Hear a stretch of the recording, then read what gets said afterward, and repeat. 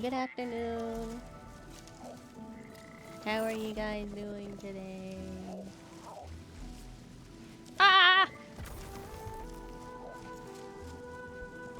It screamed to let the morning out. I had a very slow morning today.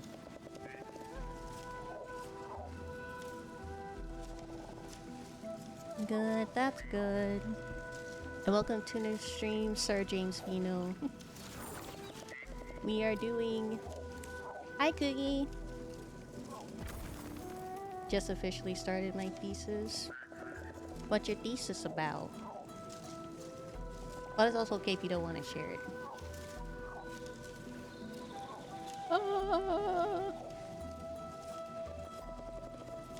How are you guys doing today? Hi, Itzy. I hope you guys are having a good Monday today. Hello, everyone. Welcome in. Guys, remember to make sure you pay your respects to Clump today. You pay your respects by getting all nice and close to him. And you pray to our Lord and Savior, our Dark Lord Clump. Pray to him and his soul Z that he has. And you can pray to him about anything. You can pray to him for a good harvest. You can pray to him for good grades. You can pray to him to just have a good week. And Clump shall grant it to you. Because Clump is almighty and powerful. And he is him.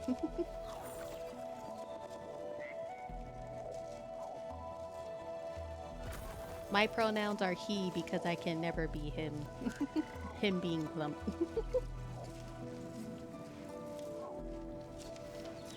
I'm doing good, and about you? I'm doing good. I had a bit of a slow morning. But it's good now that I'm streaming.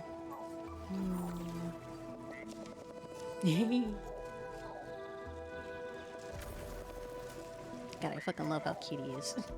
I'm gonna back up before I feel the need to strangle him again.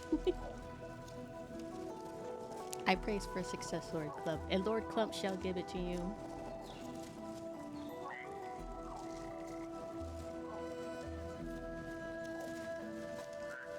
Right, today's agenda is we're gonna do some Enfield dailies, and there are character stories that we can do. There are like 3 of them. We'll probably just start one. We probably won't do all of it. We'll start one of the character stories, and then after some Enfield game dailies, we'll do some yapping, chatting, and reacting. I must say firstly that I didn't know you until you sent me a friend request in game. Oh, you must be one of the ones I like. I just spammed it. You know, for stonks. But thank you for stopping by. I really appreciate it. Lord Clump, praise be to you and your mother will delight us. And your mother will delight us with today. I appreciate the thought and you stopping by, Sir James Vino. That means very much to me that you made the choice to even stop by today, and I really appreciate it.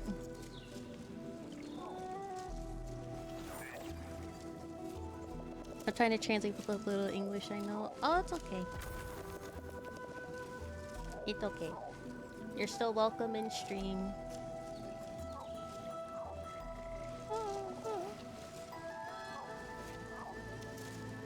Okay, as you can see, I'm in the middle of a quest right now. 0 out of 10 burp. That was so weak. You guys probably didn't even hear that burp. It doesn't even go on the scale. It's just a 0 out of 10. Weakest burp of my life. Where was I? Right. I'm in the middle of a quest to open up more of the area. I didn't even register it was a burp before you said it. That's why it's a 0 out of 10, because you guys didn't even hear it. So little bass, so little volume. It didn't even register on in my mic.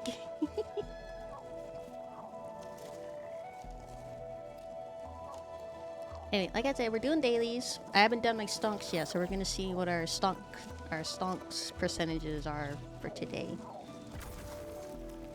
And then I gotta do my deliveries. And then I gotta try to mostly do wooling deliveries, because I need more wooling stonks. Oh yeah, we need to check both Valley 4 and wooling. That's right. We pray for good stonks for both regions. And then if I feel like it, we might do we might start a character story. Then we'll get into some reactions. And I have 2 videos right now. I think, who was it? It was either Itzy or Cookie that recommended Not Fair.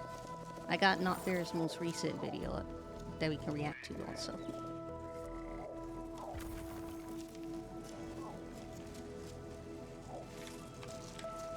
And then we'll find more videos to react to. We have a long one though. We have like a 2-hour one.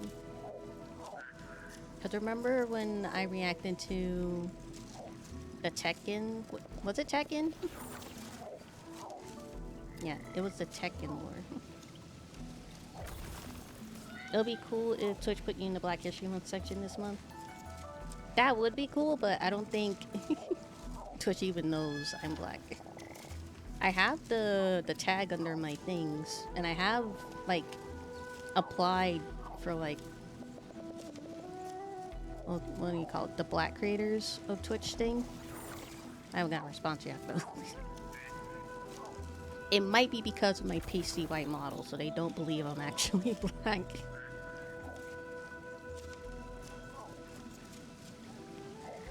Thank you for the Black History Month. Happy Black History Month.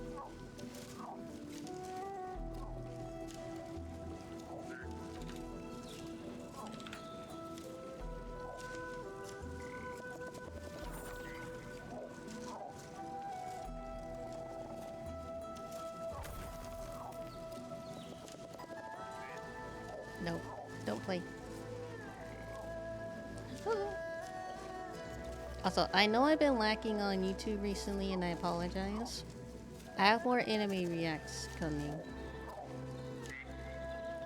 I have the like episode 2 for both Vigilantes and Black Clover coming out on YouTube, and I'm uploading all of those previous reactions that I did before up on YouTube now, and I'm gonna upload the ones that we're gonna do today also.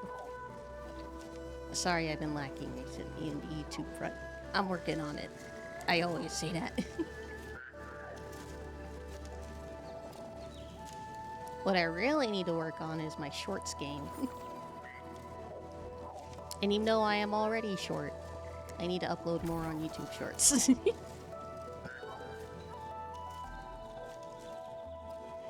I don't really need to upgrade my physical short game because I am short. Not much is changing on that front. I don't think I'm growing anymore. I'm no longer a growing bundle. YouTube Shorts and TikTok? Well, I heard TikTok's being weird, so... And also my manager says something about TikTok being weird, so we're just gonna focus on YouTube Shorts. For now, at least. You don't need to up the short game, you need to down it.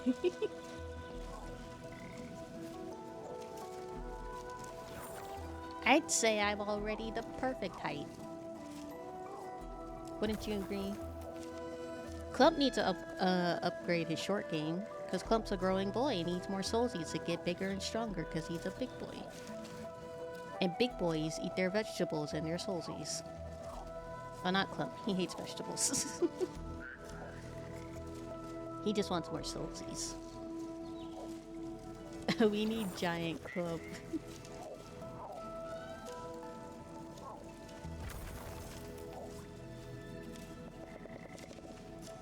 I will... Actually, I need to come in a little closer. But this is a serious matter because it's involving Clump. In the next outfit, Clump will not be getting any bigger. Unfortunately, Clump will be getting smaller. He will be a little fun-sized Clump. Small enough to fit on my shoulder. But maybe the blasphemy. Maybe the outfit after the onesie, I'll make him bigger in the model. Maybe. We'll see.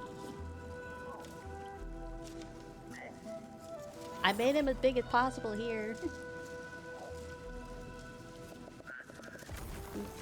I made Clump as big as possible here.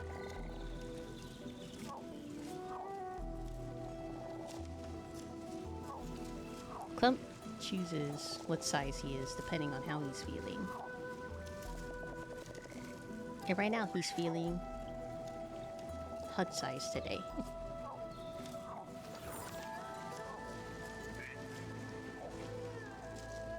Sound right. Now I really just want a Clump plushie that I can actually hold in my arms and strangle him with my real life hands.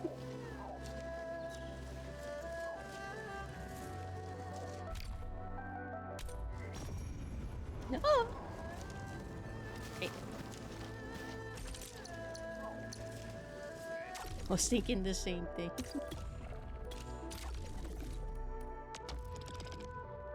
I'm at 11 with Valley 4. I'm almost at 12. These are bad stunks! 29, 20, and 16. These are terrible stonks. The gods are not kind to me today.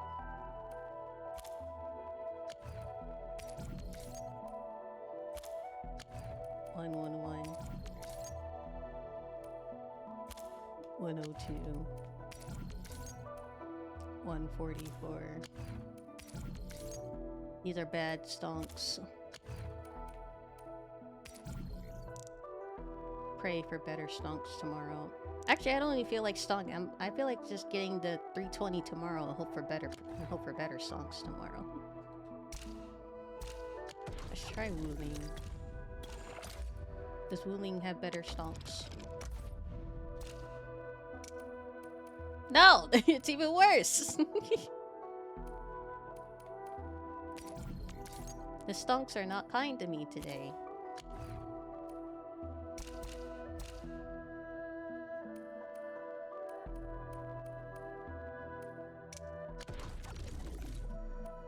Ah, bad stonks. Bad stonks.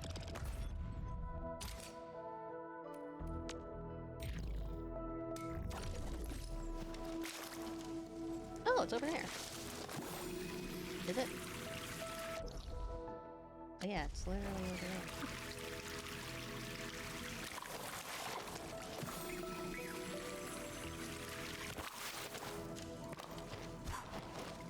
We're here! Inman, let's check on the core. Hopefully these little fellas won't be flying around wildly anymore.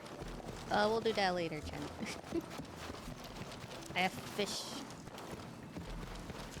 I have fish to collect. Unless... it will let me.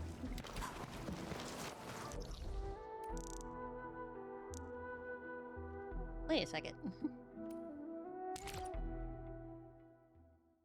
I have to do it while I'm on the ramp? One day, Vano, one day. Yes, one day. It is my current major goal. It's more realistic to get a Clump plushie sooner than a Dairiku model. But I will get that Dairiku model someday. Believe that. Alright, where are these fishes? Oh!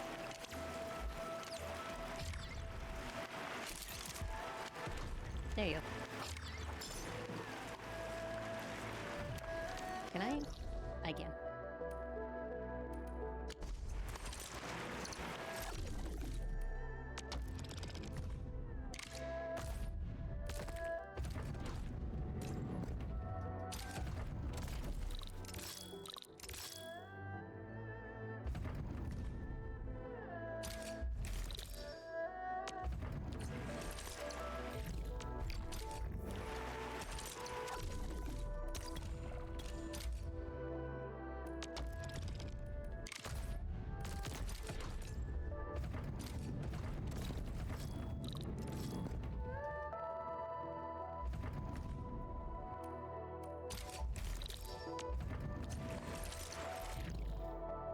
Transfer?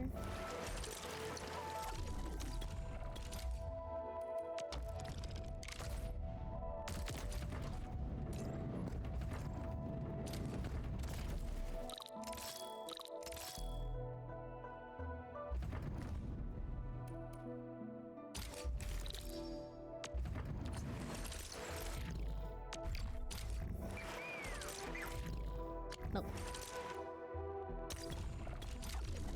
Last one. Other than my deliveries.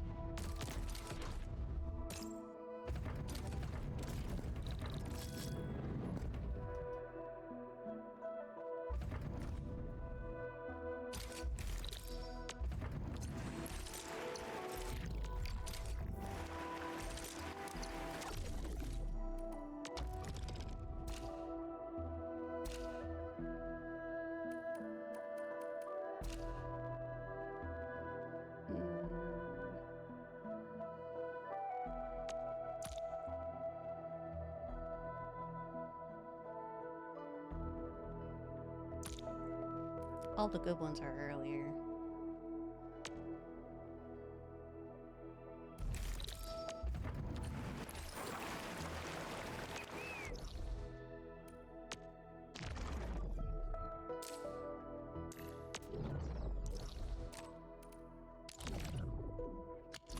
Ah! I can't teleport while I'm on the raft. What a cock blocker.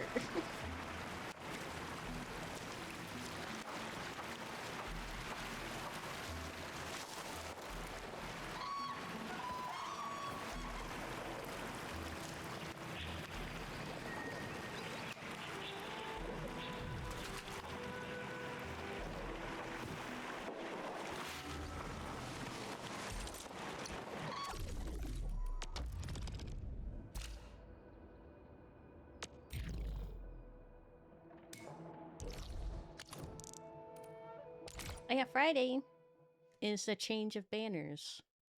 The next one is Gilberta, which I would like to get.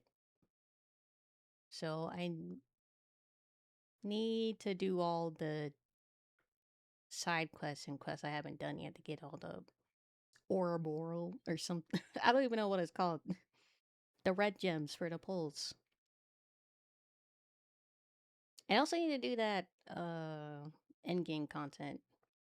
I haven't really started that yet. That'll give me a lot of pulls. And even more pulls for the standard banners, so I could save up more for the bulk 300.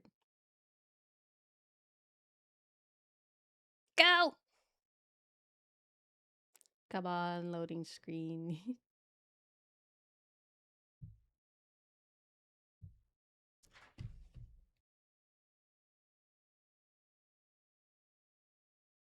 What are you waiting for?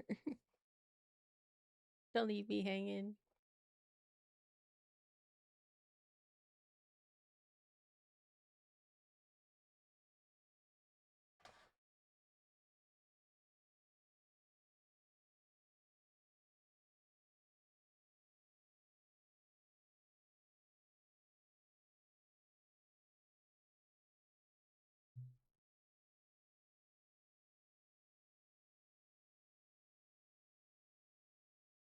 How long has it been right there? Oh my goodness.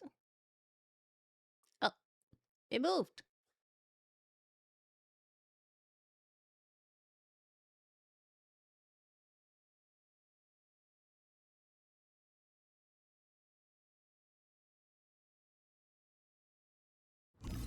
There you go.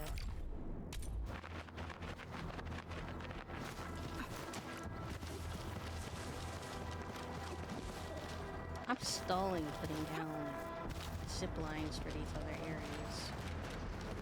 I haven't finished putting zip lines in the main area yet. Where's my depot node? Ah! Oh. What happened? Did it grow legs and walk away?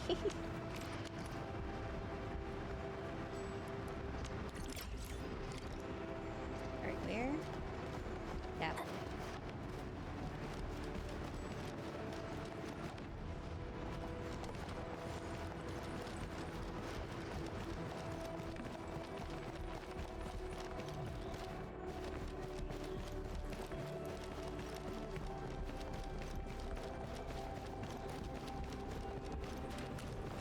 I wish there was another mining spot over here, but it's just another delivery bird.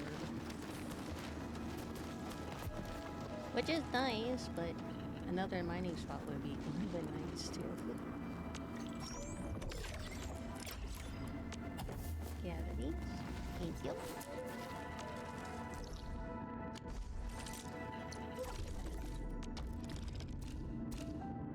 This last one. Or just one more.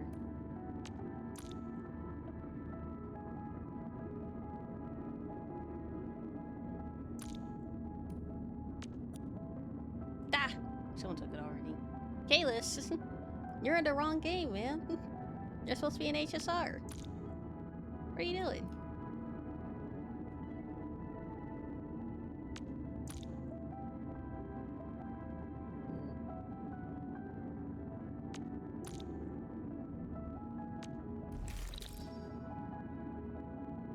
Are you still watching Black Clover and MEJ? Yes. I did episode 3 reactions offline yesterday. I can't do them on stream because, you know, copyright. Pick up on that. I have to do all my anime reacts offline, so I'm sorry you can't get the genuine reactions live on stream.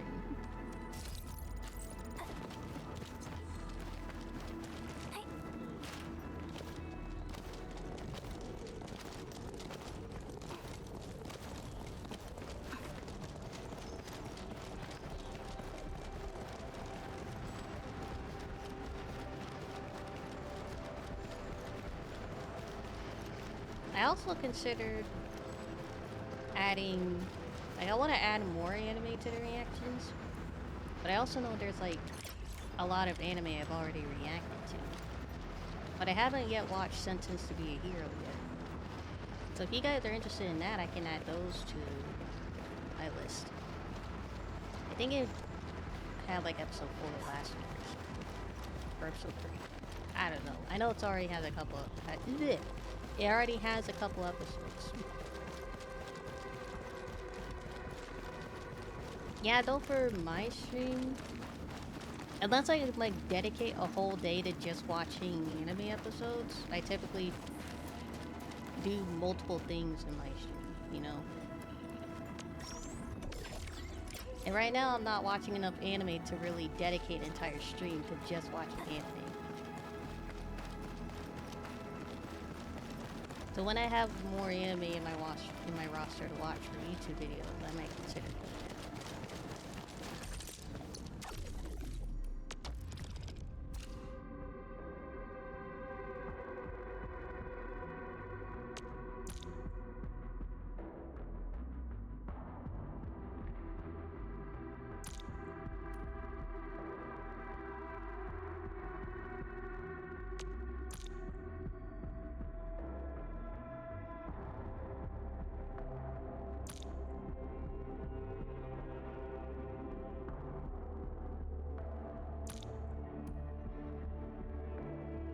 I'm only really watching like 2 series right now.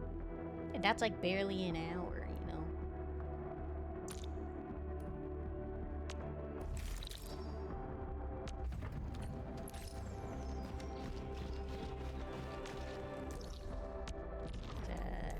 Yep, power plateau.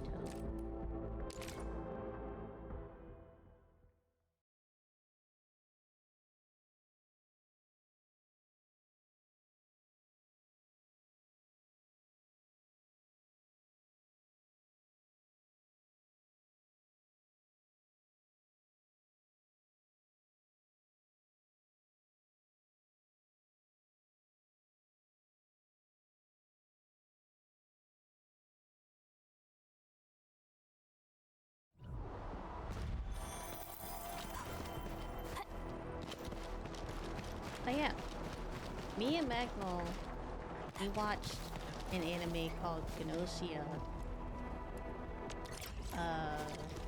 this weekend, like on Sunday. I don't know if it's an anime that's like aired this year or like last year or something. It's pretty high quality anime. Like, it has really good animation. I don't know when it came out, Engaging. but it's really good. I recommend it if you like. Up with your tempo. If you like, which anime? Gnosia, Gnosia. And it's basically like Among Us, but time travel or like time looping. It's also like Danganronpa. It's based off of a light novel.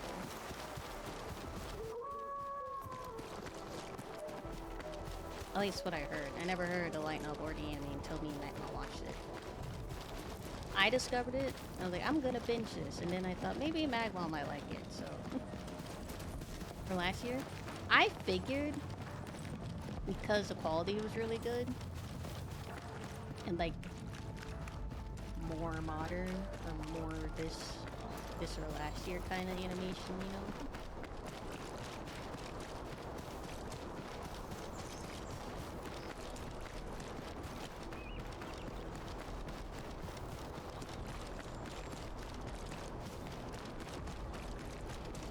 Me and Magma watched up until episode 12.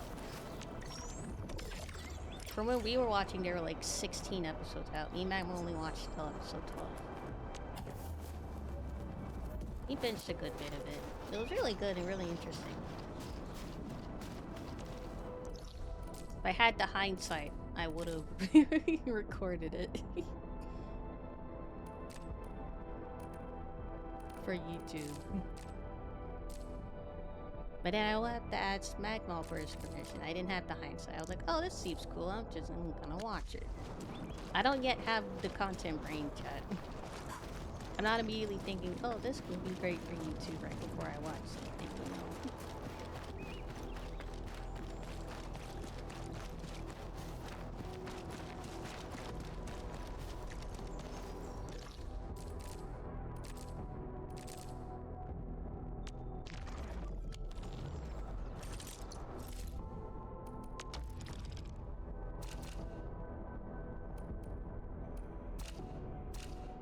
Did all my deliveries.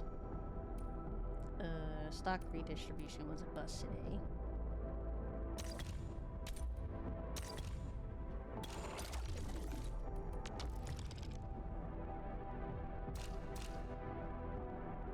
No one did that one yet.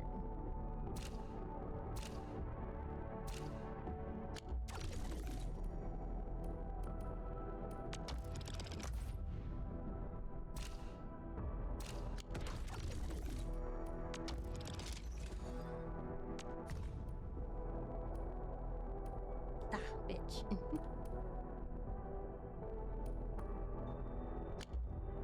In Wuling, I gotta do my ore stuff.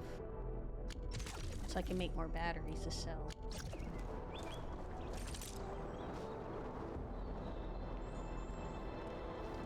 Even if I couldn't do stock it, I should at least go visit people to do the clues and stuff. Speaking of, Dijon. How are you doing today, my spaceship home?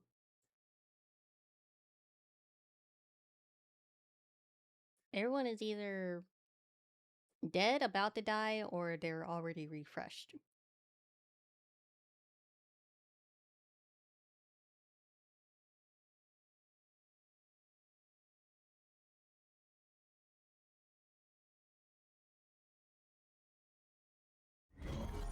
Woo.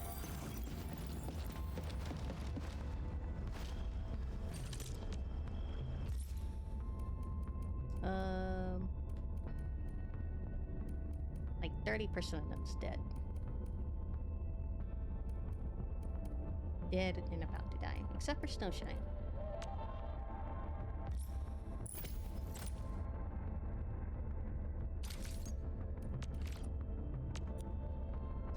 That's a lot of clues.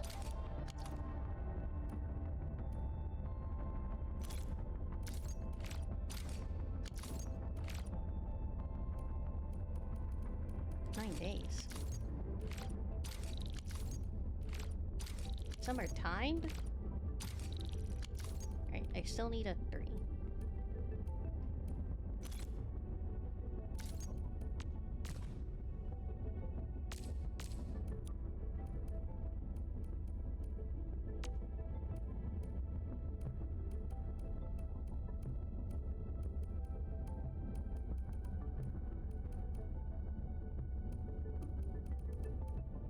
Alright, well, your clue's all done. You gotta go exchange them.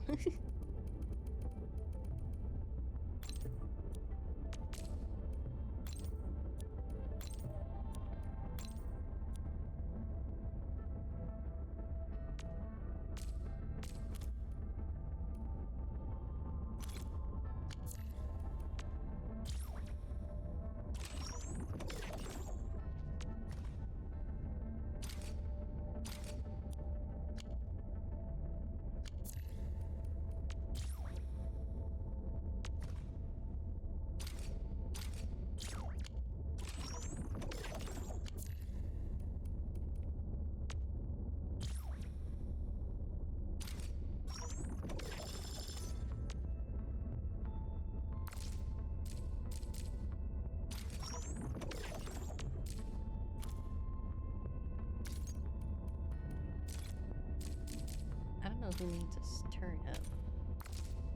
Also, I gotta extract more seeds from this one. And grow again. Oh! Or Oronix. Which one? Oronix and Chrysodendra. Oronix and Chrysodendra.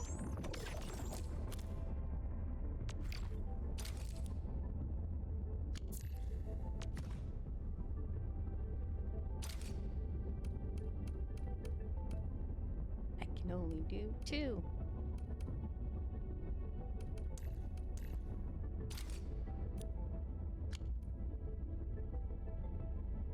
The production assist looks like it can add at least 1 more.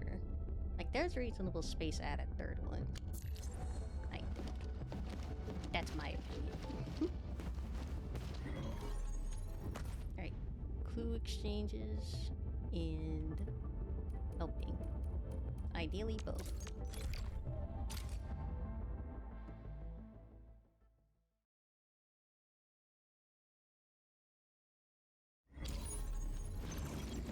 Here you go, back. I'll do your exchange for you.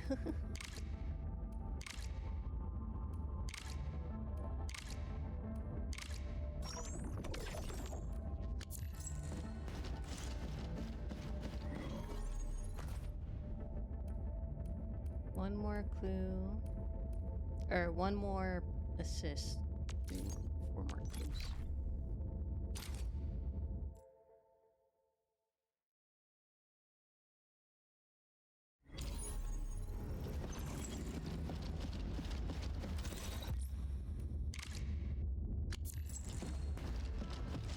I wish you could do more to customize Dijon. Like, it would be nice to do. Like you can change the color of like the floors or something.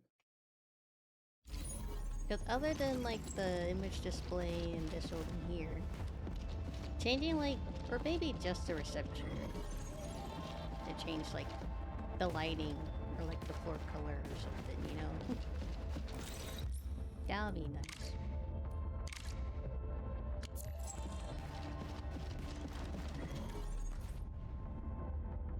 Two more clues.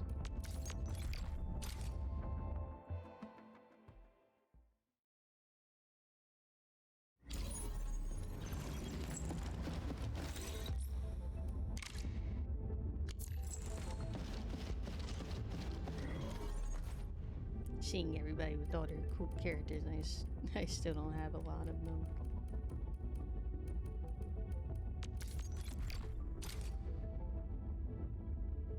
I still need the pan and arc light.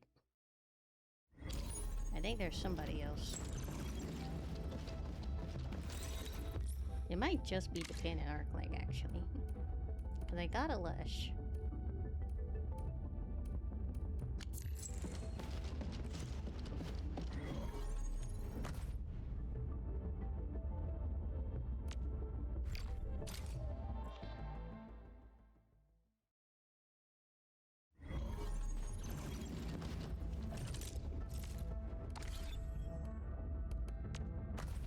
Friends. A lot of people want to be my friend. And these guys are full. I'm almost full. I'm already at 87.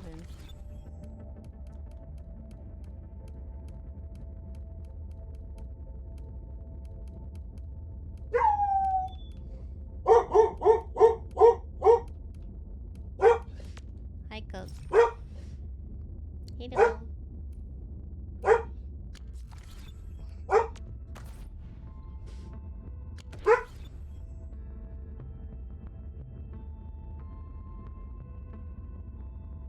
I don't know what she's barking at.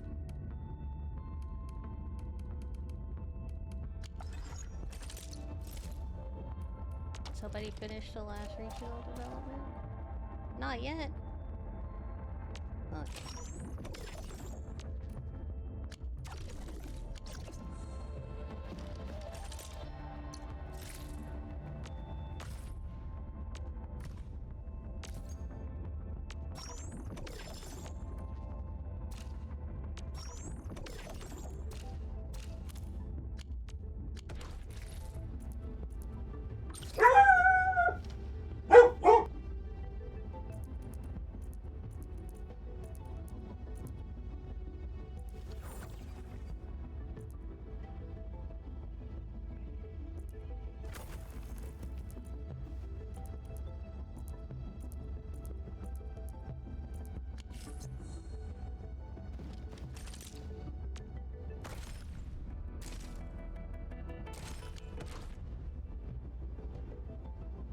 Sorry, she was barking for quite a bit.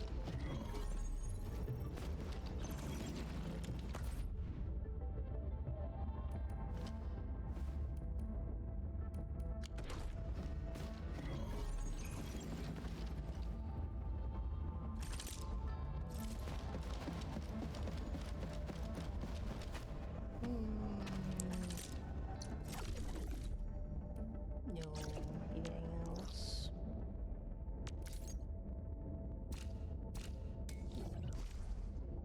Alright, they are facing imminent excursion. They can... they can handle themselves.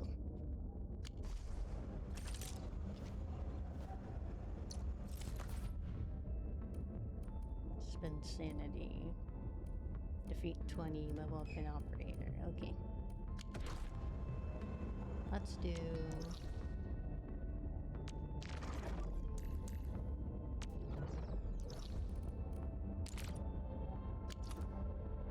not that one. I need XP books, actually.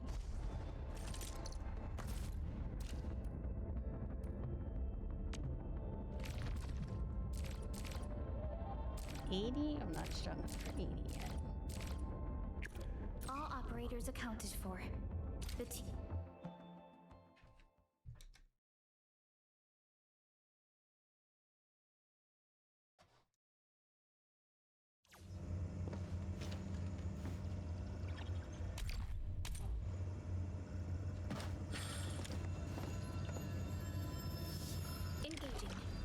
safe, team. Don't mind me. I'll keep up with the tempo.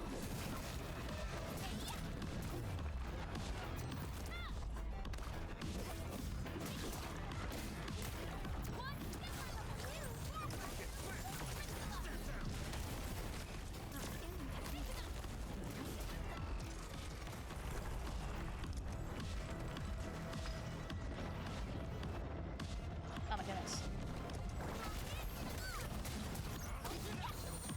Much better now. Okay.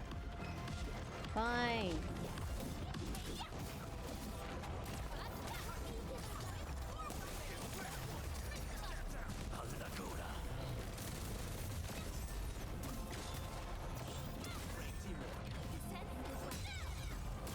Sterilize this area!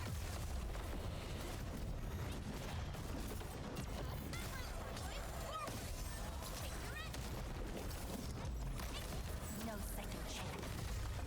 We need another step forward.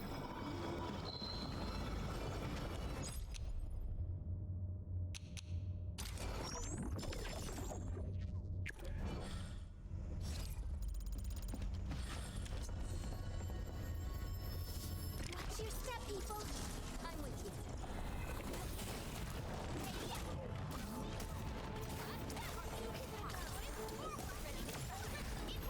Unknown hazard.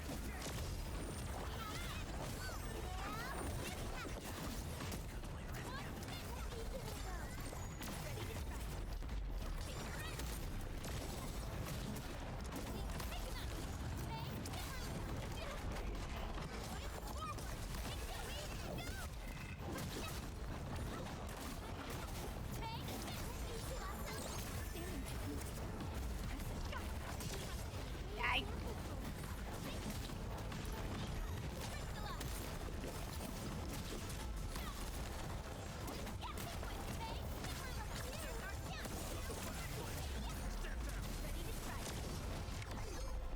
Just as I predicted. Good work, everyone.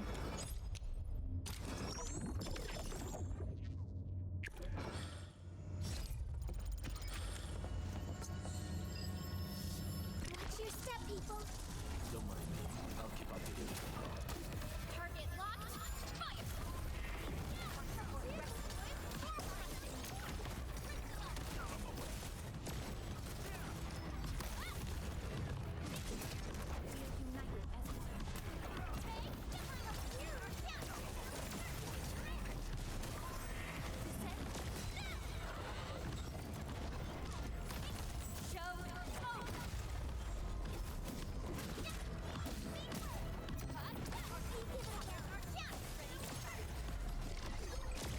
Wasn't expecting anything less. Violence is an objective. Let's press forward. Finally level up and start doing the easy ones now. Good work, everyone.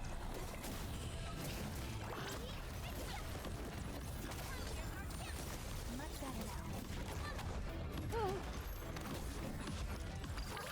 Don't go too far, Mr. Dolly. Triple move. Careful. Take the risk.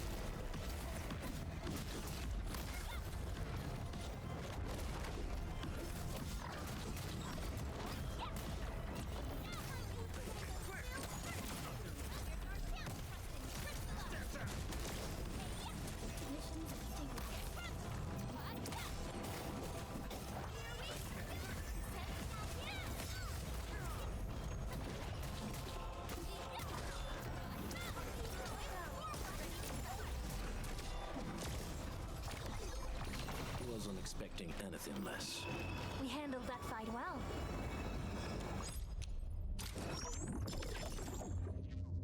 Give one more.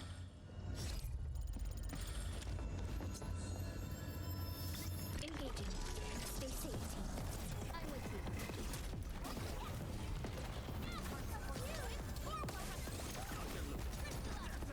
None shall live. Target locked.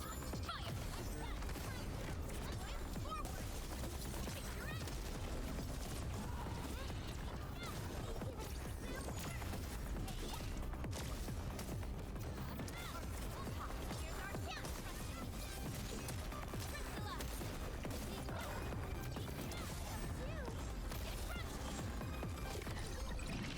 Just as I predicted.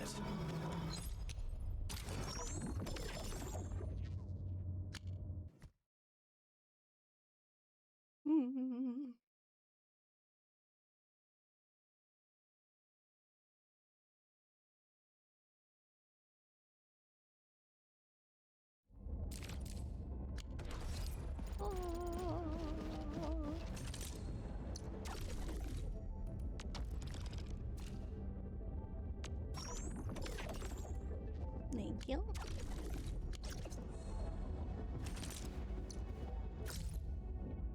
Yeah, it's not important.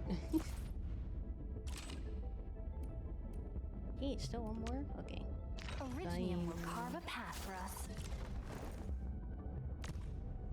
How much do I need for this?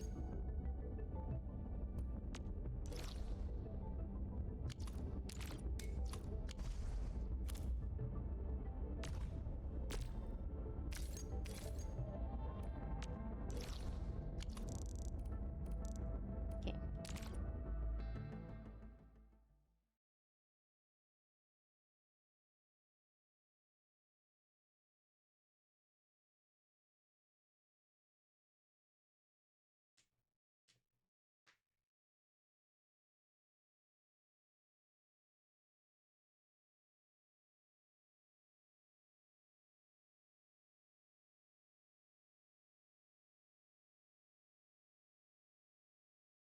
Come on, Lily. There you go.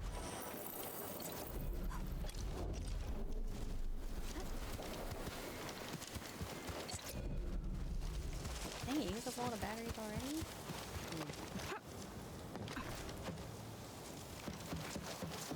Something dangerous is up ahead. We better be fully prepared. No zip line.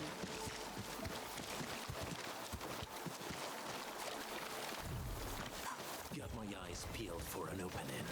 We'll see this through.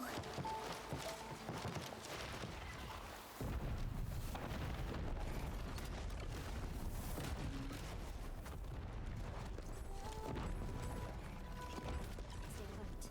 This hostile poses a significant threat. Ah, the gun's got it. It's fine.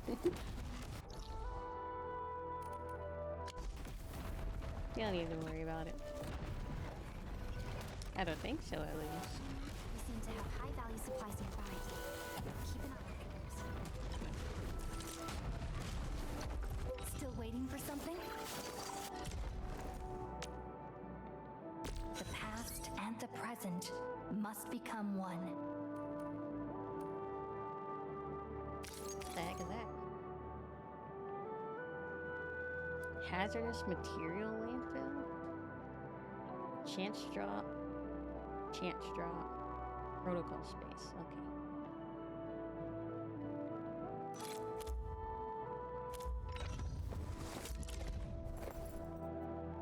Bubble cap is 70 at current expiration.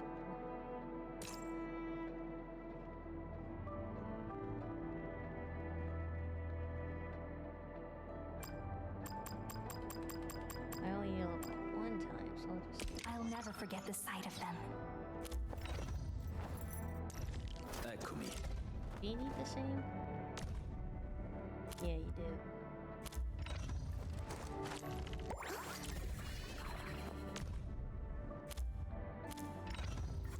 Operator Pro. 5, Ecco. Operator Provica. 15, so 10 Operator more. Provica.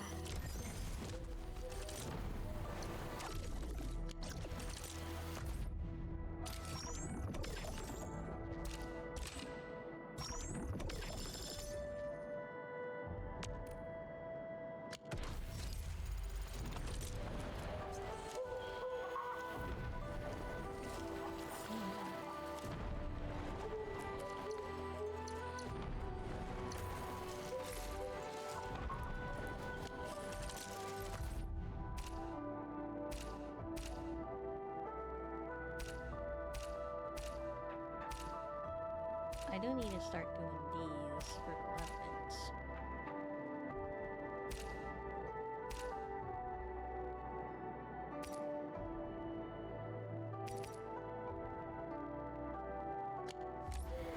Wait a second. Which ones? I have 6 days for these, 13 days for that. Okay.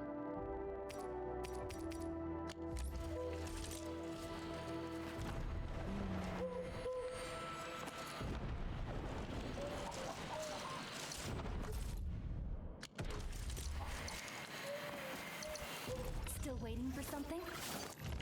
Eccomi.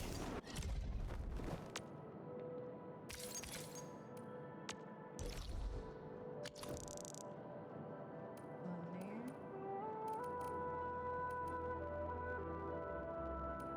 There might be one down here, but I gotta continue to quest.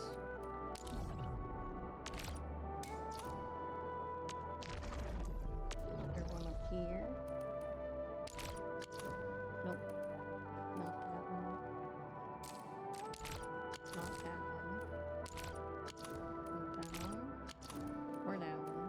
Okay, so it's just those two down here. Oh, this one. Nope. Got it.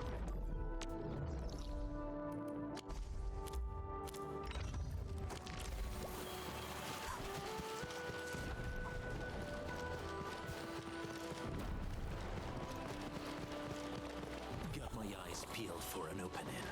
All variables within estimates.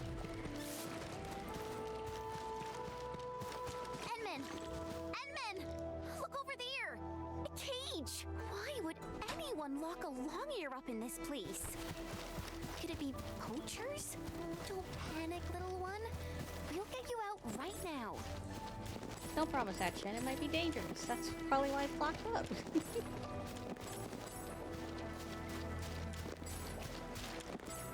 Right, hold on. BJ wants to be like immediately.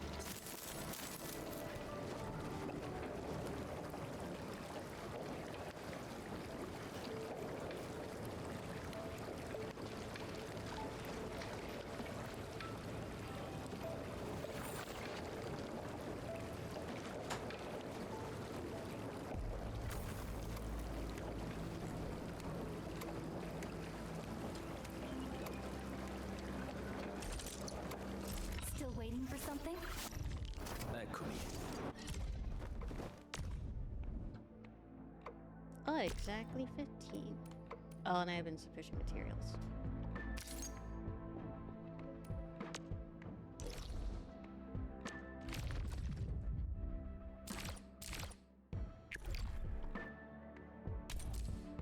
Origin 16. Good thing we got these.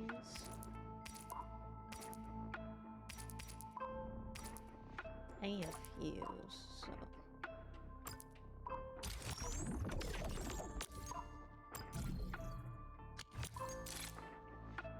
Let me see. Where should I be gathering my data this time? I hear Orignium singing. I'll use the double ones since I need them for all the characters. At least the ones on my main team right now.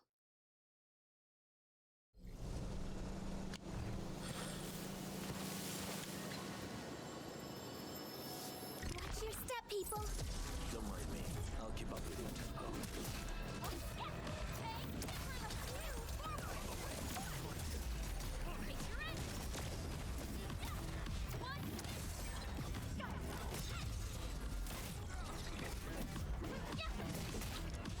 Your end awaits.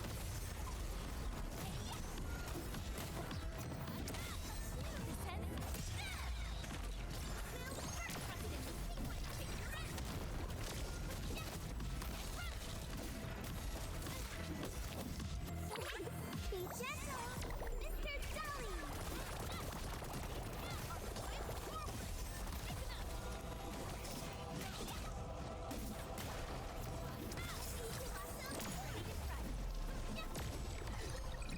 Wasn't expecting anything less.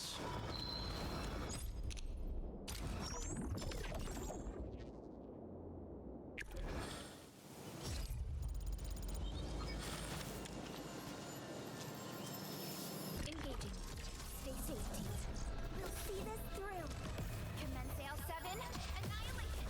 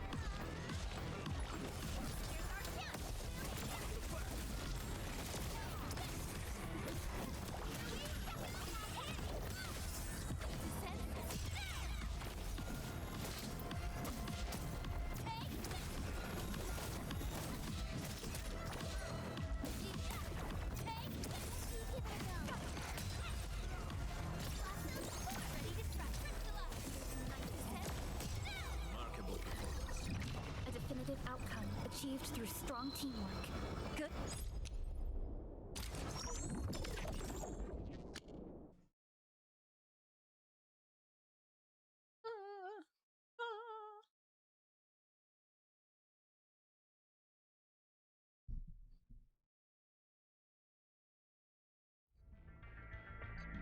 Oh yeah, doesn't fucking that Dragon Quest remake come out this month? I remember we did a demo for it. Or we played the demo for it. I completely forgot. I was going to it.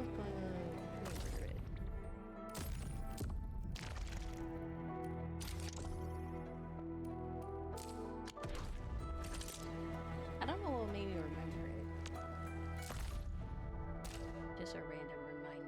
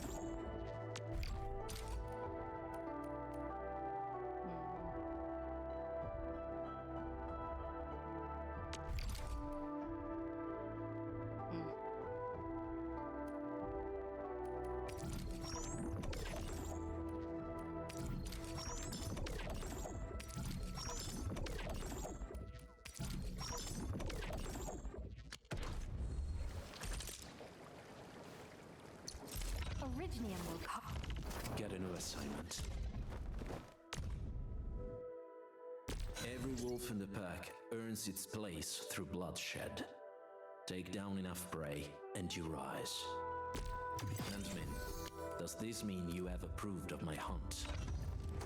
Approve of your what?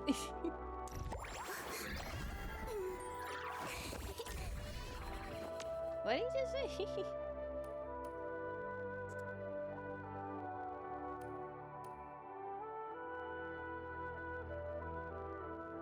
Don't worry about me, Professor. I'm definitely not working too hard. What about the dark circles around my eyes? The book was just prepped and ready to go. She needs... We only have 8 now. Which is alright. Intellect plus 15. Now, I would just need to tune this to maximize the spoils of our victories.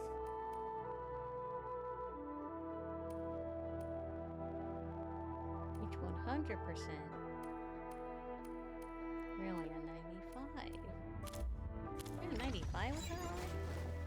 What the heck did I do? I haven't given her any gifts or anything. Alright. Well, let's continue.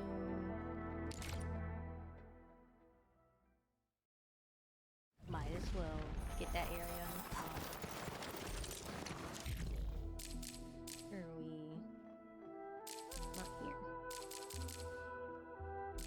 Not that one. This one.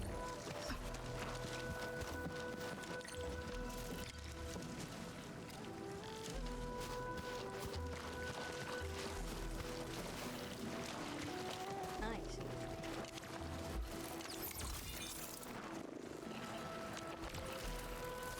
I don't have... I need to come up with a different word for that. No fluids. I don't have any fluids to spray at the box.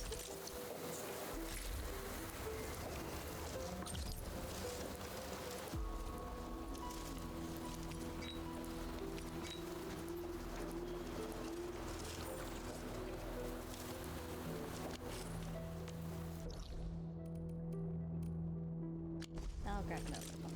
Just in case. Also need this.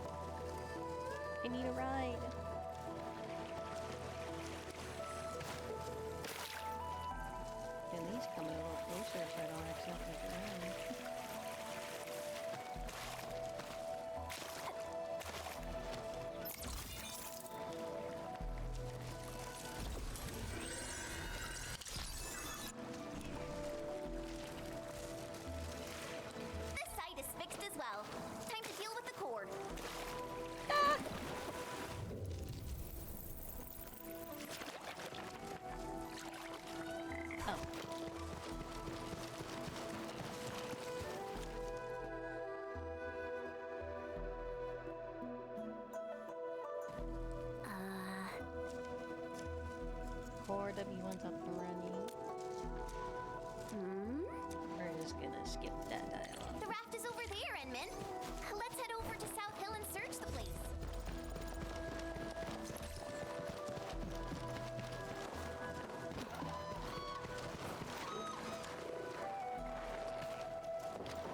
Hello, raft. Take me to South.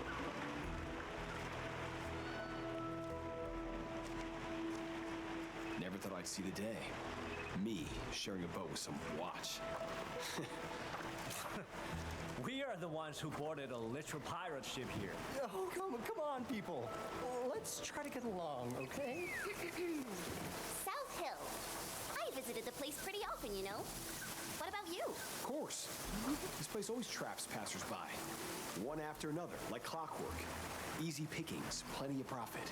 Hey, you can't just say that. Are you forcing me to do my job? Okay, okay. Let's just talk about something else. It would just be me or Wolfstar. But we got the 2/3 wheels in the back right there.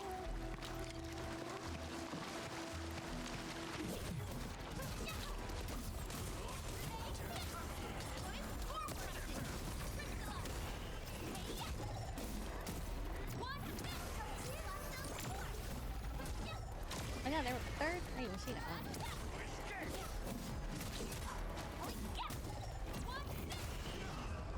Just as I predicted. We handled that fight well.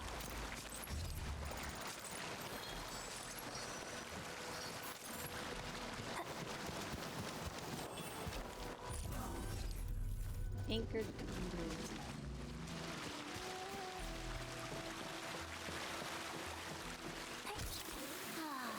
Beer blossoms on South Hill. So beautiful. So poetic. I used to perfect my swordsmancy here all the time. Perhaps the Jianshu got distracted by the scenery. Very true. Can I jump on those? This or are they feels gonna- like a place where a true master would seek. These are just trees. Thank goodness it is. Well,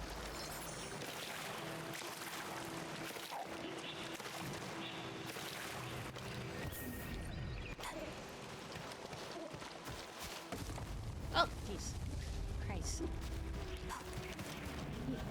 Right up there, through all Stay these alert. fucking- This hostile poses significant threat. That's Tianchi Yushuan, the one reported missing.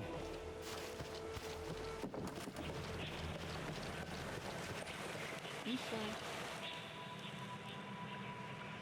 You know you've been missing this whole time? Who are you? Tianchi Yushuan.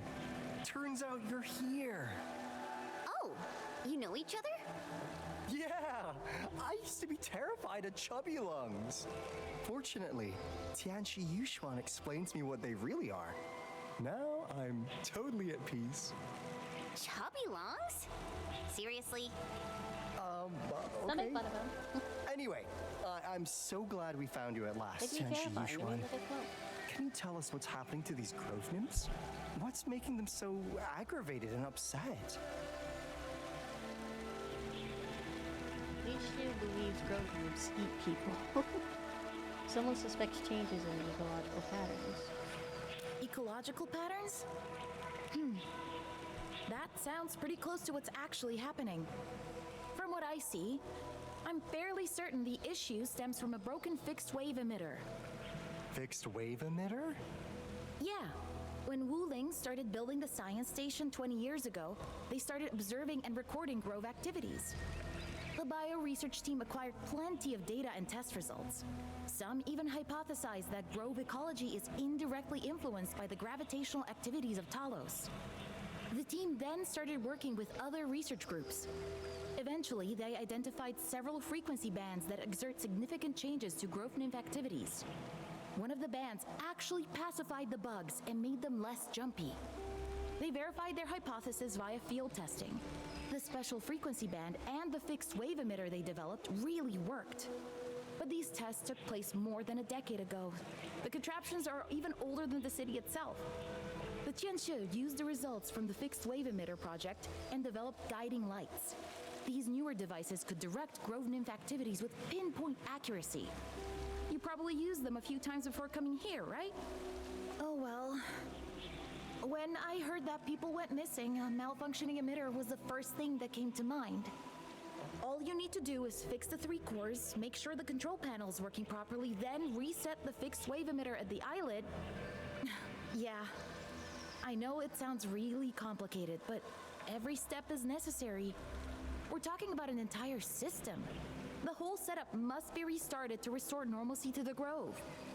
And why haven't you done that yet? If the thing is really old and broken, why don't you just dismantle it? Make a new one. That won't work. The fixed wave emitter might be old, but it still serves a function. If the blight tide floods this place, we can use the emitter to excite the grove nymphs and direct them to safety.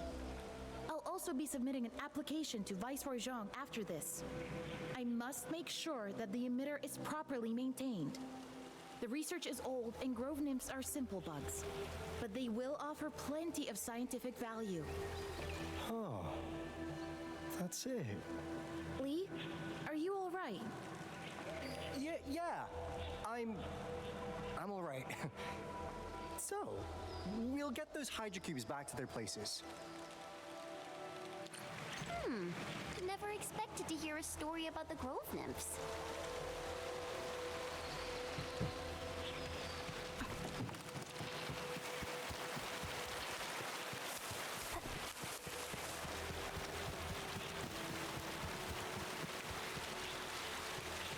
I have to blow up this rock. What do people think about Talos 2? Yeah, the civilization band has come a long way. We've carved out a long history in this perilous world. Since we first set foot on Talos 2, it has both embraced us and resisted us. Humanity fought hard for every inch to get to where we are today. There's no doubt we truly cherish this new home.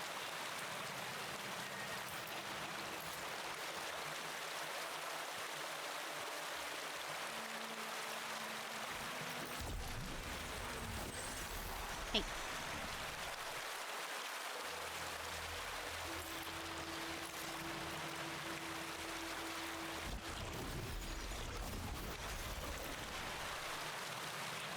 You're gonna make me waste my clean water.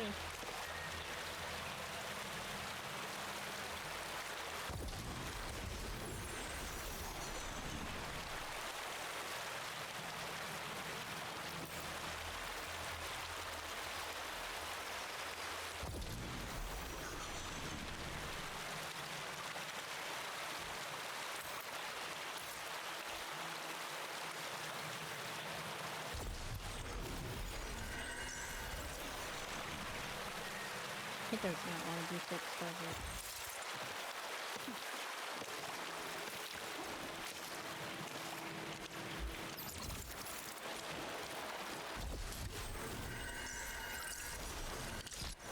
There we go.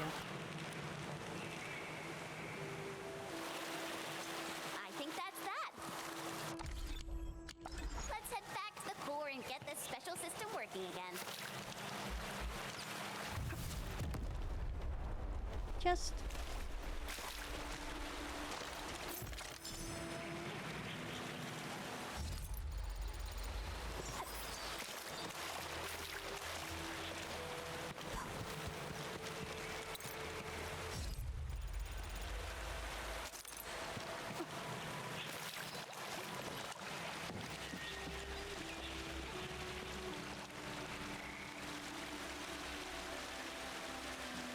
Got it!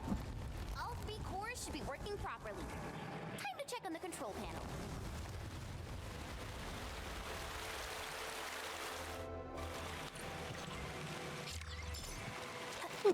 Dude.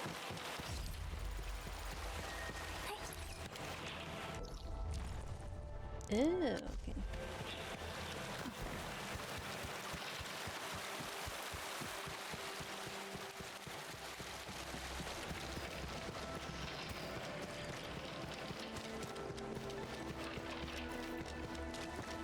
Got my eyes peeled Oh. for an opening.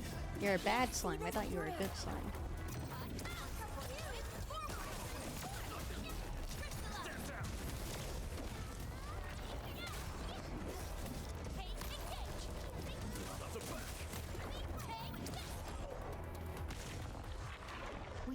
another step forward, Endfielders.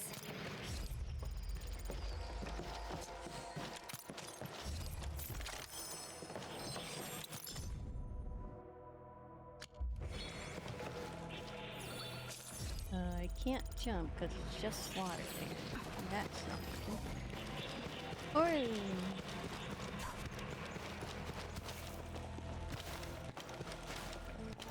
there you go.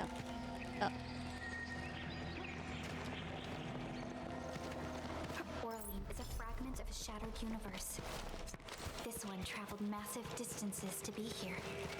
Right before. Got my eyes peeled for an opening. We'll see this through.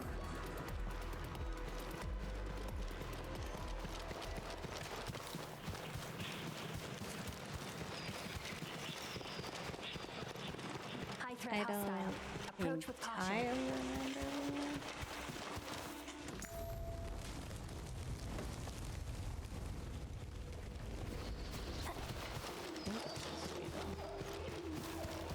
Oh, there it is.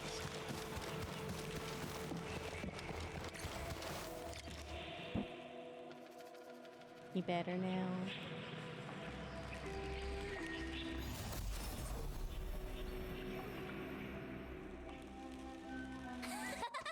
All the lights are on. The Grove is gaining its peace. Not really sensing anything, but sure. Is someone humming a song? Did you hear something strange? Sounds like a path has just been opened. Really? We gotta look for it. Go, go, go.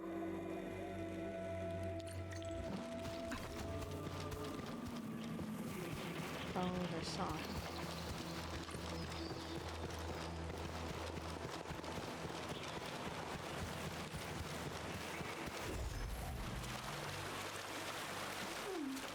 Another day of beautiful sounds.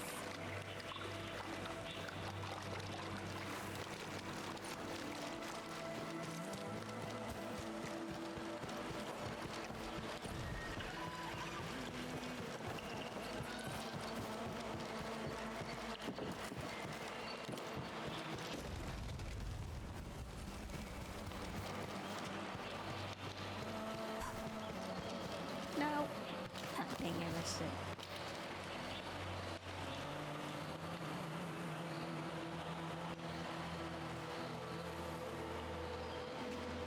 This feels familiar.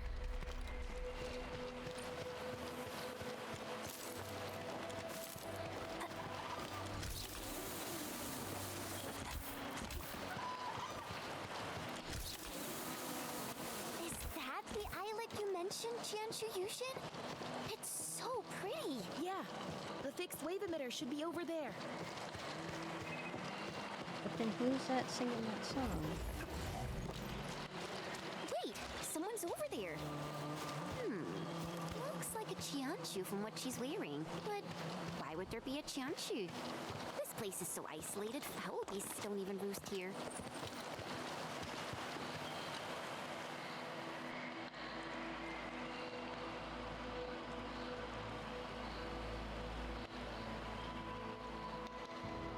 Are you a secret hermit master?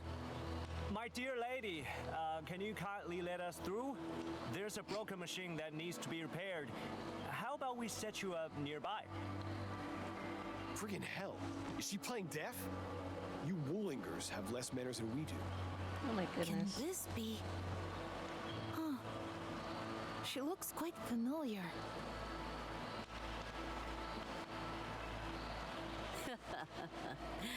You. Yes, I'm talking to you. You stand apart. An entity who walks with them all, yet held aloof from the crowd. Me? You see a tree.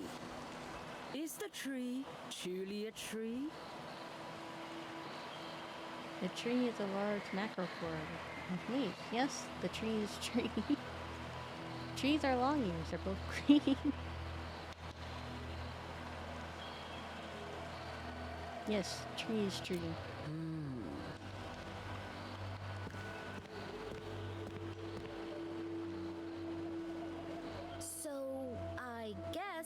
can go ahead and fix the machine? What a strange old lady. Hey, don't be rude. She can hear you.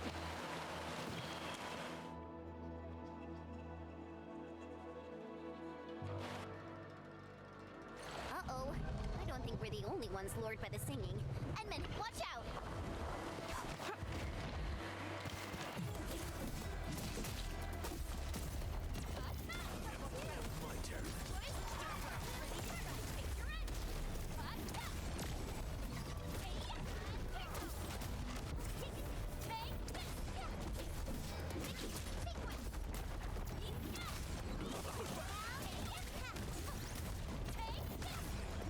What are you doing in the water?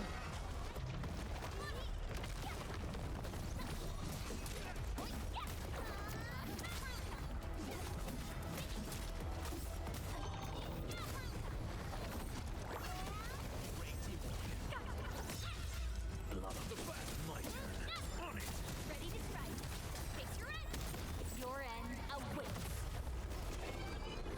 We've done it! Hope you're not tired, Mr. Dally. I'm just stuck in the water. Personal status team.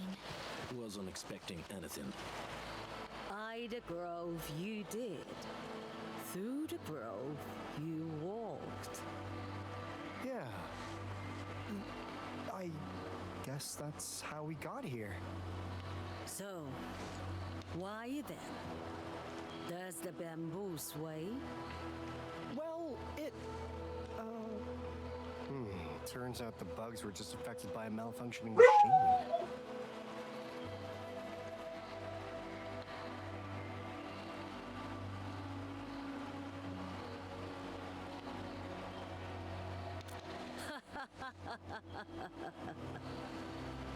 Terrans. Once they performed the exact same trials of wave frequencies. 'Twas burden beast behavior they seek to elucidate.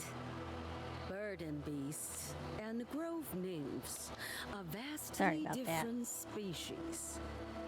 However, Why do you they bark, Coco? responded remarkably similar when influenced by waves of certain frequencies. Hi, Anthony. Hey, what are you trying to do, dear lady? Why treadeth thou on Talos 2? Why treadeth thou on Talos too? Why else? Because we were born here, raised here. This dirt's in our bones. Wait, no, that's wrong. Since I was a child, I've been taught that Terra is our home. We're not like these grove nymphs. We're outsiders here. Talos 2 was never ours to begin with. Bamboo stays bamboo. Man stays man. The worm just worms. All is as it began.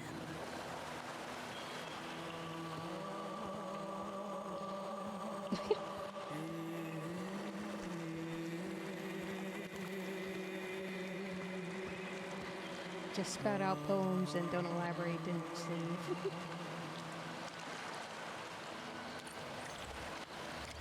I certainly didn't expect this tiny grove to hide so many secrets. The grove's uncovered now.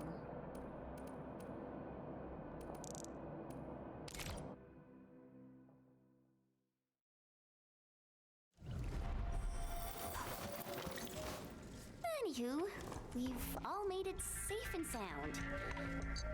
Seems like peace has once again returned to the grove. Huh. I suddenly remembered who that weird old lady is. I think she's some super old Tianshi who's also really into the sciences of Telosian biology. It was over a decade ago. The old lady's the one who named the cute little pantail beasts. She was also the primary investigator of the Fixed Wave Emitter project. Then she retired and became a hermit. I can't believe we actually ran into her. Whoa. She's also the one who wrote a study of grove nymphs in different seasons. That means she actually spent years working on a project that she practically knew everything about. I guess that's a true scientist from the last generation. They would do anything to prove an esoteric point. I don't know nothing about that scientific mumbo jumbo you just said. I just want to know if I can dig my nymph sprout safely, alright? That's the only good news we need.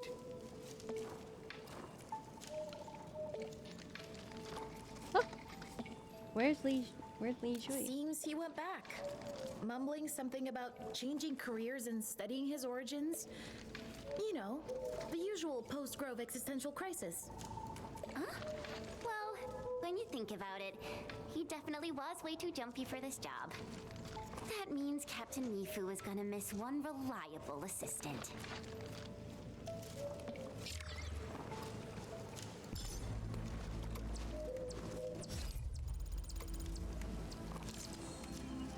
Right.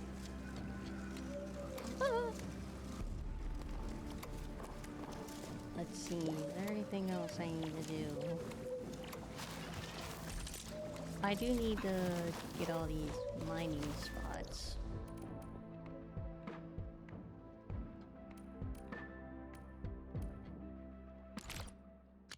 You get that one.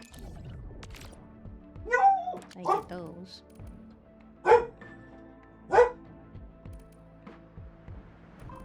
You done? Oh, no. Okay. She's not done.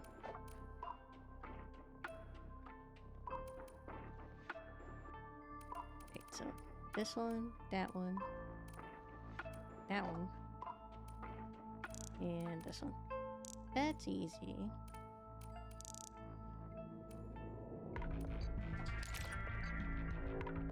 I do need to get the power though.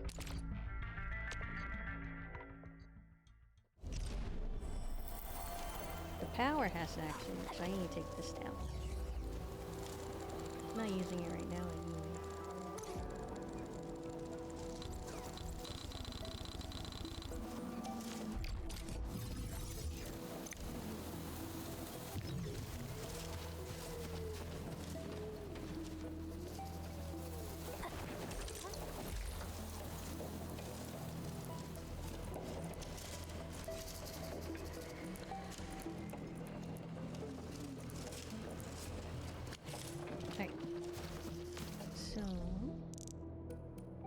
Need to go this way. Gear Knight Relay.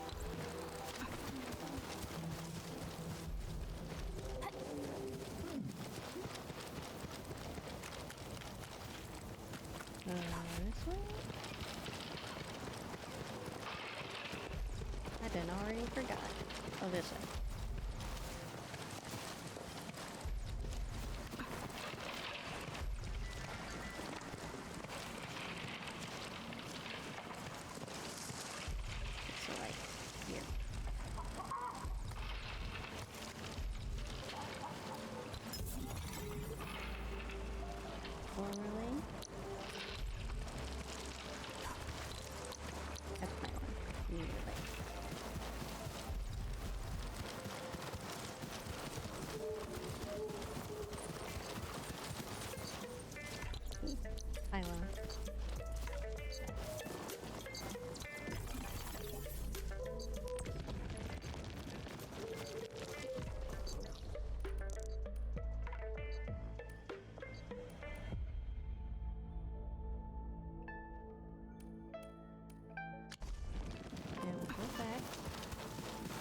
Oh, thanks for reminding me. Oh, my sword's top. They need to increase the backpack space. Or I need to empty out my backpack. Both, ideally. I already maxed you out, didn't I? Yeah. I need to max out the main one.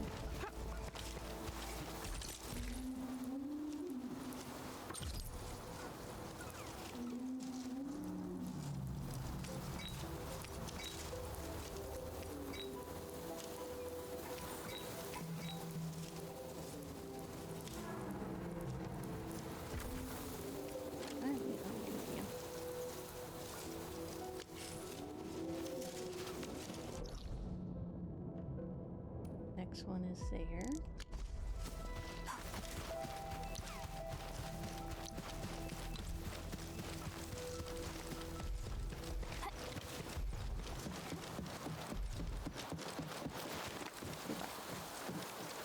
Right here's perfect. And the ore is within 80.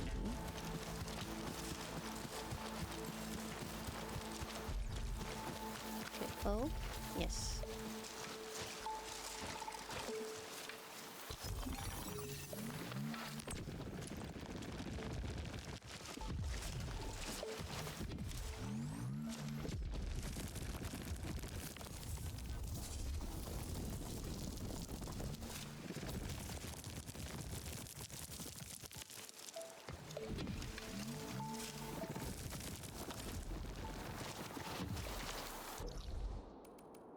Next one is there. Just from here to this way. Or I can get the one... Well, actually, I just gotta go this way anyway. Unless I go this way, but that's like a long way around.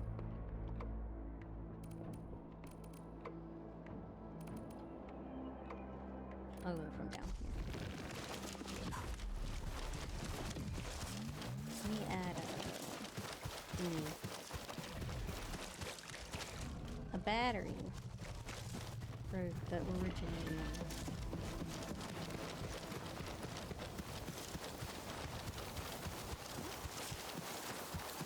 It'll take a original one.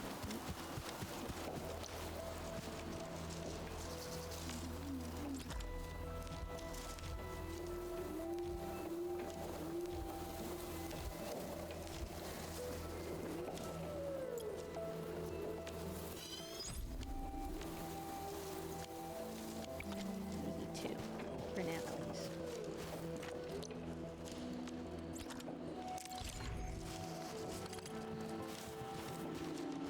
One here.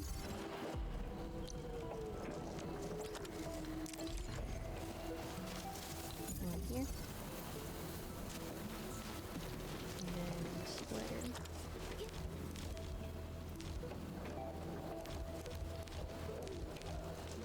Splitter. Here.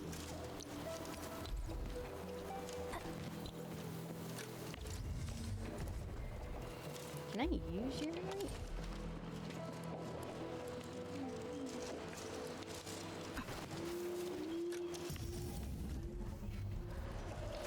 No, I can only use original light.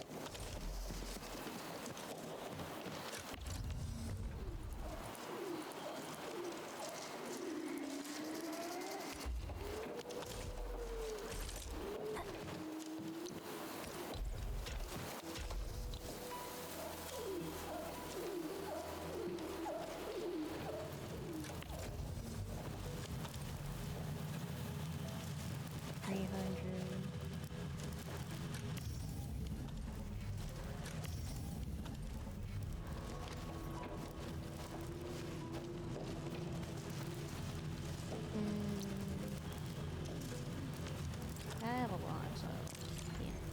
Let's just go ahead and add like 2 more.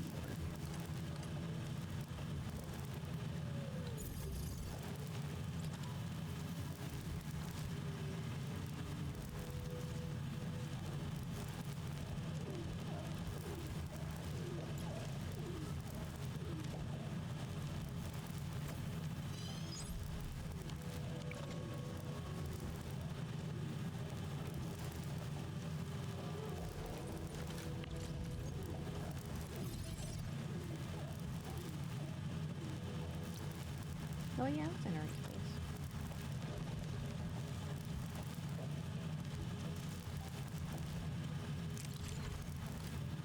So if I add it here, then it's gonna put like 2 of them in. I'll put one here.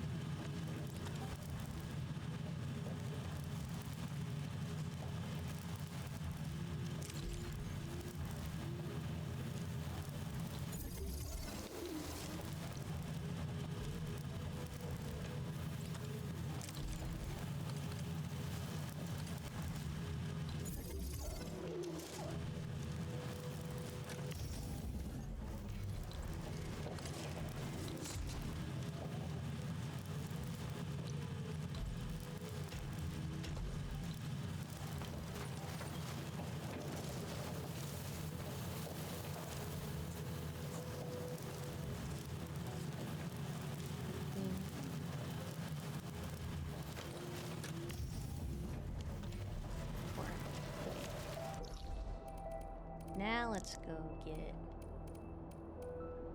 We'll go from here to here to get this one, then move up here to get that one.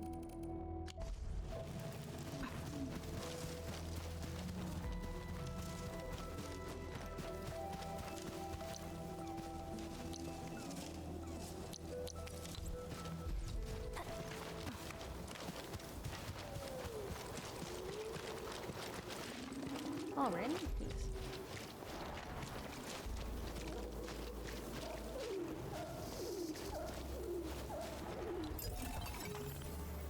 I'm like in the middle of the road. Okay, and then down here.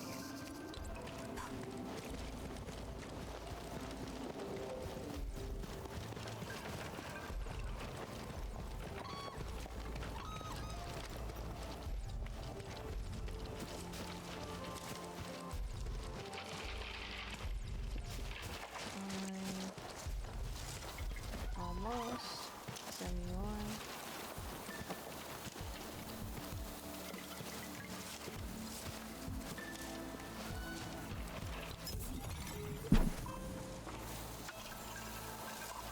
So the one down there, which is within 80, I'm pretty sure.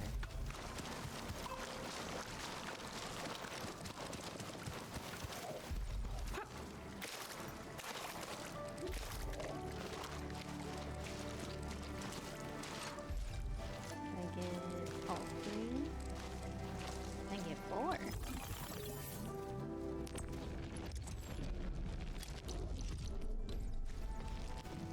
Then these two.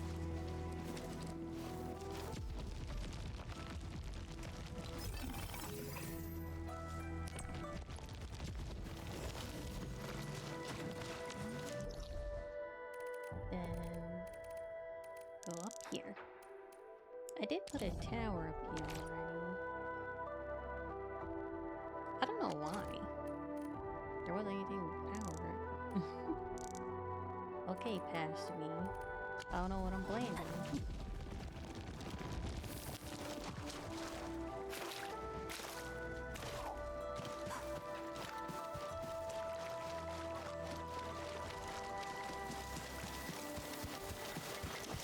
Here.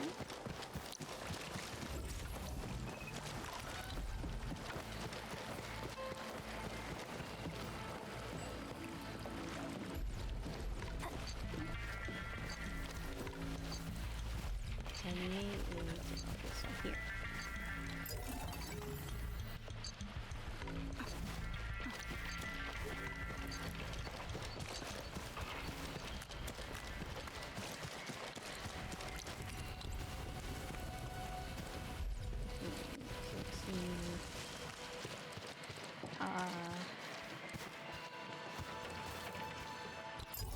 Great.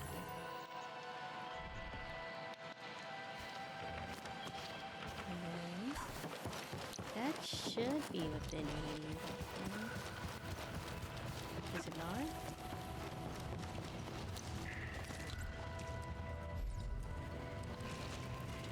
Oh, because it's an electric pile. Yeah, these are useless.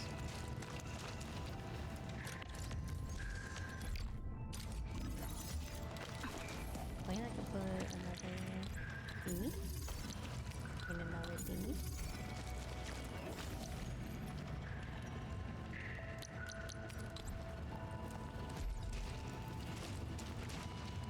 All three in this one. Then these last two.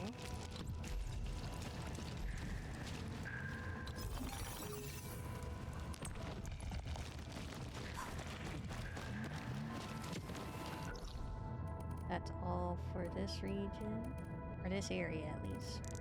There's still the other region.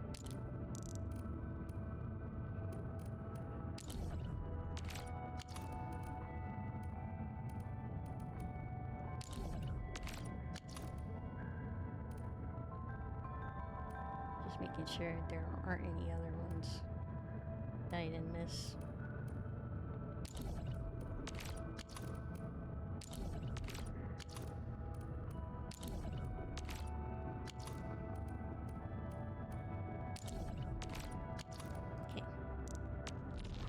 Loading City.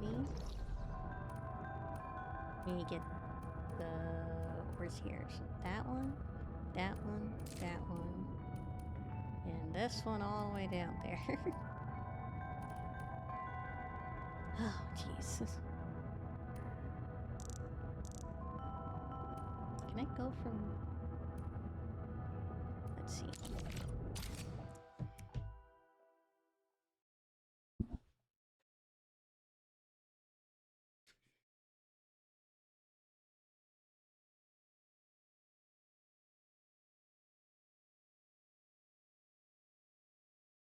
Oh, there was something else I missed. The outpost stocks. I gotta sell those too. I probably got a good bunch since I haven't sold any since yesterday.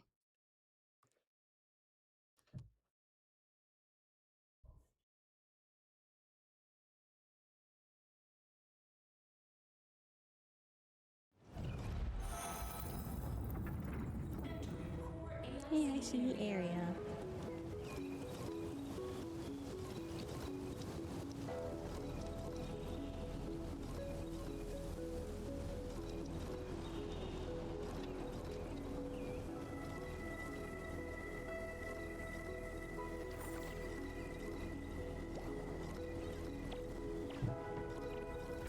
My stonks have been bad since the last 2 days. Bagwell, do you want to know my stonks? Look at my stonks. This is my wooling stonks and their ass.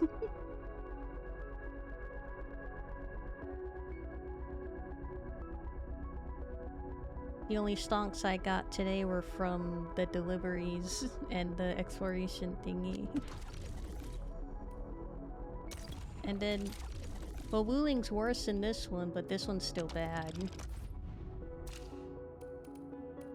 This one I had these, but I don't want... they're like less than 150 and that's not even worth it.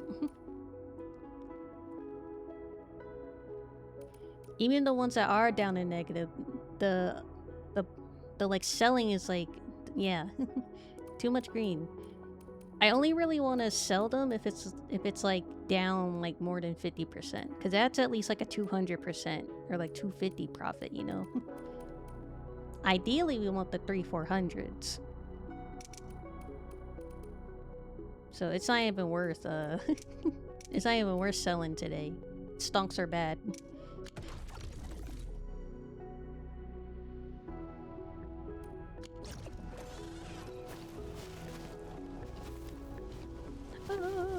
What was I doing here? Right. Ores.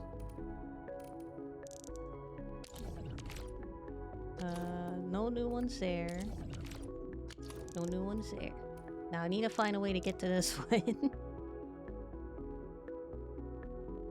I hope I don't have to go through here, through this way. If there's a zip line over here, then maybe. Like I can go from here. But the thing is, like, there's a wall blocking, so I can't even go through these pillars. And that's unfortunate.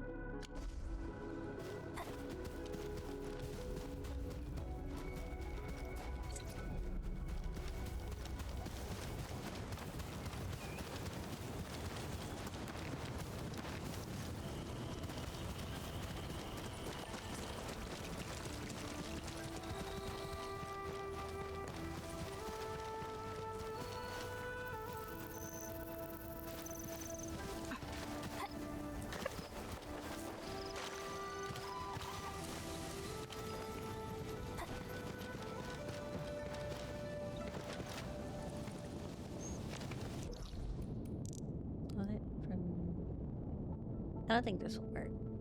This looks like it's a wall blocking me here.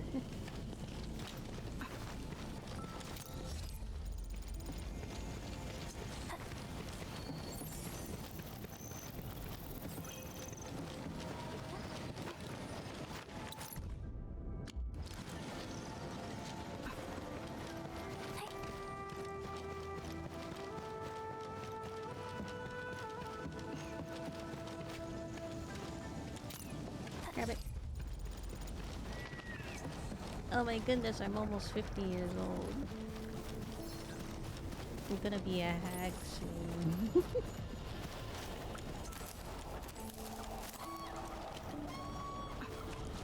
This wall doesn't look very climbable.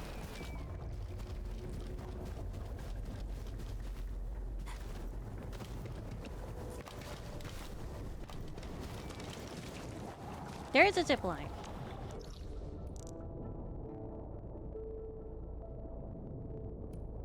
I need to go that from like all the way this way though. The only teleport's like right here, so I have to go through this whole building again.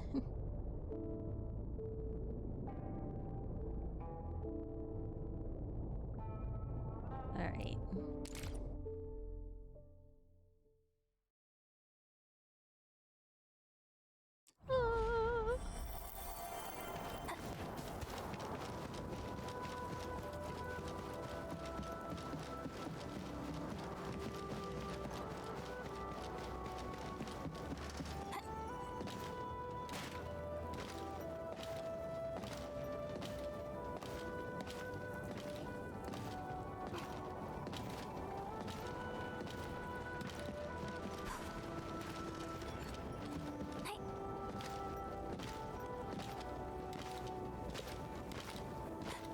You wanna know a fun fact about penguins, chat?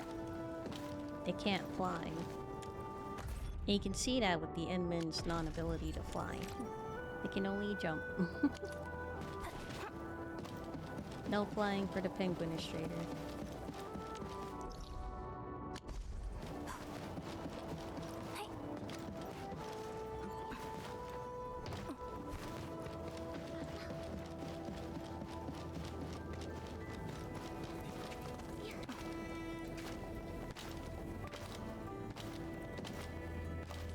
Originium. Engaging. Oh. Safety. Don't mind me. I'll keep up with him.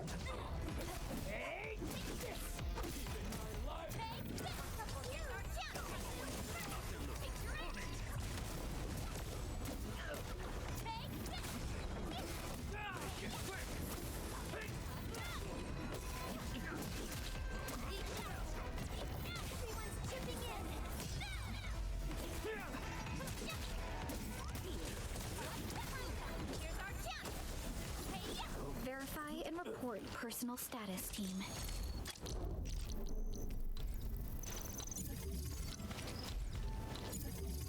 And then pylon. Oh! They can only do one. One at a time.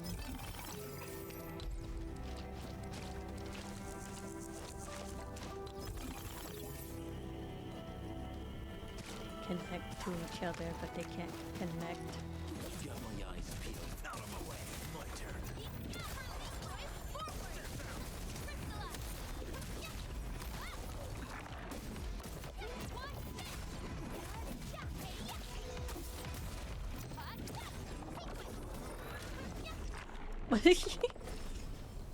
Well, that's slug about to fucking explode. If I can't take you out, I'm taking you out with me. Watch your step, people. Target locked. Fire. None shall live. Trust in me. Picture it.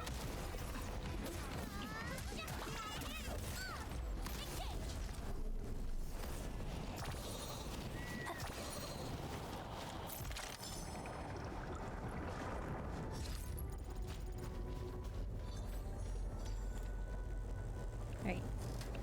Definitely possible. Now. We need to get this tower to connect to like one over here. And then one like around where I am, I think. Not zipline.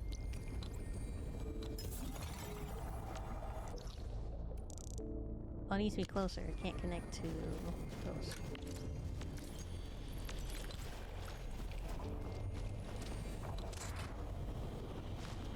Closer. There we go. Now it can connect to those two.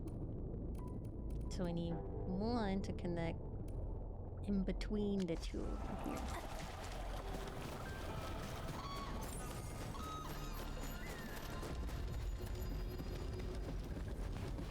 I have a feeling it might be.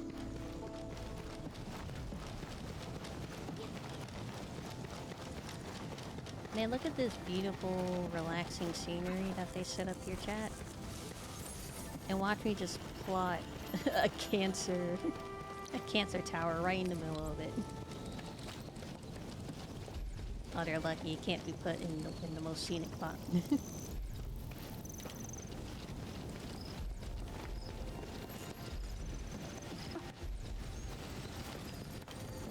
Distance too far, you say.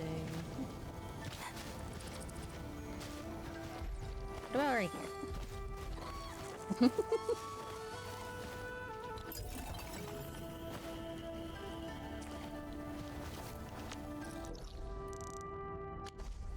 Unpowered.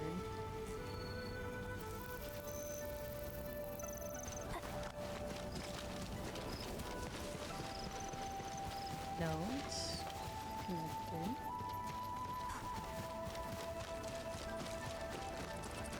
Is this one not connected?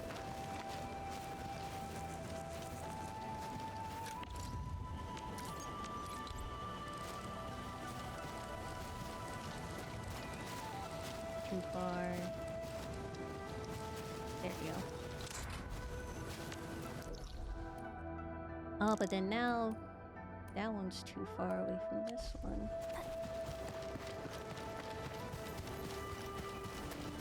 I need to put a second tower in between. Not ideal, but that might be how it has to be.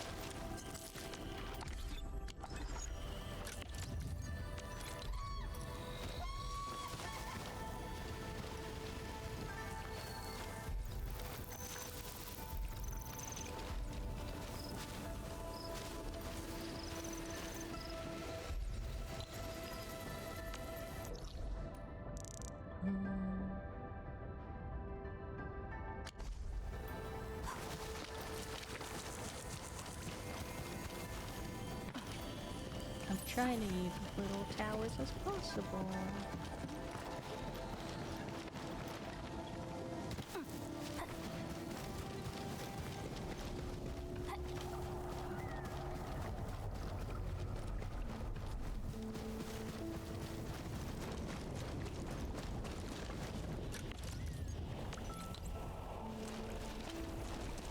Too far.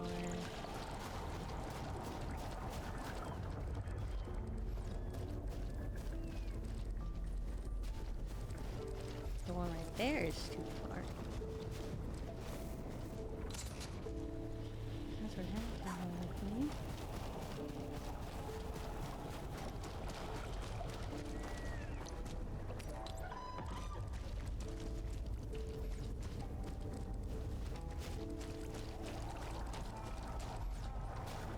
Oh, it's too far anyway.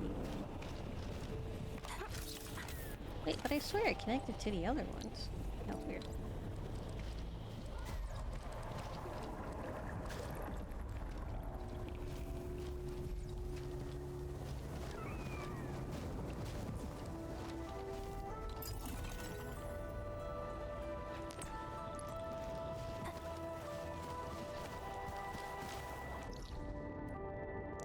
Alright. Got that one. Now I need to get ones over here.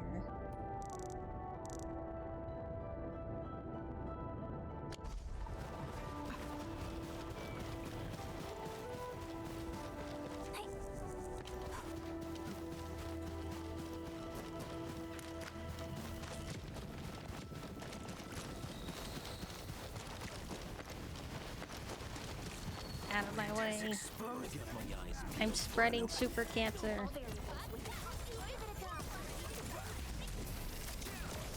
You'll get your fair share soon, don't worry.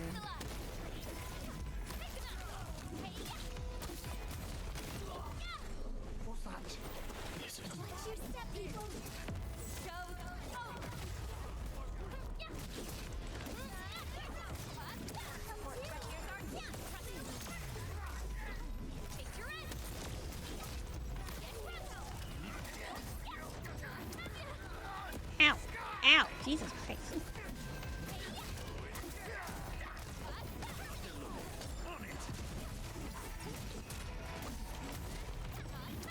Give it a go.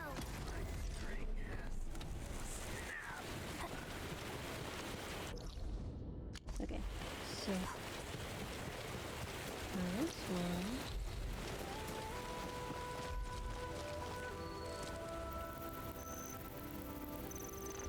Wait a second.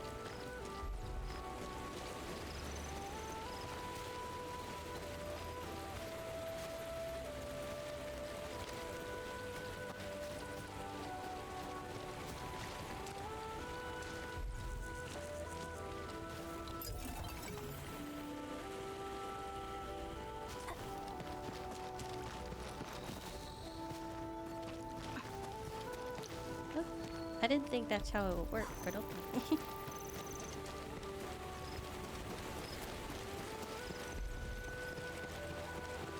Yet again, another nice scenery room by a super cancer tower.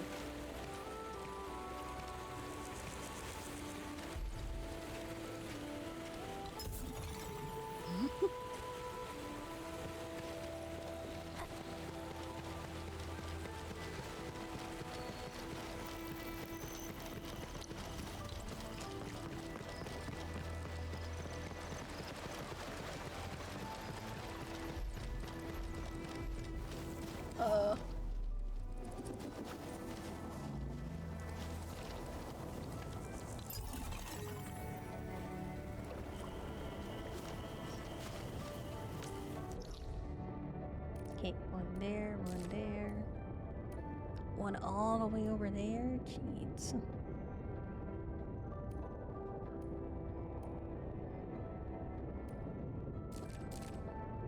Have to go through here.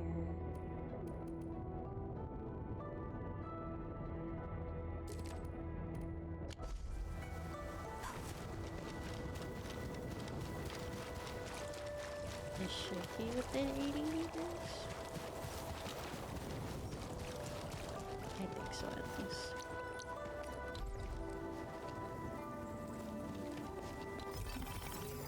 Yep.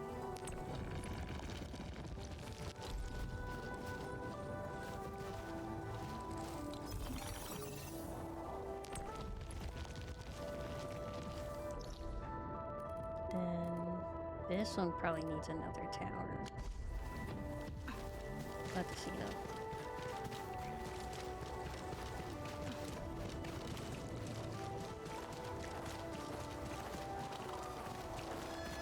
Yeah, it seems way too far away.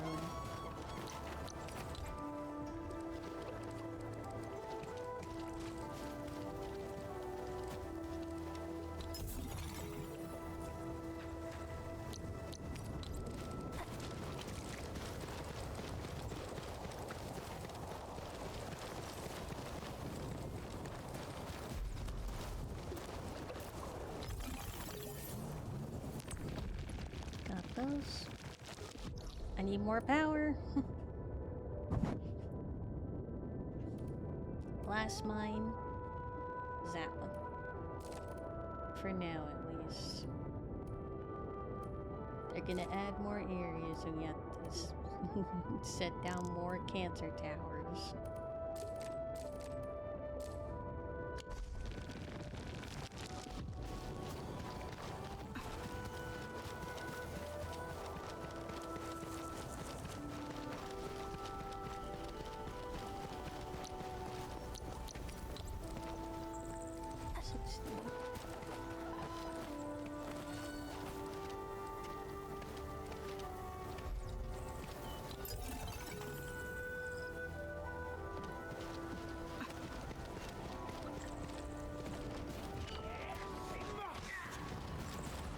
Engaging. Stay safe, team. We don't have to fight. See this through. We're placing cancer towers. Oh my goodness. Okay, fine. Come here. Come back to the gun.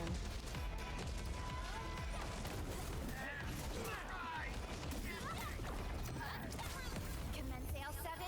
Annihilation. Here's our tip, Presto. One, face your end.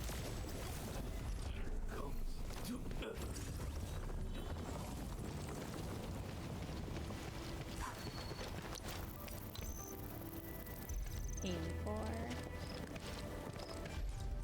I figured around here. Am I starting to subconsciously know where around 80 meters is now?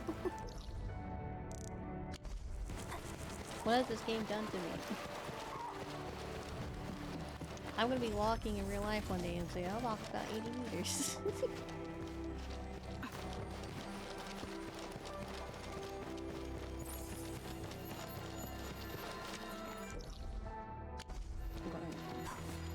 Which way am I going?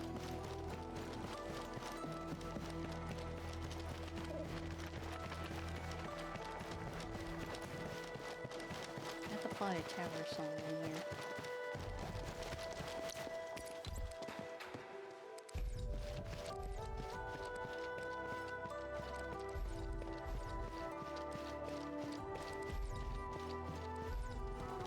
Well, not here. This is a terrible place to put a tower.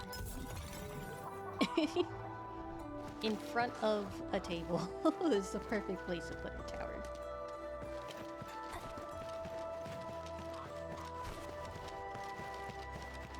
A table where people are trying to eat and they just get super cancer rays directly next to them.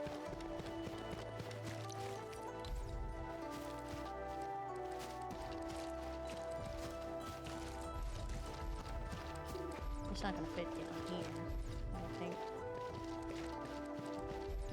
No, this is like the worst place to put a tower.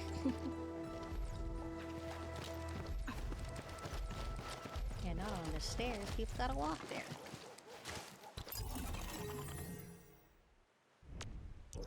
Which way? Okay, down. Okay, got it. So this way. So actually the tower should be more over here.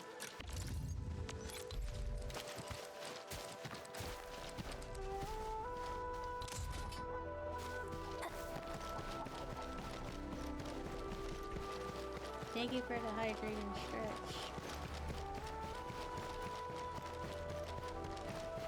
Tower? That's 50.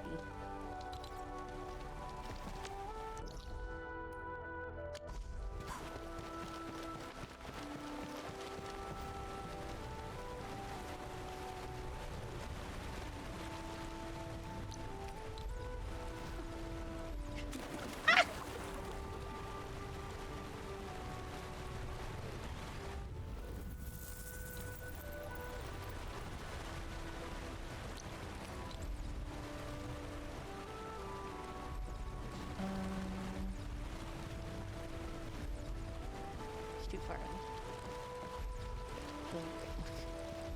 Again, in the most inconvenient place possible.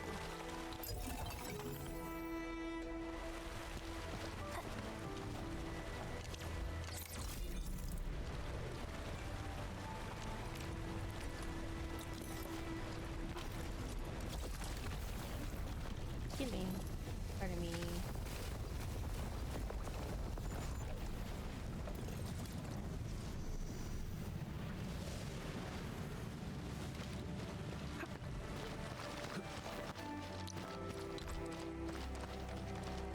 Like our 7.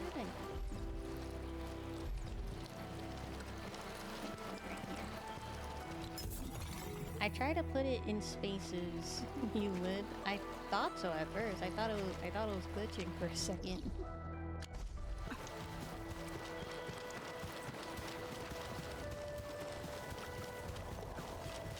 Why are there level 70s mixed in here?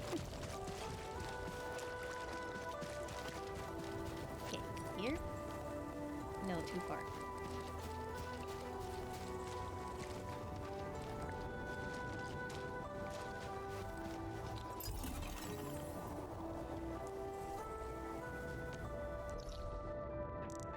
Okay, not at the bridge. Right here.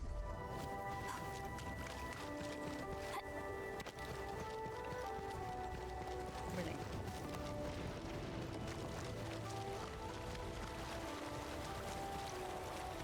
Tower?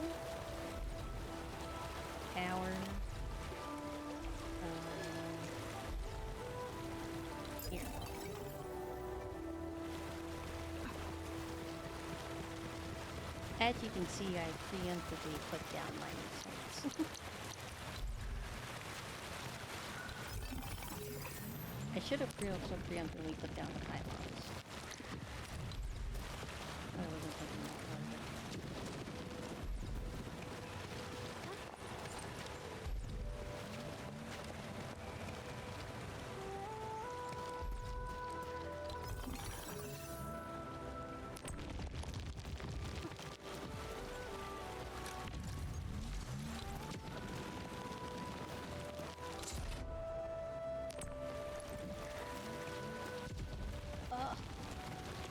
More power.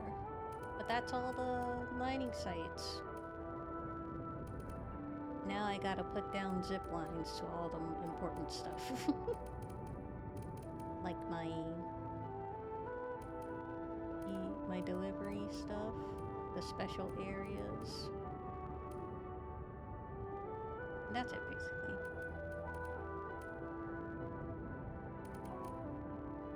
I need to put down more power.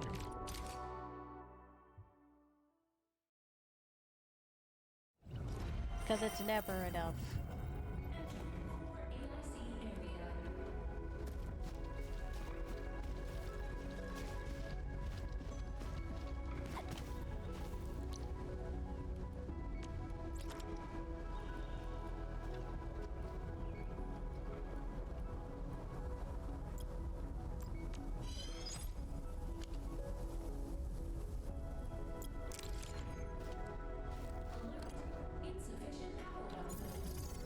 I know, I'm working on it.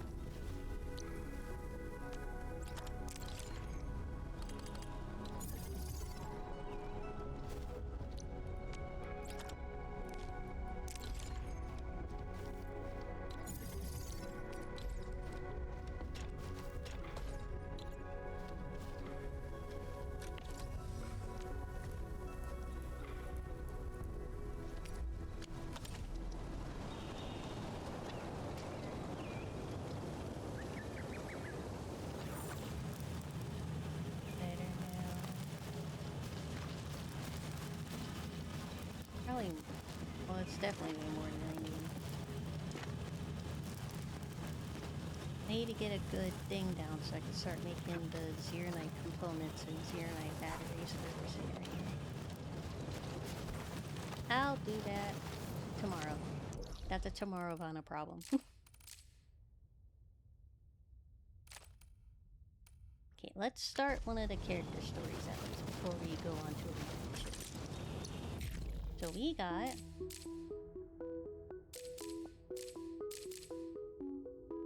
we have Yvonne character story, we have Wolfguard character story, and we have Labatine character story.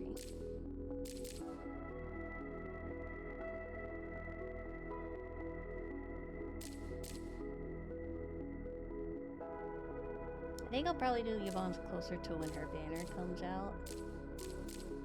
So let's do Wolfguard. For no reason whatsoever.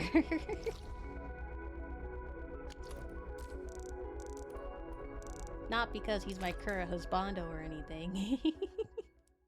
Yeah, no reason whatsoever. Not because he's currently on my team right now. Yeah, no reason at all.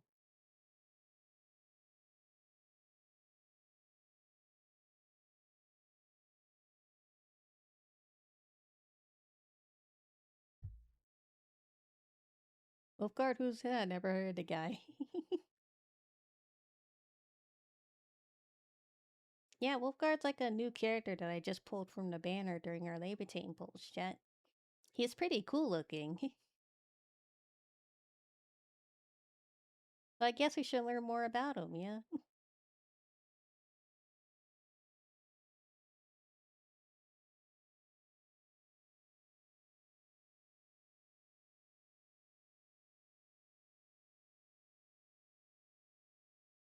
Will the game let me learn more about him? Find out next time on Dragon Ball Z when this loading finishes.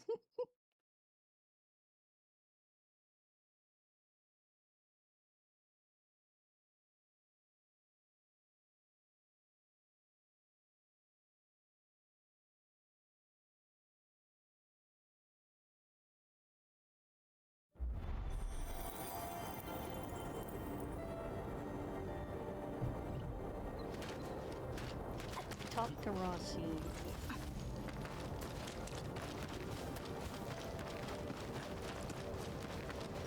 Hello, Rossi.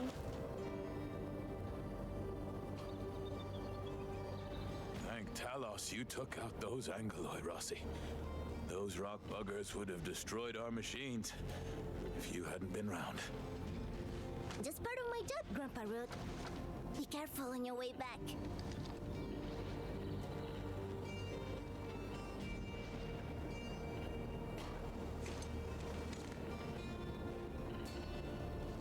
Everyone seems to trust you, but you're getting really busy. Endmin, you're here! I was thinking that once the mining camp settles down and I've taken care of the problems for the UW crew, I'll go looking for you. I didn't expect that. You didn't expect that emergency to happen? Nope. And it's all the fault of my unreliable brother. He started behaving strangely after receiving some package yesterday. I didn't see him the entire morning. He wouldn't even pick up my calls. Catello is a huge bag of problems. Worse, he's always doing things on his own and creating trouble for everyone. But what can I say? Can just ditch him? I can leave the mining camp. There's still so much to take care of. And you are the most reliable person I can count on, Endmin. Leave it to me, I'll bring them back. Grazie, Endmin. Ah, yes! This is for you.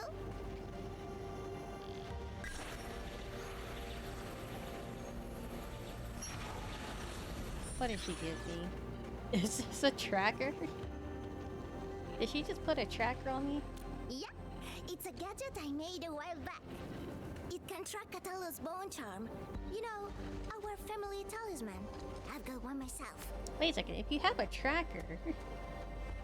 Why do you have a tracker of them? Does everybody have a tracker of everybody in your clan? Just follow the direction pointed out by the tracker and you'll find him. Catello doesn't care about much else. The bone charm's the only thing he's always got with him. Ah, almost forgot. Murat of the UW say that he saw someone who looks like Catello at the power plateau. You might want to start the search there. I mean, Think of the benefits on it. I have a Wolfguard tracker. Now I can always track my husband wherever he is.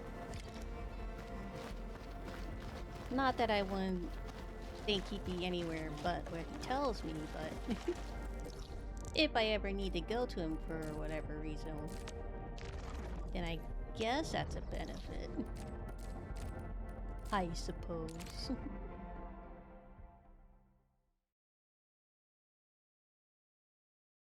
I hope everybody has a tracker in their family and not just Wolfguard. Because everybody has just a tracker for Wolfguard on their person, then that's kind of crazy.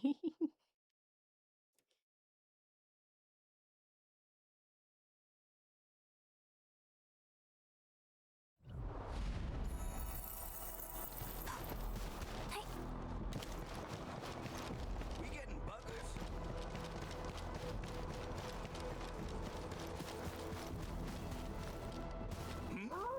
I'm coming, Wolfguard. High threat hostile. Approach with caution. The tracker is beaten. Is he nearby? Scan the place to keep track. Well, he's right there. We don't need to scan him. Oh.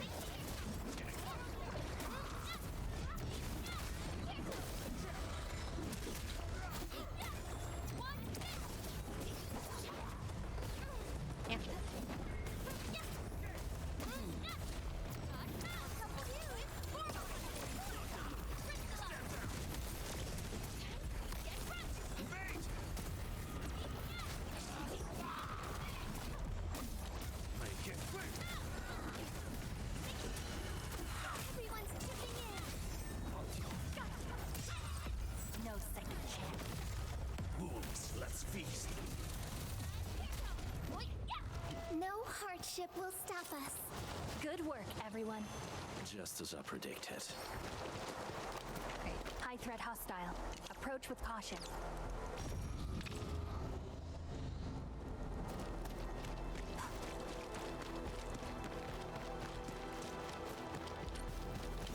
East way.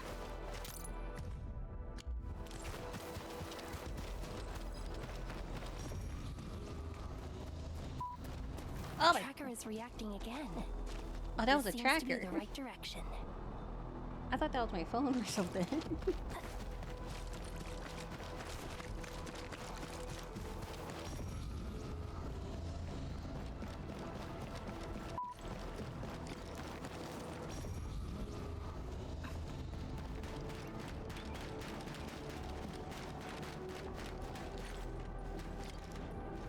Find Wolfguard.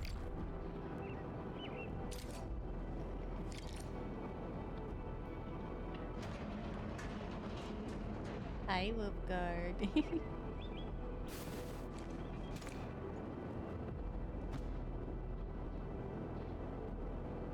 Antmin, why are you here? Looking for my husband. Why are you here?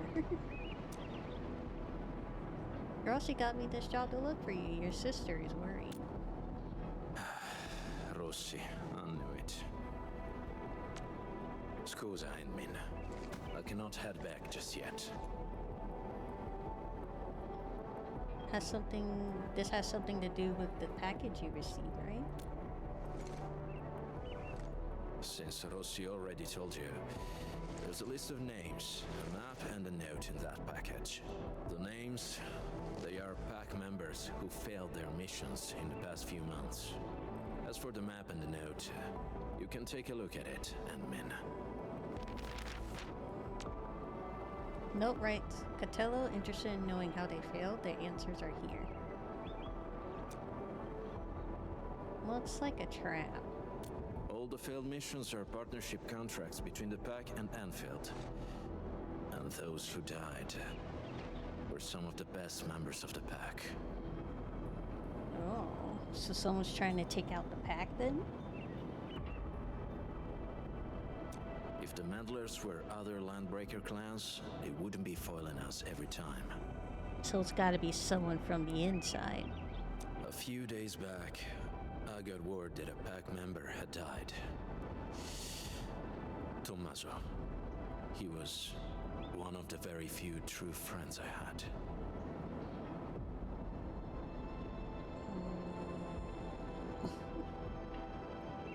He's a grieving man?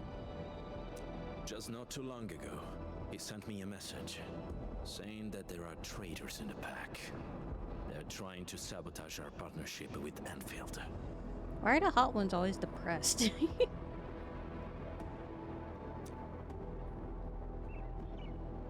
Is this why you're investigating this on your own?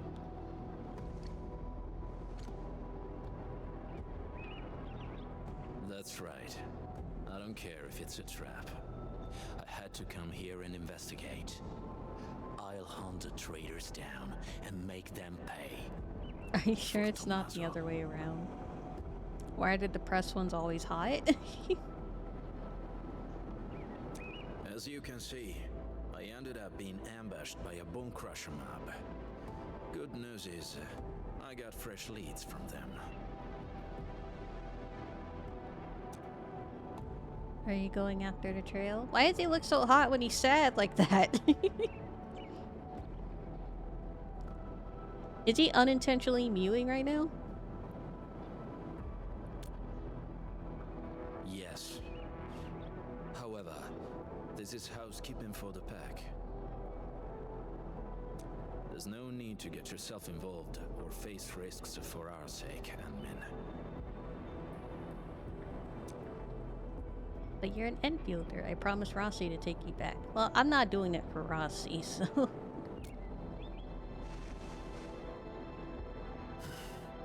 Fine. I respect your choice. Unintentionally? No, that's intent. He's looking hot on purpose? Wolfguard, that's your boss. We can't be having this improper relationship.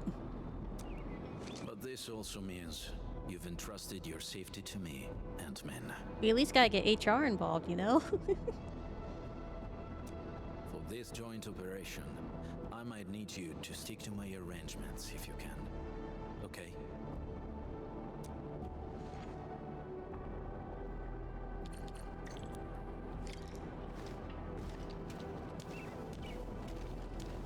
I will guard. I know this is a mission where you have to find people that are trying to sabotage our partnership, but I'm gonna consider this a date if you don't mind. Hear that sound?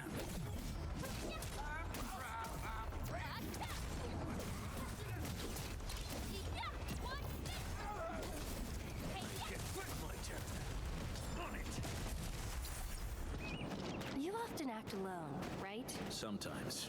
If I can handle it alone, no one else needs to get their hands dirty. No wonder Rossi's worried.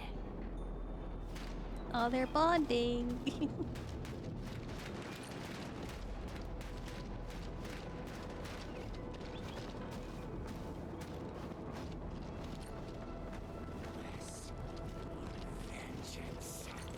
We getting buggers? Let's do this together. Not them. Step down. These bone crushers bear marks left by the unique arts of the pack. Maybe the traitor did it. Ant-Man, we can follow these marks. It might help us find new clues.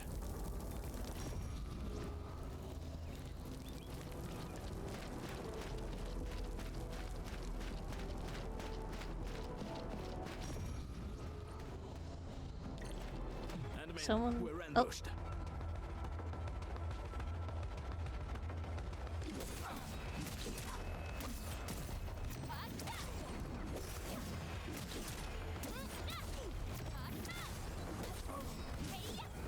My thoughts got interrupted by the ambush.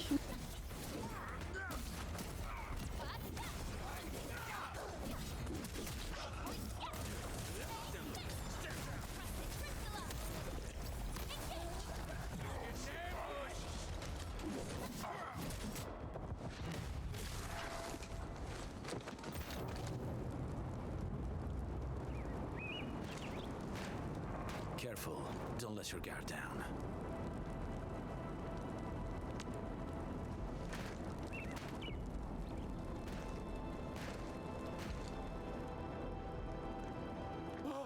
By Talos! What the blight is that?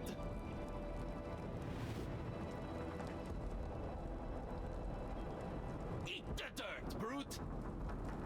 Huh? Sabotage? No, don't shoot! The twin moons shall be one! Okay. You. Oh, he's disguised? Fratello, sono io! Giovanni! Amico mio, did you forget about me? We were tight. Best partners on so many missions.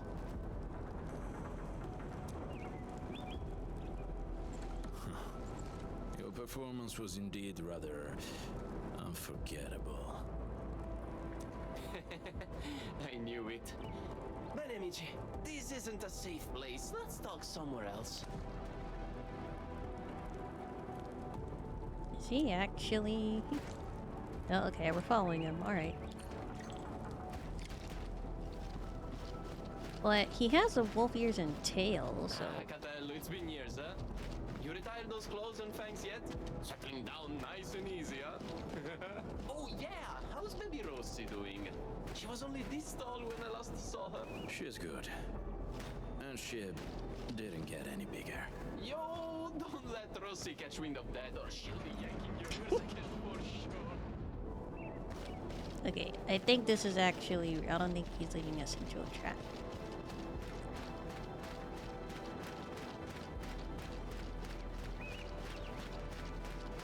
He had to really commit. He had to put on the whole Okay. thing too. This spot looks nice and private.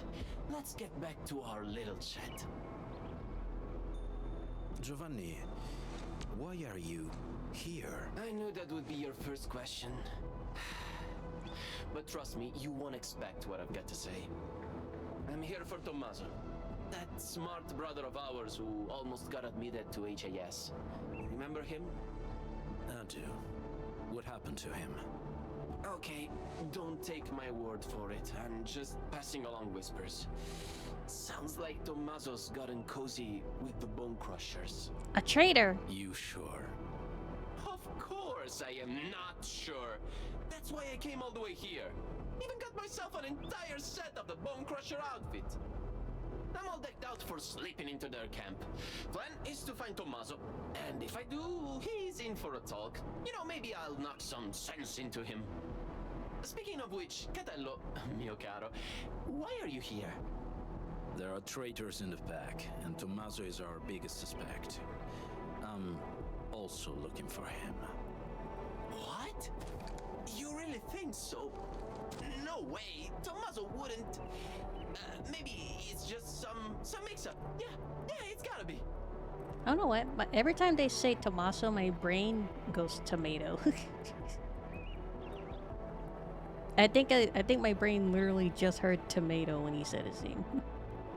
Coco, what are you doing? Got it. You need to wrap up your little investigation before calling it, right? Classic you. Oh, who's this sharp one next to you? Looks like some serious brainiac. She's... I'm Fix-It Felix. Partner. Partner! It's official. We're partners now. Indeed. We usually call her the Endmin. Endmin? That's a catchy name. Hold on, Catello. What's your code name again? Wolfguard. Ah, that's almost cute, like a puppy pretending to be a wolf. Hey, he is a wolf. That's a grown-ass man right there. Okay. Let's change topic. So, Catello and Endmin, what are your plans? It really isn't catchy though. How about you join me on a trip to the Bone Crusher camp? It's a silly tells me name, that yeah. Tommaso might be there. Endman. It's a silly name. It's a little bit of a silly name. It's a goofy name. It's a goofy goober name. I also want to see what our traitor is doing there. Jumping straight to traitor, huh? Aren't we a bit quick to judge? Get a problem with that? Oh! Oh, of course not. By the way, according to my intel, the Bone Crushers hid their camp underground. The entrance is at the Valley Pass. Let's go there to take a peek. What do you say? Sure. Lead the way. All right, I'll lead the way. Guess I'll have to put up with this outfit for a little longer. Do you have to?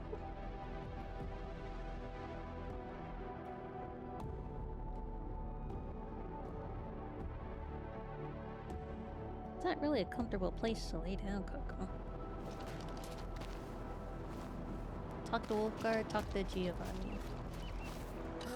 Haven't seen Catello in years, but he still got that blighted temper. Someone should teach him manners. Okay.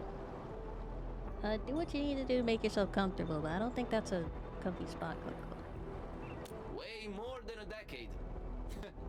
When we first met, he was still a little rascal who couldn't even hold his dagger. How old are But you? the kid was different from people like me. Catello picked up every weapon like it was a second nature. Man, I was downright jealous of his skills back then. I feel like that's a common question in this game. How old are you? So I begged him to teach me the ropes. Even his sister Rossi got fed up with my pestering.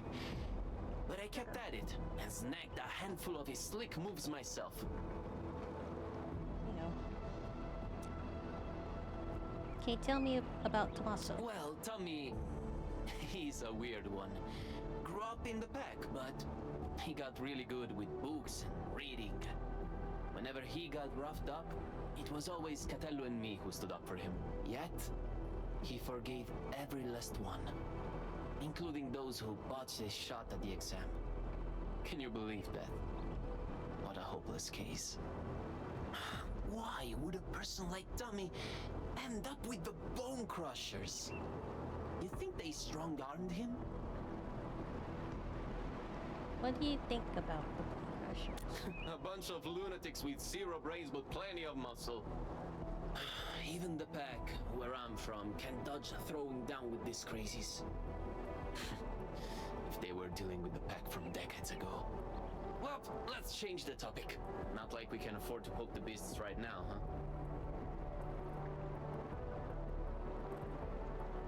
No questions. That was well played, Anmin. Our teamwork was pretty good. You think he's the traitor? It's still too soon to tell. Everyone in the pack knows Tommaso's dead, but Giovanni claims to know nothing. He's either pretending, or just hasn't been back for a while. No matter what, his ties to the real traitor should be strong. Talking about traitors, we might have more than one of them. Want to bag them all at once? Yes, and Giovanni is our perfect lead into the place. He's not very good at disguising himself. Not even back then. So, Anmin, please help me carry this show to its conclusion. Will ya? Since you're honest about it, Grazie. can you tell me about Tommaso? Tommaso. We've known each other for years. When compared to Giovanni and myself, Tommaso was really the odd one in the pack. He was too optimistic and too kind. But things often ended up in ways he didn't like. Giovanni and I did take care of some business for him, but we actually owe him way bigger favors. Hello! Thank you so much for the raid, Orison. I hope you were having a good stream. You were streaming Poppy Playtime. Hello, Raiders. My name is Nirvana Tenchi. I'm a goddess VTuber. The purple guy in my arms is Clump. I am the person and Clump is Clump. What's up? Not that we're doing Wolfguard story in Arknight's Endfield. Also, it's totally fine if you need the raid and run, if you need to go eat or sleep or do whatever you need to do. I appreciate the raid. Thank you so much. I'm glad your Poppy playtiming was fun. I never actually played Poppy Playtime. I only ever watched everyone else playing it through all the chapters. I hope not. But many years have already passed. Time changes everyone it touches.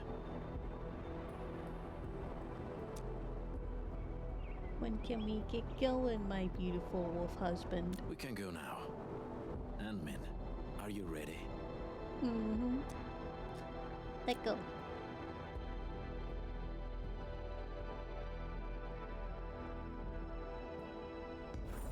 I want to play since chapter 5 is coming out. Did it say when it was coming out? I don't really keep up. I just really like watch some people. Mainly Astral Spiff, honestly. Astral But he does like stream the sword, but I usually get him when he's doing like the challenge in his Didn't videos. think the hidden underground camp was here.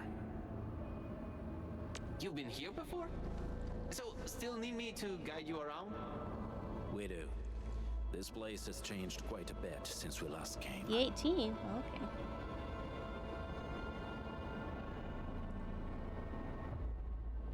Oh. The Bone Crushers are rebuilding their Yeah, turret.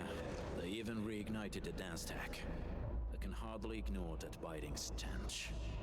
The situation might be worse than we think. Anmin, we should hurry up.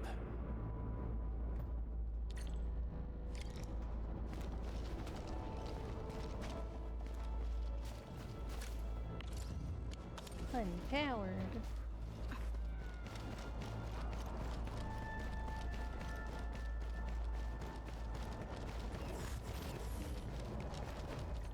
Anmin, I think I see a few UWST crewmates over there.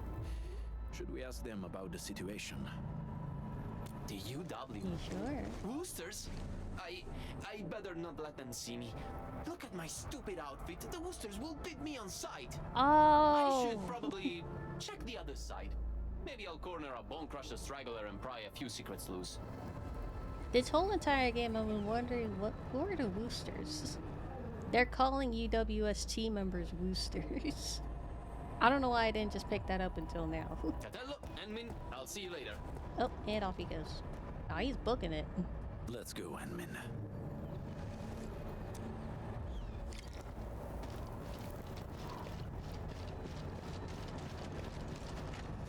This is definitely planned. They must have a camp nearby.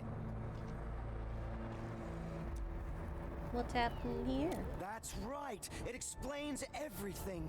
Are you gonna keep ignoring me, or...? The missing supplies, the sabotaged machines, and that weird tower suddenly belching out foul smoke. I bet the Landbreakers did everything. They're rebuilding their camp. Apologies. My fellow crewmate can get carried away at times. The UWST post at the Valley Pass has had several disruptions lately. We're trying to find out why. Are the Landbreakers behind it all? Of course! I can't see anyone else doing this. These vandals won't stop harassing us. Once I find that camp of theirs, I'll make those pipe faces pay. Location is key. We still haven't been able to find the exact place of their camp. Perhaps we need another approach.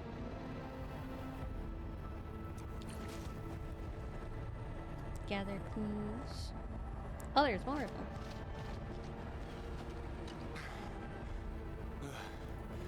Where did those pipe faces come from? There's no end to them. Do we have to wait for reinforcements again?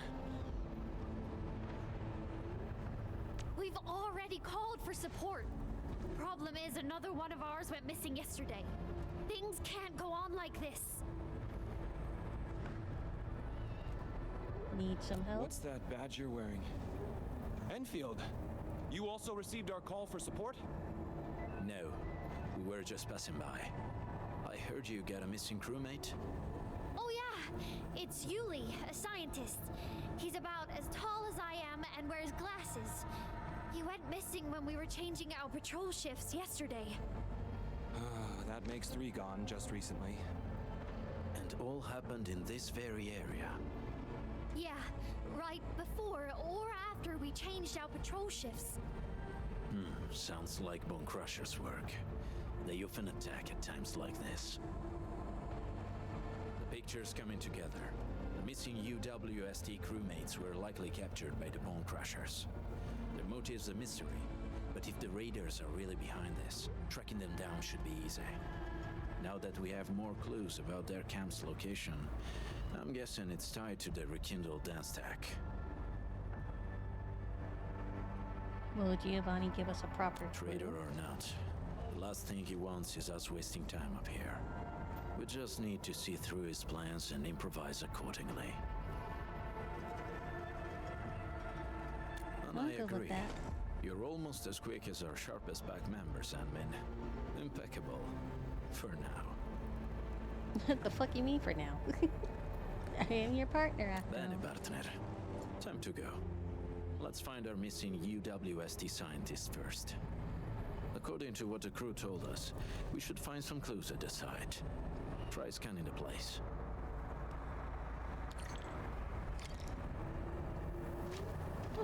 Scan the place.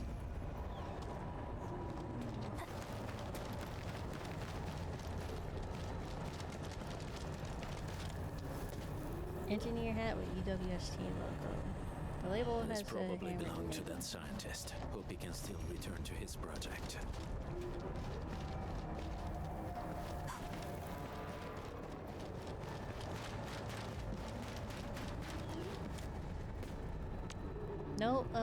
No legible scribbles I read. Patrols are boring. I'll go back at the research lab to get my science project.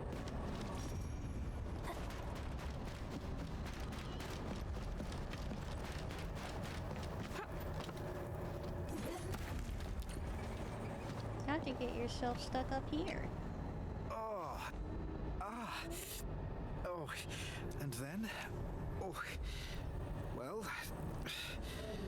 knocked me out. I think I pressed it. When I came around, I found myself trapped in this place. I'm Yuli, a UWST scientist. I ran into a landbreaker during my patrols. He seemed to be trading with someone dressed like a refugee. And then, well, they knocked me out. When I came around, I found myself trapped in this place. Someone dressed like a refugee. Yeah. Oh, that guy kept fiddling with a dagger. The way it flashed really stuck with me. Do you remember what they talked about? I think I heard them mention something about the underground, some camp and an ambush. Oh, they also kept saying the pack. I don't really know what that means. Just as I figured. Endmin, this show of ours might be reaching its finale at the Bone Crusher's underground camp. We have found enough clues. Endmin, the next act's about to start. Let's go find Giovanni.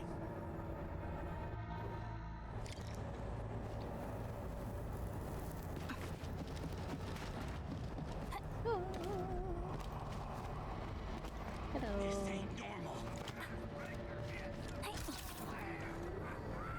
Yeah, that's exactly what I'm talking about.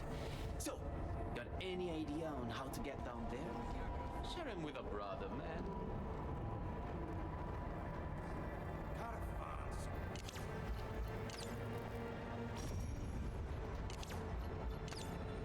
Will that be? I can't blow them up. Oh, I can. Never mind.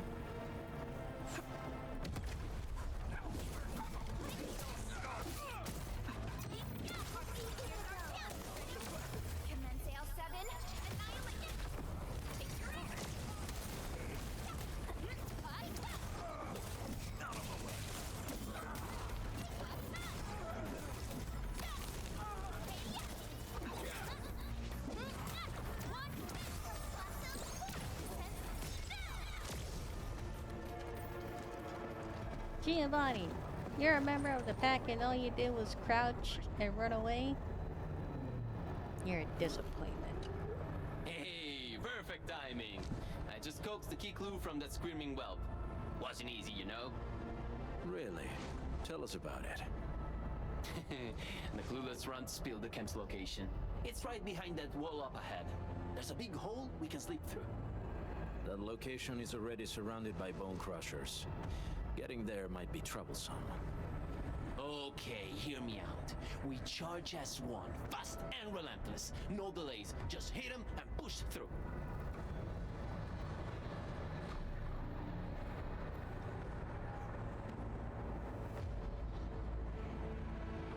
You're talking about team. Yeah, ditch the plans. Go straight up to their 5 faces and smash them in. How does that sound? What do you think, Wolfgar? Sounds like a good idea. Huh? Ma certo, Catello. You've turned into quite a decent team player. In any case, fighting as a team will solve our current predicament. We might need to act faster than our adversaries. Act faster. Ah, yes, of course. Speed's our best ally. Okay then, that's our next move. Let's go.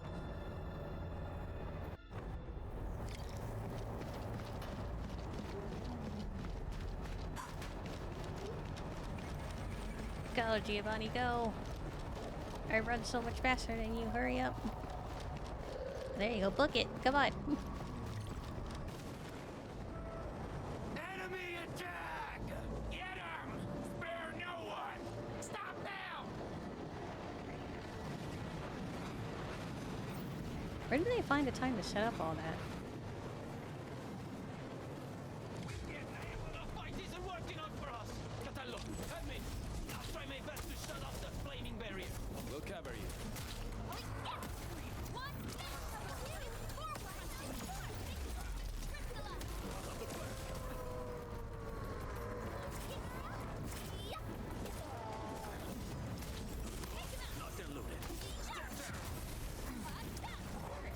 Catello, hang in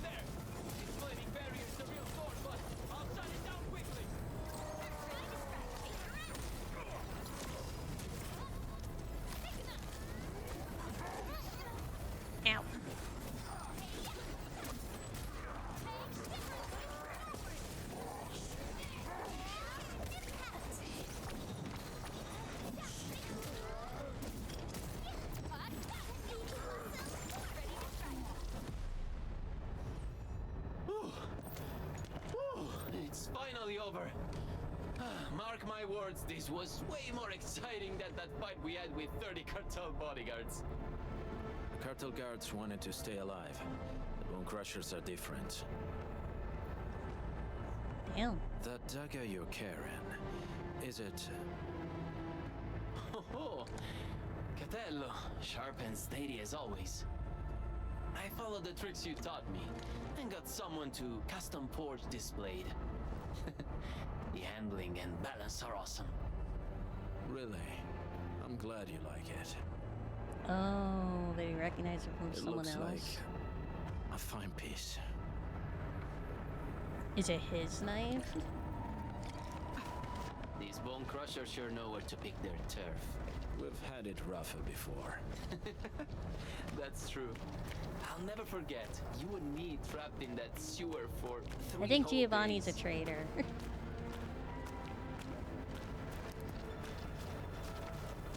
Giovanni's This not is as the friendly entrance as he to the hidden camp. seems. Shall we, Endmin?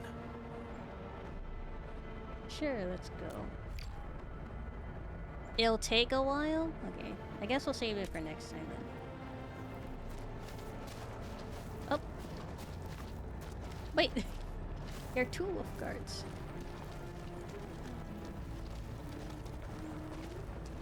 They're twinning! It's more than twinning.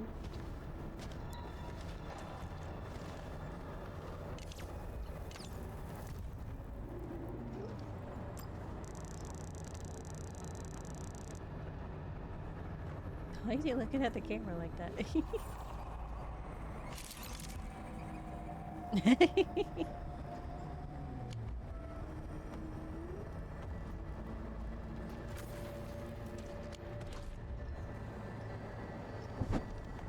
Okay.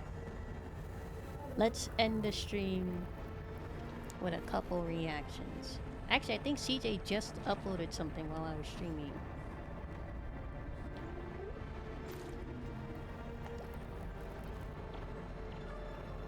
So we got 2 CJ videos to watch, and then a not fair video.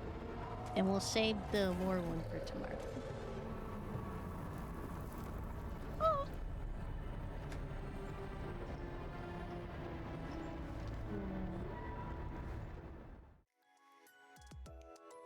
Go rooms for now.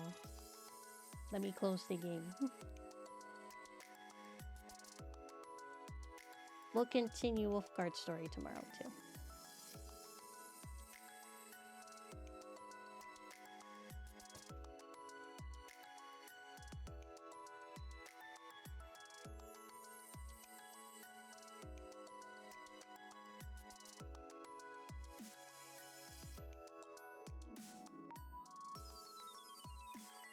Close game. Thank you.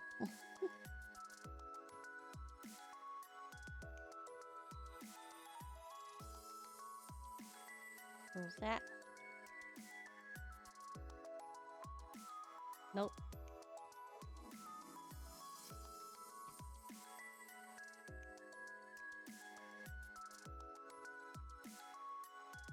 "24 minutes ago." I didn't realize it was that close. We'll watch the one before the one he just uploaded.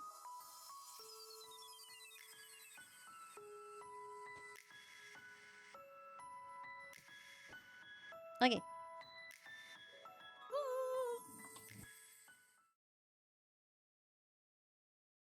Hello, hello.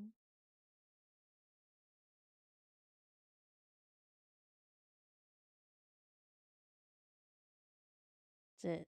There we go. Today we are watching CJ's video that he uploaded 2 weeks ago. Scarlet L. Vandemanian, the Queen of Belt to Ass. I did see he uploaded this one, but I have not watched it yet.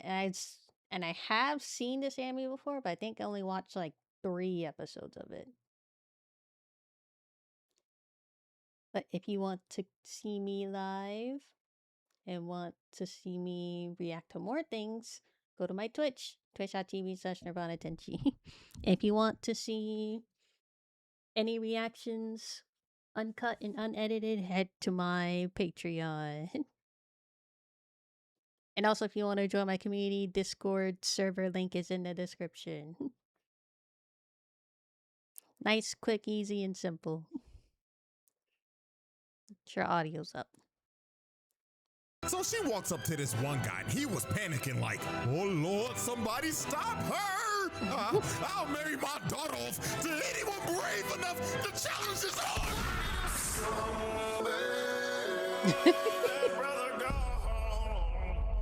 Alrighty, ladies and gentlemen, welcome to this special emergency impromptu mini trial. And yes, I'm saying this is an emergency because I'm gonna be real. This video was not planned at all, let alone the first video of the year. But at least the paint video to do that I have witnessed in this anime called "May I Ask for One Final Thing." I had to lock in and make this video because I refuse to let this demon fly under the radar. Niggas must know her name. And who am I talking about exactly? I'm talking about the Queen of Belgium. Oh, not the heel. Scarlet Elevandimian. Because good God, the way she be doing some people in this show, Lord have mercy. So you know what? I'm not even gonna waste no more time. I'm gonna let this evidence do the talking. So without further ado, let's get this mini trial started, shall we?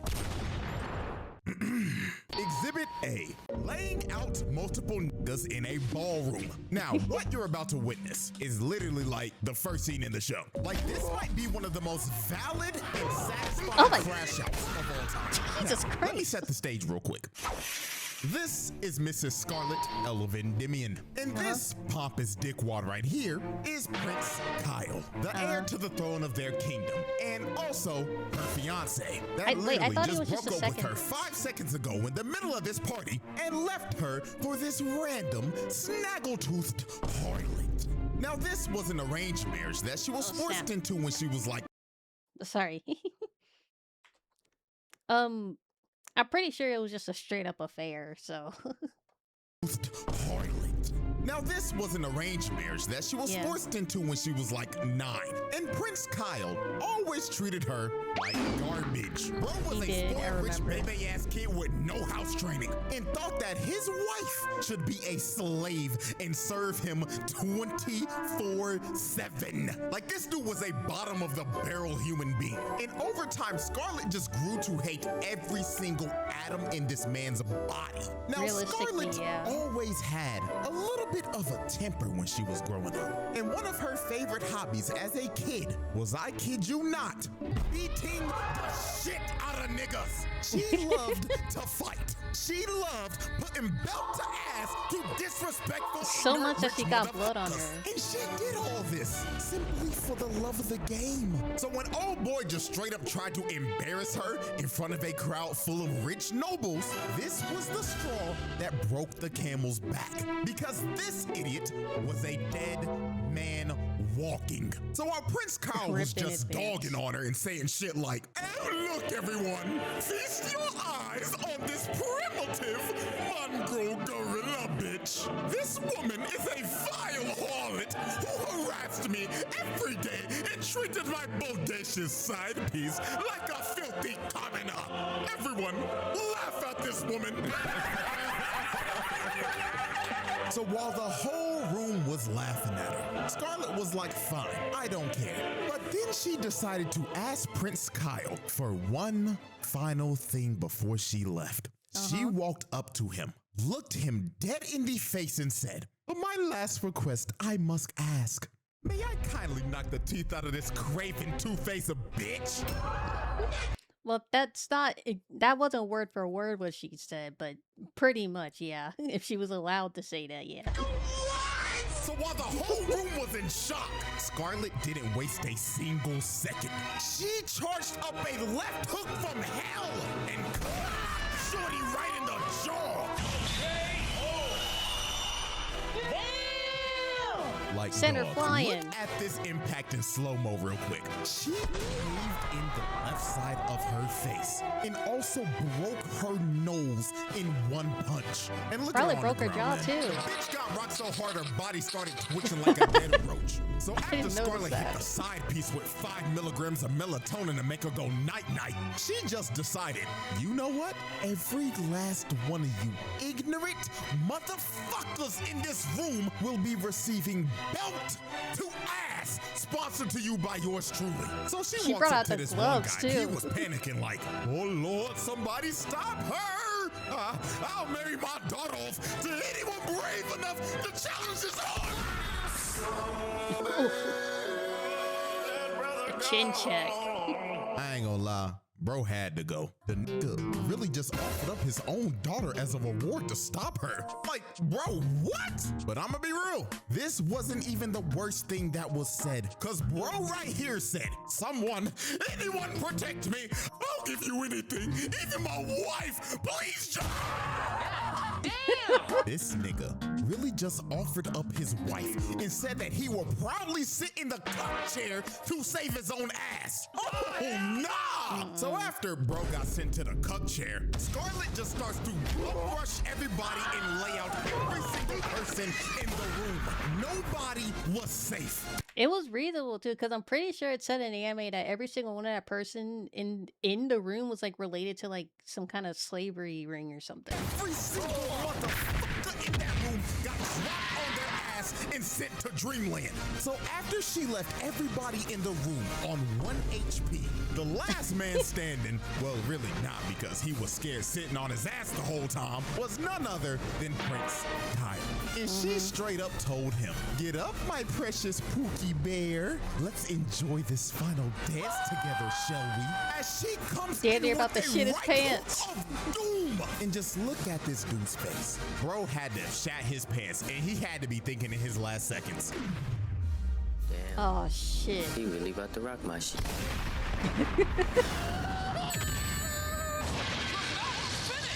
I'm surprised you didn't kill him. That man to the shadow realm. Bro's soul had to have left his body for at least a little bit, because the way that he flew into that wall, that nigga should be dead.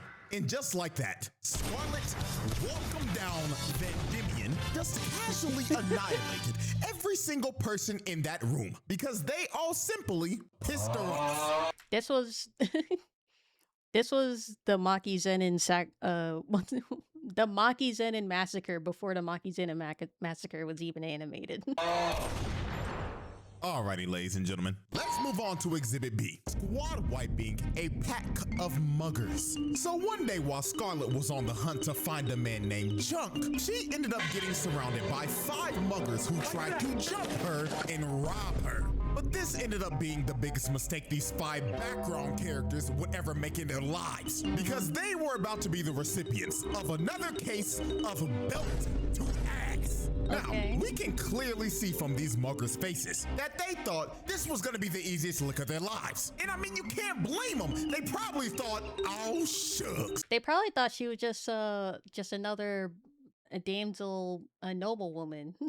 Look what we have here, boys. Like she doesn't beat people's asses on a daily basis. Like it's just a regular Tuesday. Looks like a Disney princess reject whose film went straight to DVD. Don't walk down the wrong parts. Oh yeah, Billy Joe, you got that right. We about to rob this bitch. Y'all see that? That's Disney money, nigga. But these niggas should have known something was wrong with Shorty the moment they looked at her face. She is smiling right now because she has an excuse to whoop these niggas. Like, bro, look at her maid to the left. He is scared shitless. All she and needs it's is an not even excuse to because beat of the someone's muggers. ass. He's scared of what she's about to do to them. And what really sealed their fates is when they started bragging about beating up a kid that sold a rock to her, then robbing him right after it. So at this point, these niggas were dead men walking. So she immediately rushes the bald nigga and hits him so hard the nigga's body split out midair. Lord Became have a mercy. Beyblade. Let's run that back real quick. First off, look at his face before the impact. Dude couldn't even react at All he could have been thinking about was the same shit old boy was thinking about in the ballroom. Damn, she really about to rock my shit. Then look at the hit. The nigga's body spun a total of 6 times before it finally hit the ground. So after the ball nigga was done spinning, she instantly pulls up on Will Byers with this fuck-ass bowl cut, then hits him with a kicking shot so hard, the nigga's body contorted and floated midair. Then this crackhead with his absolutely atrocious bald fade, like that ass bro, real shit, kill your barber nigga. Also those anyways, bro. shadows, He the tried bags to of swing his on her, eyes. but she ends up launching him into this stratosphere. The nigga floated up there so long, she turned the man into a Cardi album cover. Then when he was finally starting to fall, she decides to finish the combo. No, did she? Kicks this Oh, dude so damn. hard, she blows him. With the heels on too. Oh my good. At least they're not stilettos. Back out. That still helps. That still hurts. Hell though. This is another case of somebody that should be dead. With the 2-piece that she just hit this man with, there should be a 0.01 survivability rate on that combo. So after she just finished banishing the first 3 to the shadow realm, the other 2 were so shook they couldn't even move. And the Hold on, nigga she hit the pose right after. Did you see that? She hit like a Bayonetta pose right after she does a combo. with the eye patch ended up realizing, wait a minute, blue eyes and silver hair? Oh, hell no! You're the shorty who was rumored to beat up everybody in the ballroom that night! The lady you beaten, Scarlet! Yeah, not gonna lie, at this point, if literal criminals and thugs cower in fear just of your name being said alone, you got it, gang. I don't want no types of problems. So she walks up to Eye Patch nigga, who is just straight up stun locked, and she just knocks him out with no hesitation. I mean, then that's all she ends up walking up to the last guy. He tried to hold up a knife to her, but she just slapped it out of his hands, and he immediately dropped to his knees and started begging for his life. The dude was so scared, he ended up ratting out who Junk was and where he was. The dude that she was looking for the entire time. This dude was generally shaking. He was scared that she was going to kill him. He so was after begging he for his basically life. told her what she wanted, she told him, thank you kindly. And when bro thought he was off the hook, she gives him a right hook. Well, you know what they say. Snitches get stitches. Get stitches. Alrighty, ladies and gentlemen, we've reached our final exhibit for this little mini trial. And after seeing this, I just knew she was one of them ones. So, Exhibit C, sliming out a auction house. Now, next up on Scarlett's belt to ass crusade was a foul old man named Sir Godwin. Now, Godwin was an evil old bastard who ran an illegal slave auction and sold slaves to evil Halloween rich Town? nobles. So basically, this man was at the top of her hit list because beating up people like this is, well, her favorite hobby. So the moment she walked in the auction This is house, she Halloween. just started whooping everybody's ass in a 5-mile radius. And I ain't gonna lie, this right here is one of the most brutal This is Halloween. I figured it out. ways I've ever seen somebody get slammed out. She shoved the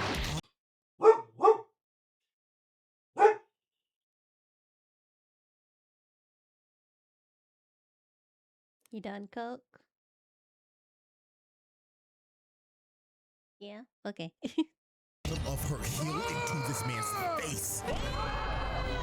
I don't know what kind of injury that is, but I just know one thing. That's for a sure. broken He is nose. going to need facial reconstruction surgery after that Yeah. because holy God.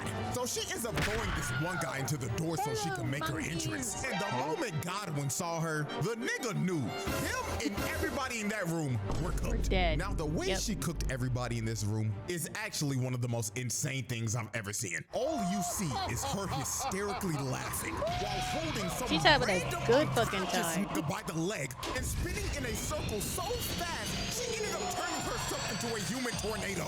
Look at this. Oh my nigga. gosh. His head got stuck in the roof and bro became a human chandelier. And this other dude ended up getting thrown all the way out to the dining room and went straight through a table. So Okay, he's just straight. Hold on. That guy's just ended up dead. getting thrown. He got. How high is that? Well, like, that's one story. And he got flown from who knows how far away over the edge onto a table with glassware and dishes. He dead. all the way out to the dining room and went If he's not dead, he's definitely paralyzed from the waist down, at least. Straight through a table. So after she was done spinning, all you see behind her is a pile of bodies stacked on top of each other. And you know what's crazy? She didn't even know herself if they were dead or alive. Oh my goodness. She's not even holding back. She says if they survived, then that's good for them. But if they're dead, they're dead. Oh, I guess. Okay. She doesn't hold back.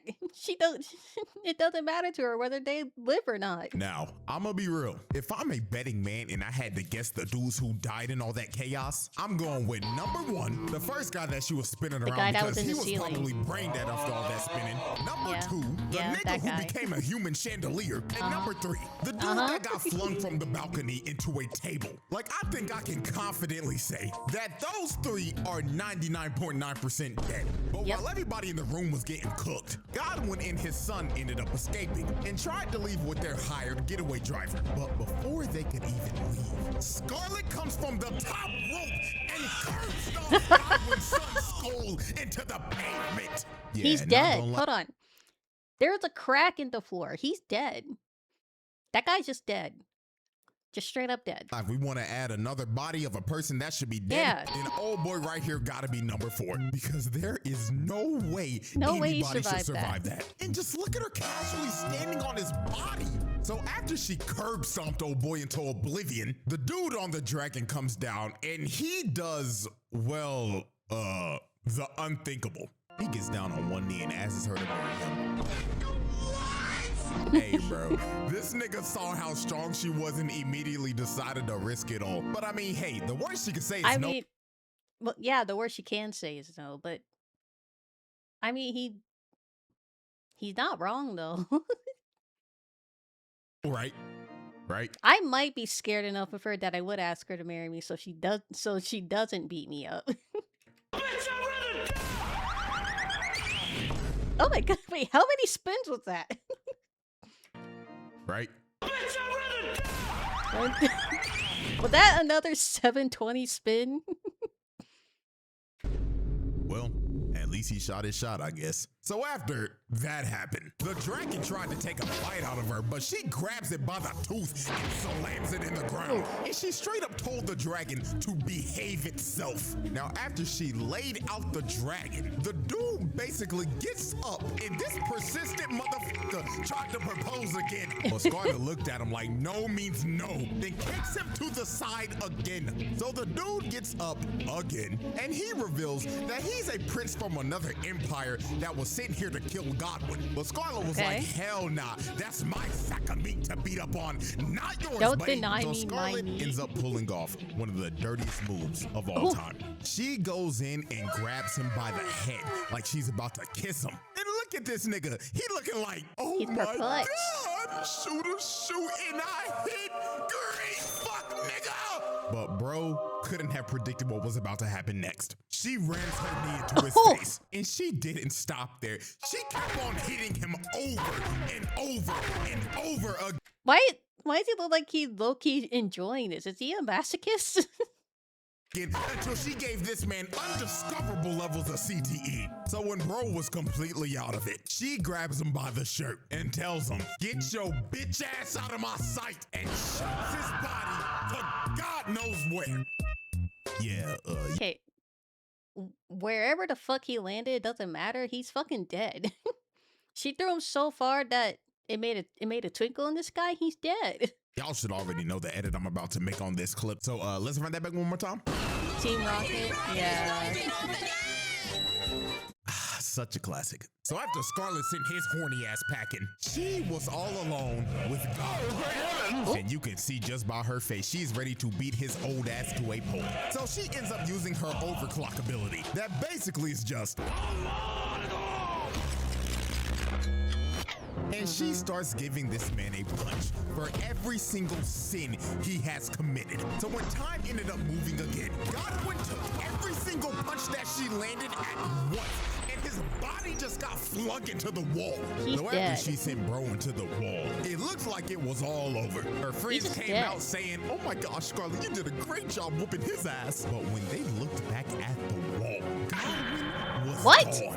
And he pulled back up with a blink. So he ends up trying How did he survive that, first of all? And second of all, how did they not notice him? to switch her down, Or hear him? but motherfucking Prince Charming jumped in front of it, taking a bullet for it. So Scarlet, seeing this, enraged the hell out of her. So she jumps at this nigga and Superman punches him. Then she picks up his limp body, snatches his chain, because that was the reason he even survived the Zorodo attack in the first place, because it was blessed by a goddess. Then she punches this man in the mouth, then picks up his body one last time while holding him by the neck. Where'd the and black just in her death hair come stares from? him like, better scramble like an egg before you get folded like an omelet, nigga. Oh my goodness. Oh my. And after this, everybody in the auction house got arrested if they weren't already dead. Godwin's body was found and this nigga was barely breathing. I don't even know how he lived. But you know, we can just add that as number 5 as a person that should be dead. And last but not least, the horny ass prince was found all the way back in his country, stuck in a random tree. Oh, and I almost forgot one more last thing. You remember that big ass dragon that she told to behave itself? Don't tell me it's her pet. Don't tell me she beat the dragon into submission and now it's her personal pet now. Yeah, she tamed it and now that's her pet. Oh my god. Ladies and gentlemen, that was probably the easiest pass I've ever done. Like, the way she was doing some of these niggas just had to be studied. From knocking everybody out in the ballroom, reverse jumping, making herself a whole tornado, then curb stomping niggas from the top rope. Like, this is a nasty resume. And just to make this even crazier, let me say this. The people that have already watched this show already know this, but I built a whole 3-exhibit case with 5 episodes. All of that you just saw was literally just the first arc. If this wasn't a mini... All of that was just in the first 5 episodes? Oh, now I gotta watch this show. I gotta keep watching it. We would have probably went up to like exhibit G or F. We would have been here for a damn hour. Shit, who knows? If y'all rock with this video, I may make 3 more exhibits in the future. So yeah, Scarlet, welcome down Van Diemen. She got it, bro, because this was just ridiculous. So, hope y'all enjoyed. Like, subscribe, all that good shit, and till next time. I can't believe she beat a dragon so hard it submitted to her. That's crazy. Okay, next one. That's pretty intense. Sounds like a fun watch. Kim, hold on. Ah. Yeah, whatever.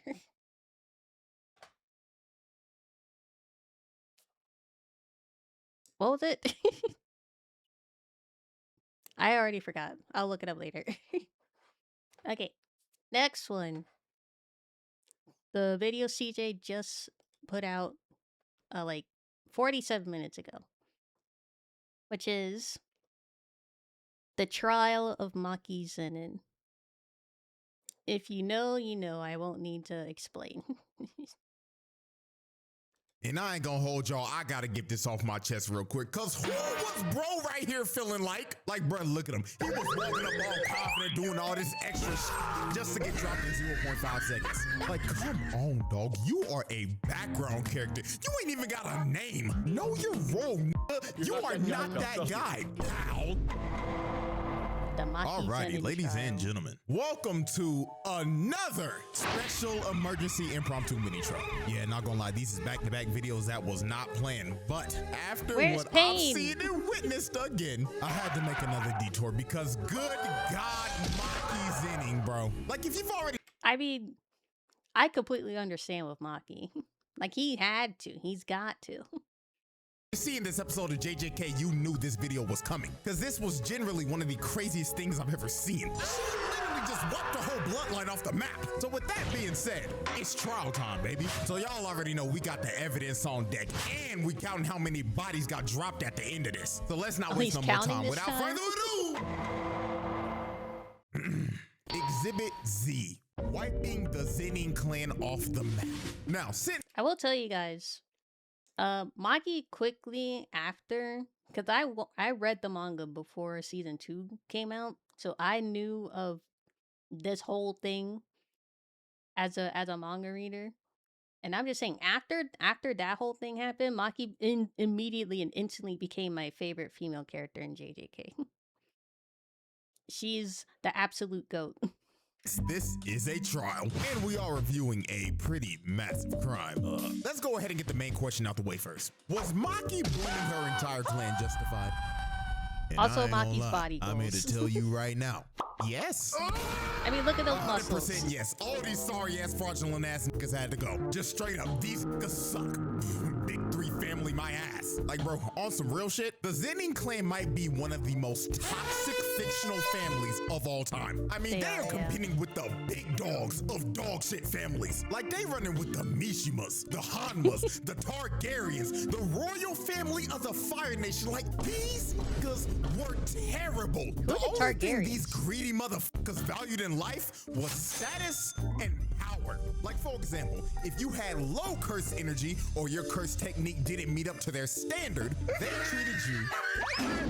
They wouldn't even look at your ass. Game of Thrones. And oh Lord, I don't didn't watch even get me started on the misogyny. This motherfucker Naoya, bro, had to go. This nigga is basically what would happen if Fresh and Fit did the fusion dance. They turn into this motherfucker. I mean, the stuff he was saying about women, like, good God, bro was talking crazy. And last but not least, and one of the prime reasons they had to get packed up was because of her ugly ass, old ass, black-eyed daddy. This man might Actually, the prime reason the Zenin clan should have been packed up is after fucking Toji. After Toji, the Zenin clan should have been on like on some kind of watch or something.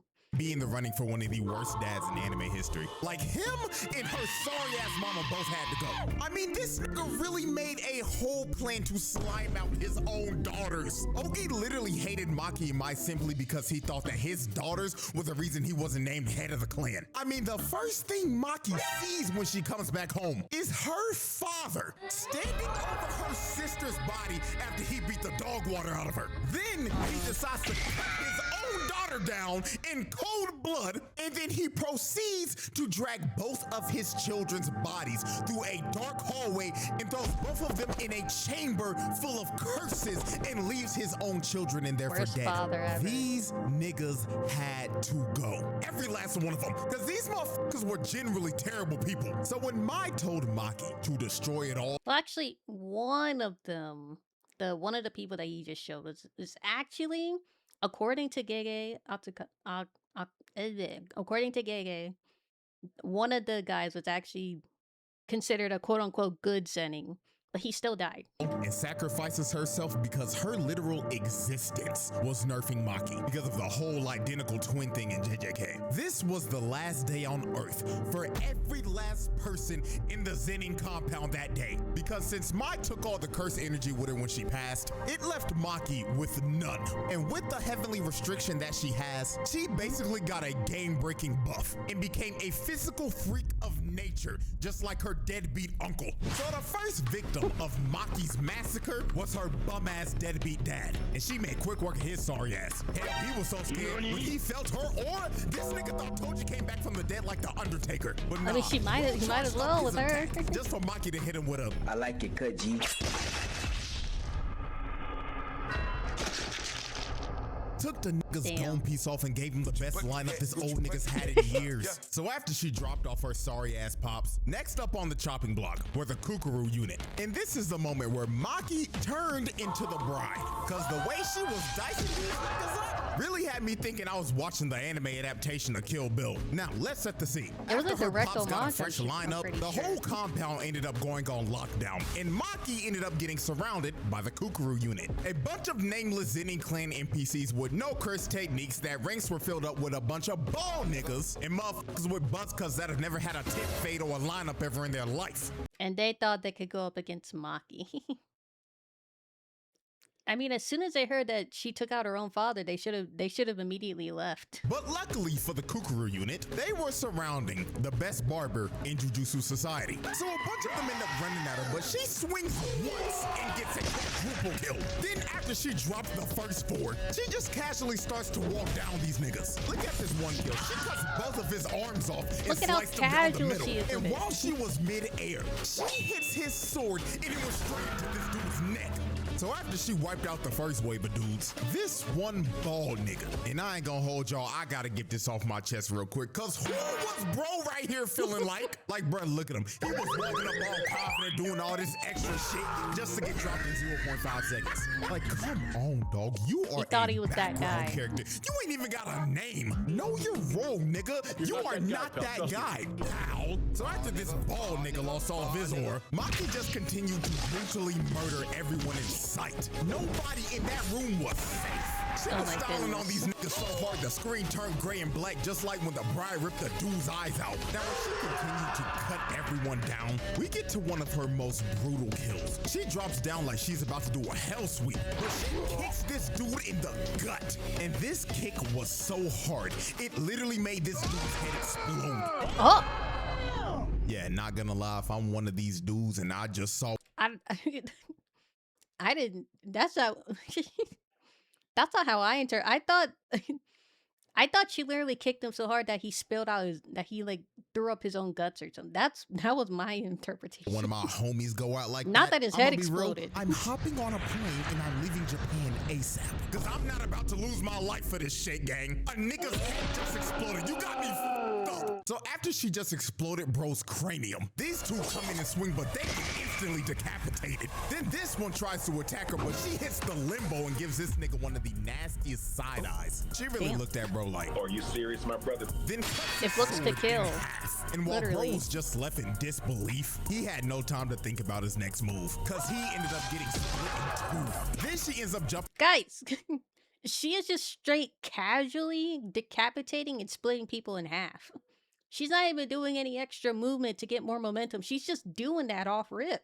Up top, and look at this brother right here. You can tell just by the look in his eyes that he done already doodled his pants, and he's regretting his entire life right now. Bro is probably in his head cursing his parents for birthing him in this family. He ends up cutting them all down and painting the wall red, and finally puts that one guy out of his misery. Then she ends up pulling off one of the sauciest sequences in anime history. She jumps down and starts sliding on the blood and booms like 10 niggas. Then while she was still sliding, one dude tries to hit her, but she ends up hitting the limbo again and ends up transitioning into a bicycle kick and snatches bro's ankles. Oh my Then the last guy in the sequence got done the dirtiest out of everyone. She slid on the blood while standing She's upright skating and in the pulled up in front of blood. this dude's face. And she stared into his soul and hit him with a...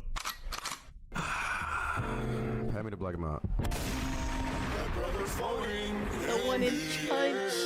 Not gonna lie, this might be one of the most disrespectful moments of all time, simply because of how nonchalant she was while doing this. She really slid on the blood and No passed by emotion. both of these niggas and Just singled action. dude out specifically just to hit him with a 1-inch punch and That guy must have done something to her personally to do that.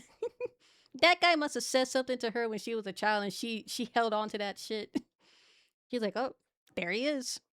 All right, let me slide up on this bitch real quick. send him flying. Like, that is just flat out ridiculous. So she runs up to this one dude and she packs him up just like Anakin did to Count Dooku as she cuts his hands clean off and disarms him. And while this dude was screaming in pain, his sword that ended up flying landed on top of this dude's dome. Dude wasn't even expecting it. Poor guy died because of collateral damage. So as Maki continued to cut saw down that the guy in last the back wave of reacted to Zenny it, too. NPCs, she decides to finish him off with a Devil May Cry combo. She starts to swing and chop up every nigga in the room. So when she finally stands upright, everybody else in the room is dead. And with that, Maki just casually goodness. dropped off the entire Kukuru unit that consisted over 100+ niggas. She dropped off over 100 people in that room in about 2 minutes. That's just pure wicked work right there. So Look, after can the we- Kukuru can unit we was look at- wiped out, we move on to our next set of victims, who were known as the Hay. Now, the Hay consisted of the strongest sorcerers in the Zenin clan. Can we go back Only real quick? these dudes known there of over assisted over 100+ Can we look at the art piece that niggas. she dropped- made? Wow, look at that. You can really see the pain and trauma that she experienced in this art piece, you know? Every single kill is a slight that was put upon her from this clan. And you see that guy with the down there with no torso? off over 100 people in that room It's so in about deep, 2 you know? minutes. That's just pure wicked work right there. So after the Kookaroo unit was wiped out, we move on to our next set of victims, who were known as the Hay. Now the Hay consisted of the strongest sorcerers in the Zenin clan. All these dudes were semi-grade 1 sorcerers or higher. So on paper, these niggas should not be bums. But Maki didn't give a damn who they were, cause she was here to expose these bums for the frauds that they were. So the first thing that she does is instantly speed blitz Nobuaki, the captain of the Kookaroo unit, and she wasted little to no time on his sorry ass. Bro tried to lunge in to attack Maki, but she closed the distance in like 2 seconds and cuts his sword into pieces. Then she rips his throat out. Oh my and God. the front piece of his sword that ended up getting broken off flew back and dove him in the back of the head. Not gonna lie, this has to be her most brutal kill in this whole case, because this was just Ripping out his throat, then then letting the momentum of the tip of the sword that he cut come back into him. That is the craziest kill that she has. flat out disgusting. She really just grabbed him by the neck and ripped out his trachea. And while dude was bleeding out and gasping for air, his own sword hits the reverse and throws him in the head. Like, good God, that is just pure brutality. So next up was the old man with the mohawk. And just look at him in this frame. You know damn well his old ass didn't know what the hell was going on. Unk had no business being here. Maki was so fast, she popped up in his face for a good 2 seconds. And you see his death from his POV. Maki ripped his eyes out and crushed them in front of him. She brutally murdered a senior citizen who probably had Alzheimer's disease. So after she took out the first 2, she ends up getting hit by this gravity magic attack by this rat tail looking motherfucker. And he was trying to hold her down for this ore farmer, Junichi. Oh yeah. The guy that was using the gravity to hold her down was like, please, oh my God, I have her held down. Please, just do something, please. And this guy was just walking, no urgency whatsoever. The guy in the back was like dying. He was crying blood. He was like, please, hurry up, do something, anything. Do shit. Now, I ain't gonna lie, I'ma be 100% real with y'all. This Junichi nigga had my ass fooled, I ain't gonna lie. I thought he was gonna be one of them ones. I mean, look at the nigga. He looked the part. He looking like Uvo from Hunter x Hunter. He was Toji's brother, for Christ's sakes. I thought he was gonna be like that. But no, my disappointment was immeasurable. He hits Maki with the same move Deku hit Overhaul with. Just a massive barrage of punches that ended up manifesting into a bunch of giant fist. And it looks like this attack should have done something. Hell, the explosion the attack gave off looks like a nuke just got It would have if it was against anybody but Maki. set off. But when the dust clears, the first person that you see is Ranta. And his little rat-tailed ass was bleeding out because he was trying to hold down Maki so Junichi could kill her. And he thinks that he is dying at peace, thinking that his boy Junichi just finished the job. So when he finally dies, you see Maki walk out of the smoke. And when she walks past him, she is carrying Junichi's head. This kid Ranta died living a false reality because his sacrifice meant nothing. Bro died just for Junichi's sorry ass to The sacrifice was in vain. not do shit and lose every bit of aura bro had. So after the fraudulent four got packed up, the last man standing was none other than the leader of the Zenin clan's most elite squad of bums, the misogynistic tickle monster himself, Naoya. And this wide-mouthed, lockjawed, crooked-toothed looking motherfucker probably gave Maki the best spa day she's ever had in her life. I mean, look at this. Now your soft hand, pillow hand Zenin. 5-star customer service. He is massaging every muscle on her body at 24 frames per second. That shit probably feels amazing. Then he got into his chiropractic bag. Niggas started to throw her in the mountains and shit, making sure her bones and joints were loose from all that tension. Cause he knew her back had to hurt from carrying this episode so damn hard. So after about a good 12 seconds when the massage was finally over, we get to the demise of Naoya. And one of the most disrespectful things I've ever seen. Maki ends up squatting down into the stance of a sumo wrestler wrestler. And she just stands here and waits patiently to swat this nigga like the fly that he was. So while Naoya was running to use his finishing move, Maki basically figured out how his technique works and downloaded his movements and read him like a book. She turns around and stares into this nigga's soul, fist cocked back and loaded, and you can see it in Naoya's face. Bro is looking like the two dudes from the last video that were in the same exact situation, and he was probably thinking the same thing they were in his last moments. Damn, he really about to rock my shit. 4 replays. Not 3, 4.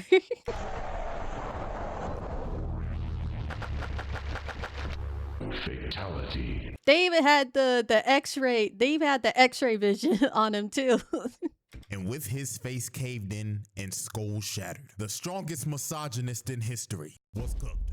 And now, ladies and gentlemen, we have reached the final on-screen victim of the Zenin clan massacre. And it was none other than her sorry-ass mama. And the way she killed her was actually very unsettling. She was basically walking around and playing hide and seek with her while calling out, "Mother," in a tone that felt like she was just trying to talk with the intentions of killing her. She was moving like an actual serial killer. So when she finally found her, you can just see the terror on her face, because her own daughter that she treated like garbage was about to take her life. And Maki didn't even hesitate to do it. She slit her throat, and that was that. Ball game. Now My interpretation of that scene wasn't Maki. I feel like Maki initially didn't even want to kill her. Like, she was just looking for her to get an answer to her question. If you guys seen the episode, I don't think her original intention was to kill her. I think she just wanted to hear an answer, and the mom's answer would determine whether she would have killed her or not.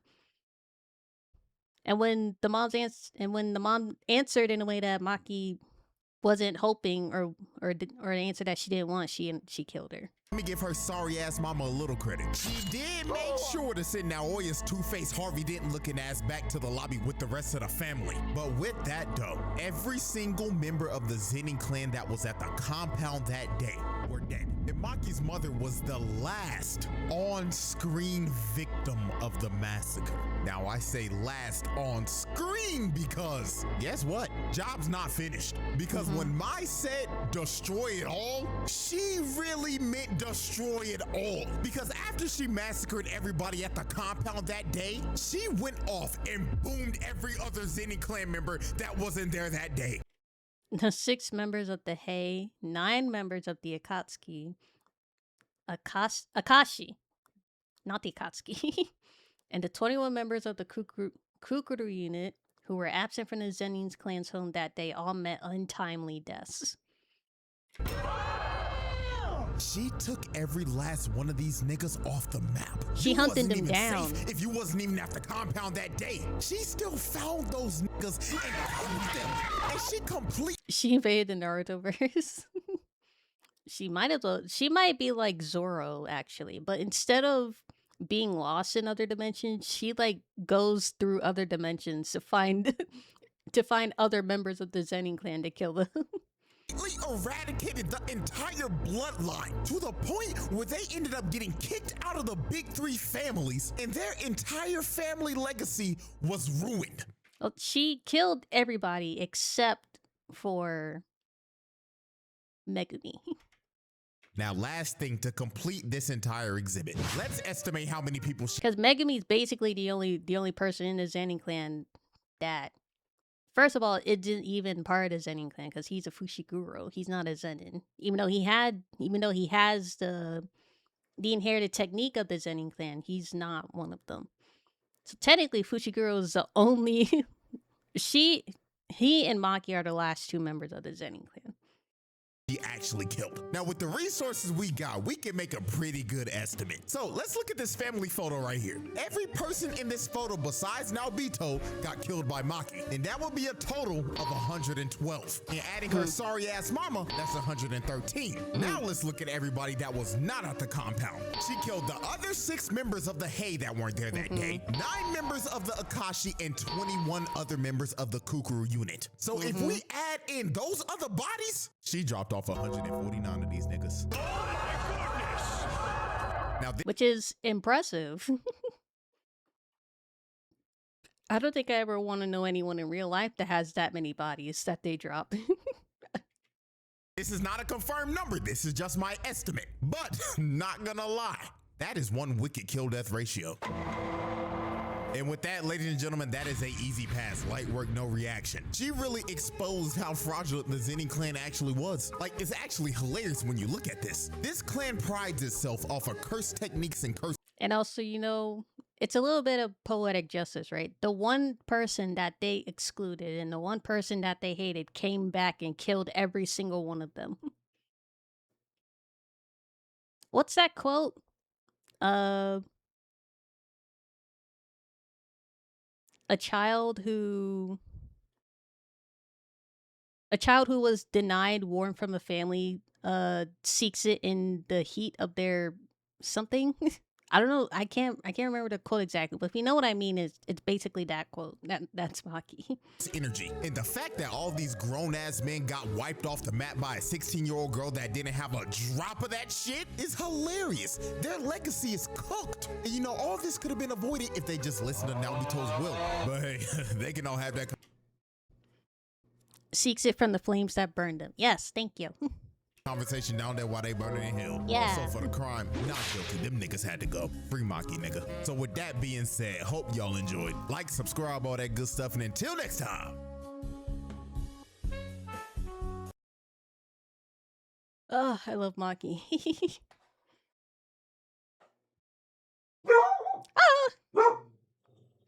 Have you ever met someone so insanely insufferable and You weren't supposed to play yet. What the heck? Okay. Crazy episode. Yeah. It was my favorite episode. I just like Maki and I like that chapter in the manga anyway, so it was my favorite episode. Alright. This will be the last video that we watched today. And we had this one, the Insane Lore Street Fighter, but it's like 2 hours and 30 minutes long. We'll save this one for tomorrow. So this will be the last video we'll watch today. Alright, by not fair, I can't remember if it was you, Cookie, or Itzy that recommended this to me, but this is the most recent video. Every time Bubble Bass got Karma's SpongeBob. Have you ever met someone so insanely insufferable and disgustingly full of themselves? Well, meet Bubble Bass, an obese, olive green sea bass who's been terrorizing Bikini Bottom for years. His vituperative hyperbole has certainly diminished your credibility. He's fat, annoying, and feels the need to ruin other people's lives with his lousy food critic act. This absolute unit of a man-child has been lying, cheating, and trashing people's lives for fun. And he's living in his mum's basement. Bubble Bass? Who are you talking to down there? Mother! Just modern Please stop trying to undermine my fantasy talk show! You know, as a sponge lover, I hate him. In fact, I despise him. And I'm sure a lot of you do too. So to find my fellow haters, I took a deep dive into the SpongeBob fandom. And let me tell you, the hatred for this bloke is universal. Some people said, I hate how Bubble Bass is basically a main character now. Another said, he's the worst addition to modern SpongeBob. And honestly, they're not wrong. I mean, I think the worst addition to modern SpongeBob is modern SpongeBob, period. Like, OG SpongeBob is so much more superior.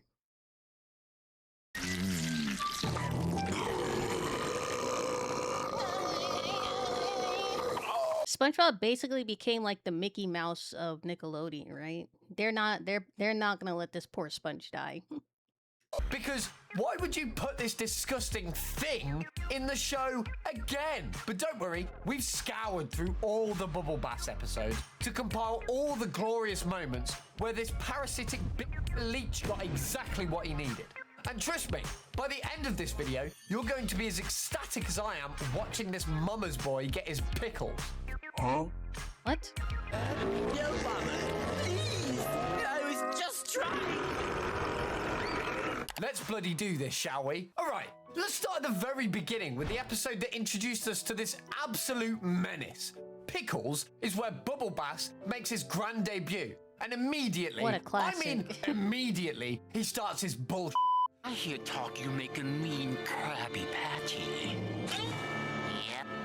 I hear talk you're kind of picky. So, SpongeBob's working at the Krusty Krab, having a lovely time making Krabby Patties, when this fat walks in. Bubble Bass orders a Krabby Patty and makes the most overly complicated order I've ever heard in my life. Triple Bossy Deluxe on a raft, 4x4 animal style, extra shingles with a shimmy and a squeeze, light axle grease, make it cry, burn it and let it swim. And Squidward says his iconic line. We serve, We serve food here, sir. I really love Squidward sometimes. SpongeBob being the... Also, fun fact, the way that he ordered his food back in his original debut episode, it's like an actual way that some like restaurants like how they order their food, or how like the servers say it to the chefs. It's like an easier way to say it, or like a super secret food way to say it, you know? sweet little optimist he is, makes the burger... I don't remember which phrase meant what, but I just know it's like a real thing that it's a real saying that some restaurants do. Exactly as ordered. Perfect. Pristine. But when Bubble Bass takes one look at it, he claims there's no pickles. Only one thing. You Forgot the pickles! Now, which, first of all, having pickles on your burger, I mean, personally, it shouldn't... I would want pickles on my burger, so it'd be perfect to me, but to each their own, I guess. SpongeBob knows he put pickles in that burger, but Bubble Bass is the king of gaslighting. He sounds so convincing that this makes SpongeBob completely mental. Thank you for the Pickles should be right hydrate. where they always are. I know I put them on. Where are those pickles? Pickles. He loses his confidence. He can't make Krabby Patties anymore and becomes a shell of his former self. All because this sorry excuse of a food critic decided to ruin his life just for a free burger. No! Mr. Krabs, I am so confused. I can't remember how to do anything. SpongeBob gets a much-needed confidence boost and confronts Bubble Bass at the Krusty Krab. And when Bubble Ass tries to pull the same again, SpongeBob calls him out. Bubble Bass laughs with his gob open. And guess what Spongy saw? The pickles. Wait a minute! Look! He's been hiding the pickles under his tongue the whole time. But wait, there's more. Not only were the pickles under his tongue, but so were the pickles from last time. And a woman's car keys that she's been looking for. This dumbass has been stealing people's stuff and stuffing them under his tongue like some kind of aquatic kleptomaniac. Ugh. And there's the pickles from last time, too. And there's my car keys. And Bubble Bass is exposed as a fraud. He runs out of the Krusty fraud Krab and a insane. thief. And honestly, that public humiliation was just the appetizer we needed for what's coming. There's my ride.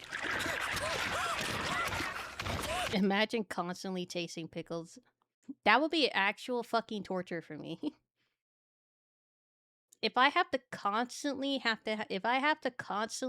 pickles under my tongue, and I have to constantly taste the fucking juice and feel the texture, I think I'd rather have Maki in my life than deal with that. She loves pickles? No, I fucking hate pickles. Pickles is probably my most hated food. Unless I find something I hate more than pickles, but pickles is like the one thing I don't ever want anything on, ever. Right, so this next episode shows us that Bubble Bass hasn't learned a single thing from his public humiliation in pickles. He's back at the Krusty Krab, being an absolute pillock as usual. So, in Larry the Floor Manager, Bubble Bass, being an entitled prick, decides to be even more demanding and obnoxious than usual. Yes, I will have a quad patty with a sprinkling of Himalayan salt, smoked paprika, and microgreen. It's first thing in the morning. Customers What? are waiting in line. Rush hour started, and he chose to be an arsehole for everybody. Great! Hold on, I'm not finished with my order. Why does he have to make his life everyone's problem?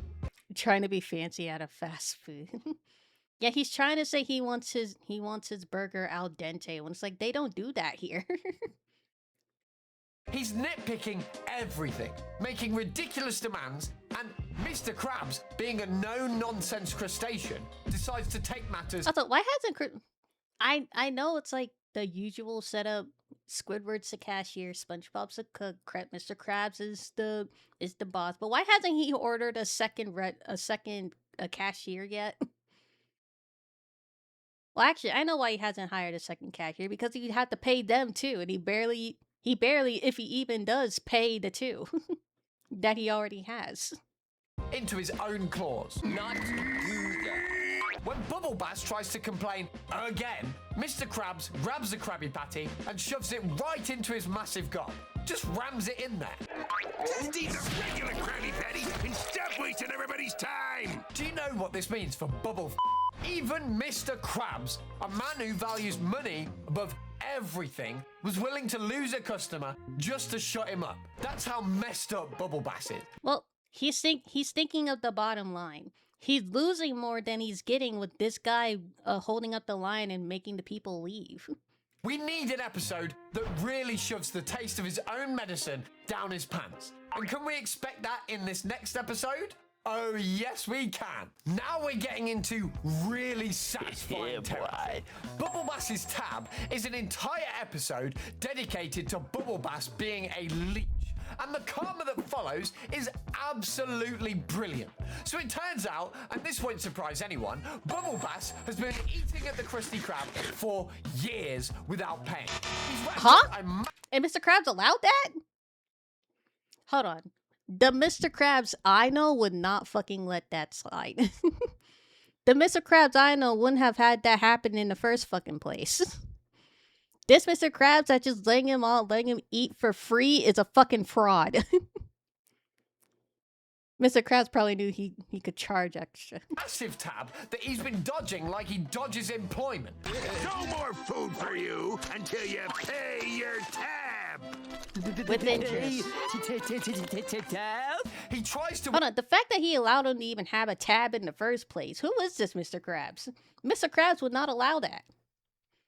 Is this an imposter, Mr. Krabs? Who is this guy? Is this Plankton in another Mr. Krabs disguise? Wiggle his way with a board game, and Krabs is not buying it. They just let him off without paying? Tries to waddle away as fast as his stubby legs can carry him. He sneaks out the back and orders 15 patties, but Krabs catches him. You will get my money.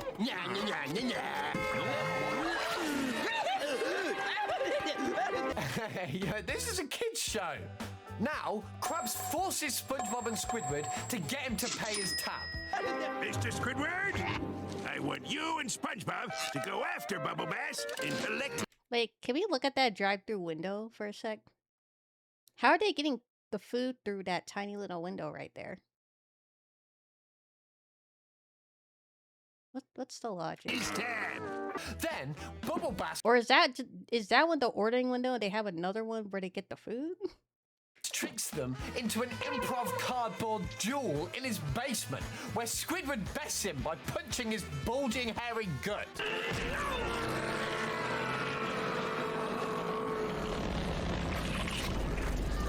So, Bubble Bass loses, and Mr. Krabs forces him to work at the Krusty Krab to pay off his debt. And oh my days, watching this arrogant prick actually have to work for once. Chef's kiss. Nice. This is torture. My arms are killing me. Did Squidward go into the belly button? I didn't even want to acknowledge it because I don't remind me of that. Don't remind me. I don't want to look back. I don't want to look back at that slow-mo animation again. I can't feel my fingers. I feel cramped. I'm cramped. He's absolutely terrible at it. He can't take orders properly, can't cook, can't clean. He's useless. He spent so much time being a mama's boy that he has no idea what actual work looks like. My back is breaking. Oh my god. They're children presents, sir. Things got so bad, even the customers were paying Krabs to fire him. I didn't. Just get that menace out of here. So not only does he work and fail badly, he gets Is he humiliated. washing the dishes in the toilet? They have a dishwasher. What is he doing? That's just a lawsuit. And he's in debt. That's the kind of karma I've been itching to see. A 2-for-1 deal. Alright, haters, if you enjoy watching this prick get absolutely destroyed, make sure to smash that like button and hit subscribe so you don't miss out on any more karma videos. No, seriously, subscribe before we see his own mother batter him. Right, so this next one really shows how pathetic Bubble Bass is. The fact that he's a grown man who still lives with... They also have a sponge, but I think that's an HR violation.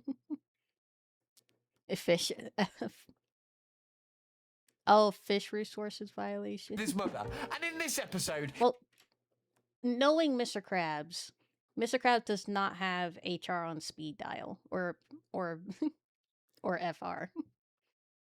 Whatever HR they got down there, Mr. Krabs don't got it.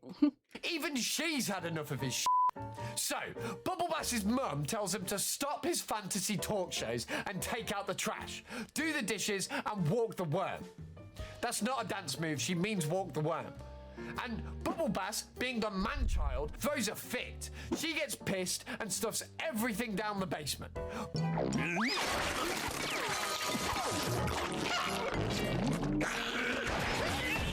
Bubble Bass is fed up with his mum bossing him around and decides to move out. He finds 2 idiots who are willing to pack his things for a patty lunch, aka SpongeBob and Patrick. And when they ask for their lunch, he ate it. I'm afraid I was waiting for you so long that I ate them. Now, SpongeBob and Patrick are stupid. There's no 2 ways about it. And their stupidity gave BB the worst karma ever. As they were packing his things, they packed his own mother. And boy was she pissed. She stuffs Bubble Bass in cardboard boxes and drives him around town, making sure to hit every single obstacle on the way home. I think it's probably multiple things. But I don't make it a regular part of my day to watch modern SpongeBob. But I think the one thing I hate about modern SpongeBob is the dumbification of this show. And I don't even know if that's a real word or a real phrase for like a TV show. Like, you know, when a TV show's gone on for so long that they make the characters dumber. Like SpongeBob's an idiot, but he's like an optimistic idiot. And he's pretty smart. At least OG SpongeBob was. Yeah, SpongeBob was also pretty snappy. He would get mean or angry at things. And Patrick wasn't always fucking a dumbass. Yeah, Patrick's like the himbo friend or the dumb friend, but there were also moments where he was just really smart. He had an intelligence in his own Patrick way, you know? And so did SpongeBob. Patrick was also kind of mean too. I miss that side. I think SpongeBob after the movie just was like went downhill. It's really sad, honestly. And I think that also it's not just SpongeBob. It's a lot of shows that's been going on for a long, like the Powerpuff Girls remake, the Teen Titans remake. It's like kidifying current shows or older shows in remakes, and it's like we don't need to make kid shows dumber for the new generation. They're not fucking stupid. In fact, you're making them more stupid with these new shows, you know? They think these shows are better for the kids, but in fact, it's making it worse. It's actively worse.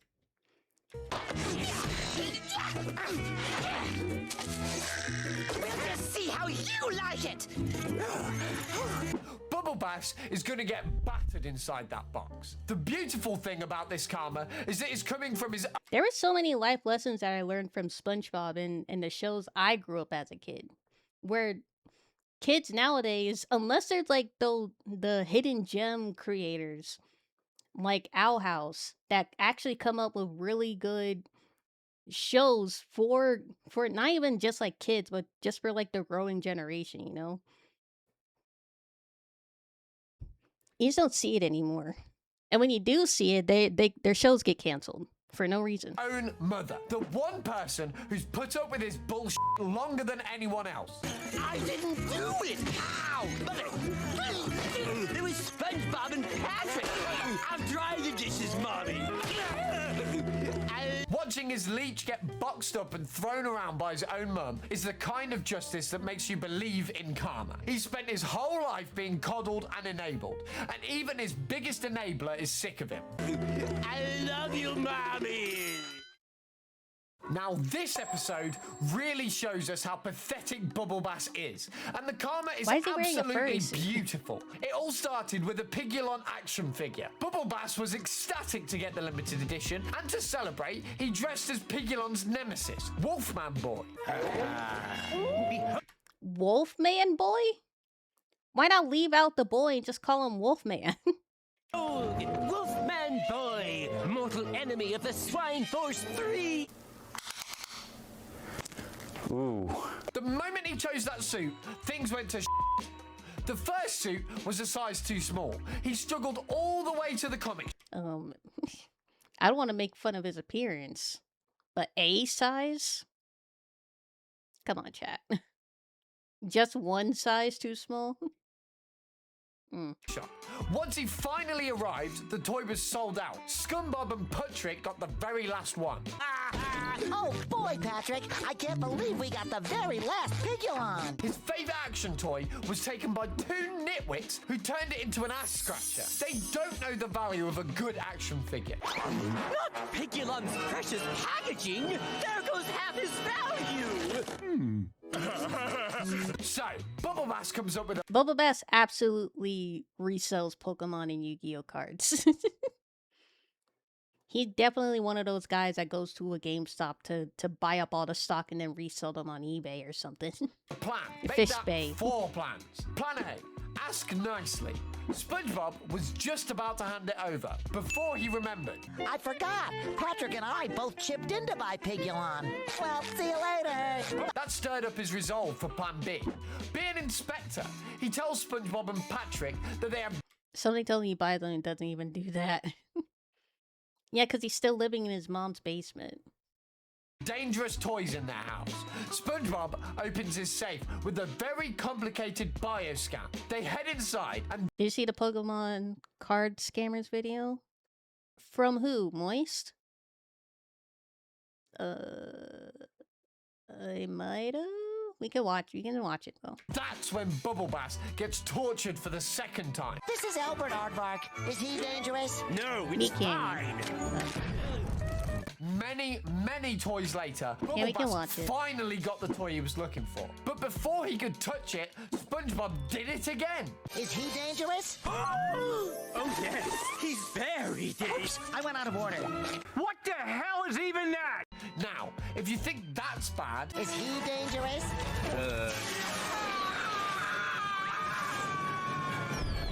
I'm pretty sure his fat was used as jet fuel. So, BB's second plan may have failed. Now it's time for plan C, right? To be a world-famous ghost hunter. He barges into SpongeBob's house and demands that they hand Pigulon Trespassing? We'll banish that ghost for you right here. Aussie, Kanushi, Alani. Now, the funny thing is, there's an actual ghost in the toy, and he wanted to know who dares to kick him out. Who dares banish me from this place? He started it! Where's the Flying Dutchman? Who the hell is this guy? I don't know this fucking ghost. Where's my goat, the Flying Dutchman? I'm sure we can all guess what happens next. Yay! By now, I'm sure you're thinking, he's given up, right? Nope. He's getting ready. That's not for a his ghost I fourth know. plan. After getting ghost waste splattered all over him, Bumblebee goes for a more direct approach. Better hand over Pigulon, or I'll chug, and I'll glug, and I'll belch your house down! With the help of a fizzy drink and some hot sauce, he burps both SpongeBob and Patrick's house away. But he couldn't belch down Squidward's house since it was SpongeBob proof. So he calls his mummy. Only the OG goes for me. Yeah. Thank you for the 6 months, Telly. And tells her that Scummy and Patty stole Pigulon from him, and boy was she disappointed. I am so disappointed. Let Mama show you how it's done. Then Mother belches the house away, only to find the truth. I want the truth! You can't handle the truth! I have the receipt. Bubble Bass! And oh mate, does she belch him down.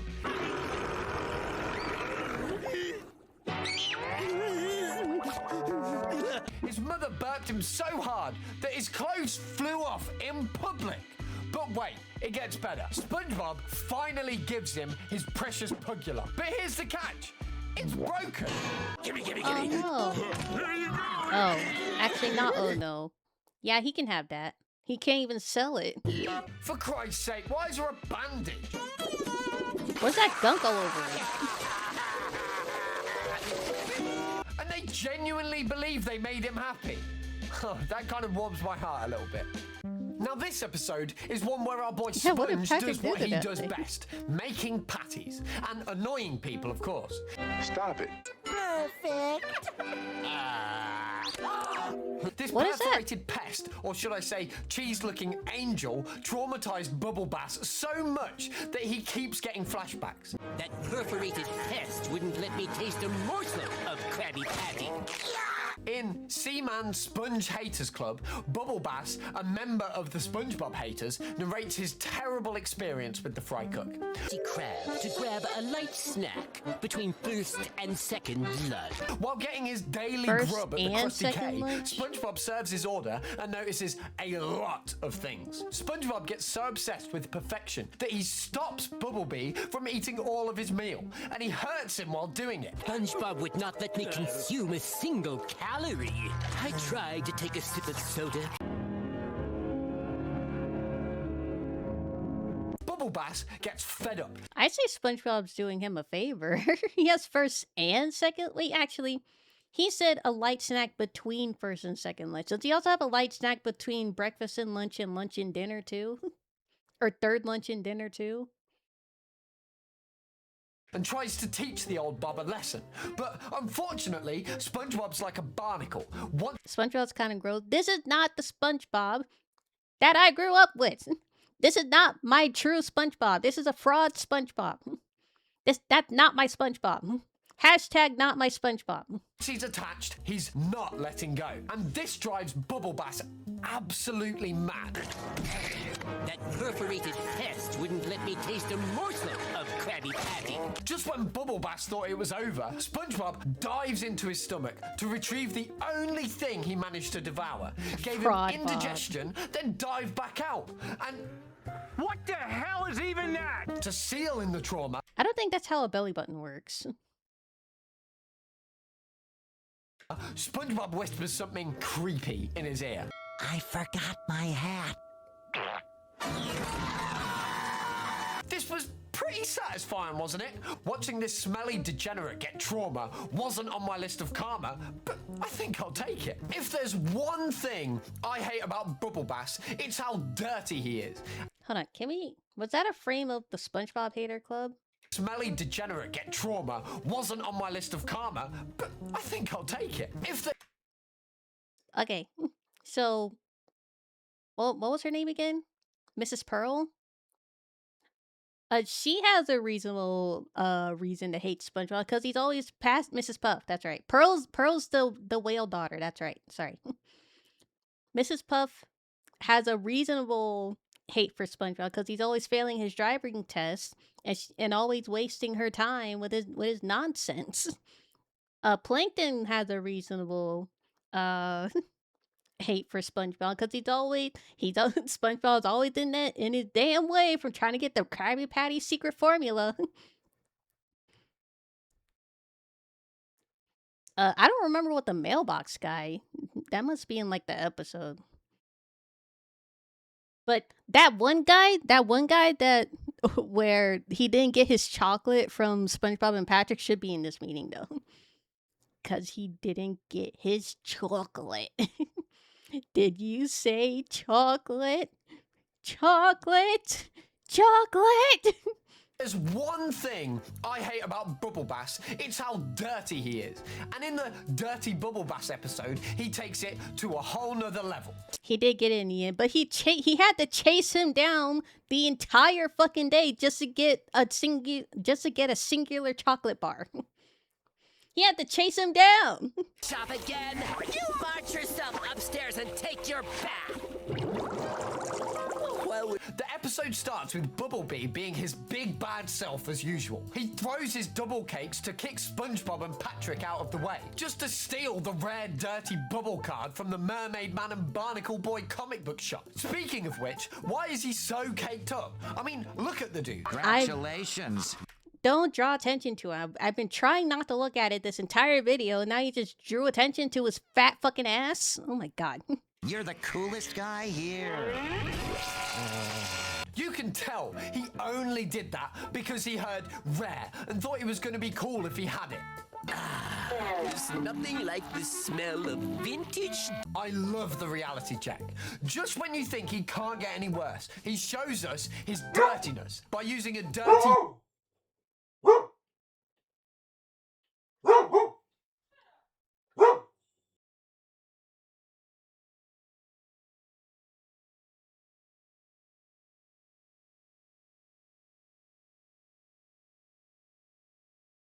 She's still going. Yeah, I hate him as much as you do, Coco. Bubble soap, which is literally just dirty soap. And that's ironic because soap shouldn't be dirty anyways. Ooh, they come with a stick of dirty bubble gum. His petty thievery comes to bite him when he literally eats the complimentary gum from the card, and it's literally crushing his teeth with every bite. Then he gets a tummy ache and farts out the real dirty bubble. Don't ask me how that works. Sidekick, or should I say, inside kick. What? He got swallowed up by the dirty bubble and... Bubble bath! You're even filthier than before you took a bath! It's not my fault, Mother! He's gonna be Dirty Bubble's sidekick against his own will? Nice. I say that's karma. We're just getting started with the payback. Today has to be my birthday. Sorry, Mother! Okay. Very. Now, the Bubble villain duo I have don't wanna know what that terrorized stuff Bass's is. mother, and you can see how heartbroken he is for covering her gooey filth. Busy now. Please! Remove yourself from my person! Sorry, fella. I may be heartless for saying this, but I really like the fact that it was his mother who got hurt first, because now it has broken him. It was perfect. Perfect. And we're still not done with the karma. With their infinite filth and Bubble Bass's reluctance, they run around terrorizing the town, causing mayhem and destruction. And you know who hates running and activities.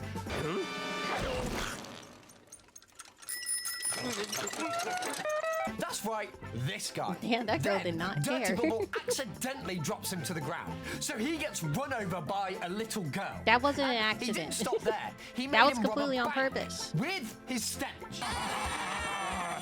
We may need to do a little money laundering. Now, Fatso does What is Bubble Bass's physiology? Because Bubble Bass is currently inside of him, but he also has like a physical concrete mouth, and it has like a mouth area where he can stick out his tongue and put stuff in his mouth, but it's also not inside with Bubble Bass. Yeah, I'm more confused at the physiology of it all. It's the most obvious and most evil thing he could think of, stealing Krabby Patties. He walks into the restaurant, orders all of their patties, steals their money, and starts stealing everyone's food. Oh, that's terrible. Don't go!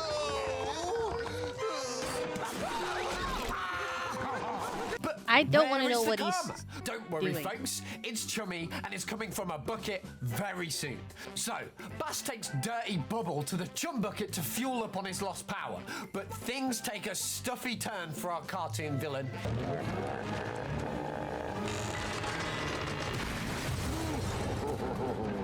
He gets choked alive with toxic food. I think he died in that chum. Okay, maybe that's a little bit too far. I'm so glad I got to see this prick get screwed over in the most satisfying ways possible. Now, if you have any suggestions for other arrogant pricks who need a karma batter, drop them in the comments. And remember, folks, you can hide pickles under your tongue, but you can't hide from karma. Even if you're hiding in your mum's basement, it'll find you. It always finds you. So, stay safe out there, guys, and don't be a bubble bass. Pay your f***ing tabs. Thank you for watching. We'll see you in the next video. Cheerio. Well, that's probably doesn't even pay his taxes. Bobass is fucking with the fish IRS, and Joker doesn't mess with the IRS. I mean, come on.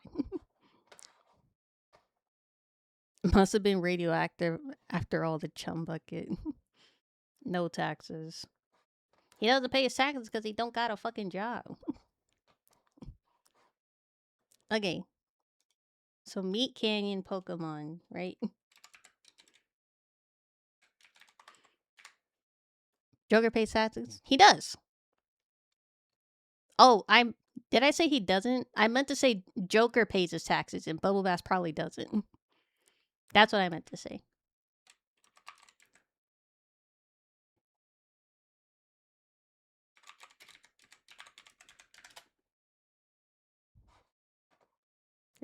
This one. Yo, these shells. Meat Canyon. Pokemon card scalpers.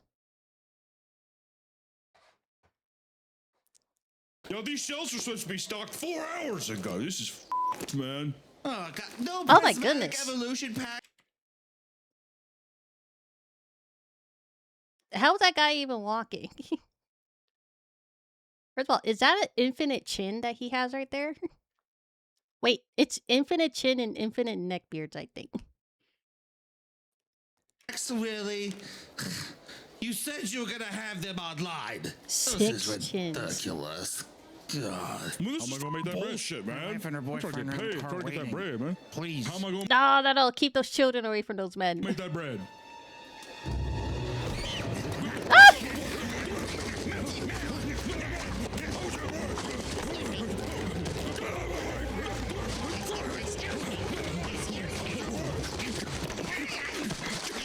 Not the animal control.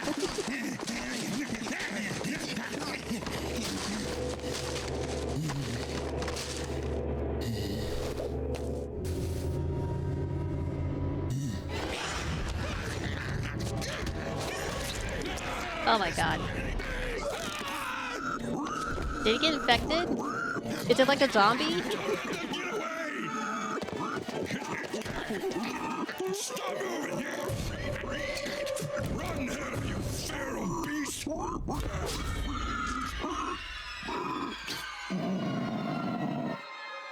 How about the guy that got bit? Did he get infected? It's okay. You're gonna be okay. Damn it! Is there any sign of the others? I've got signs of one now. Did he take off his clothes? He has a wife and children? Dude, this is my box. I found it first. Oh, really? Really? It's actually my box. Oh, you want to take it outside? Oh, you're mocking me. Let's take it outside then. Let's take it outside. Oh my god. Oh, they have rabies. Ew. No, don't do that. No. Don't you dare. PP. Virgin PP. Virgin? How can he tell from the smell? Let's go, chat. Let's go. Drive up the price. Chat, no, I'm telling you. I've definitely gotten laid before. I'm not a virgin. I'm tired of you. I love that they're not even trying to catch them anymore. It's just on site. Just shoot them. all saying that. How can I be a virgin if I'm paying child support next Tuesday? No, I'm not paying for my wife's boyfriend's new kid. Are we buying Pokemon cards or not? Because if you only buying Pokemon... Wait, his wife's boyfriend's new kid? And you're paying child support? Wait a second. His wife's? He's still married? And she has a boyfriend. And he said new kid, so it's implied that the boyfriend's kid isn't even from the wife, it's from somebody else.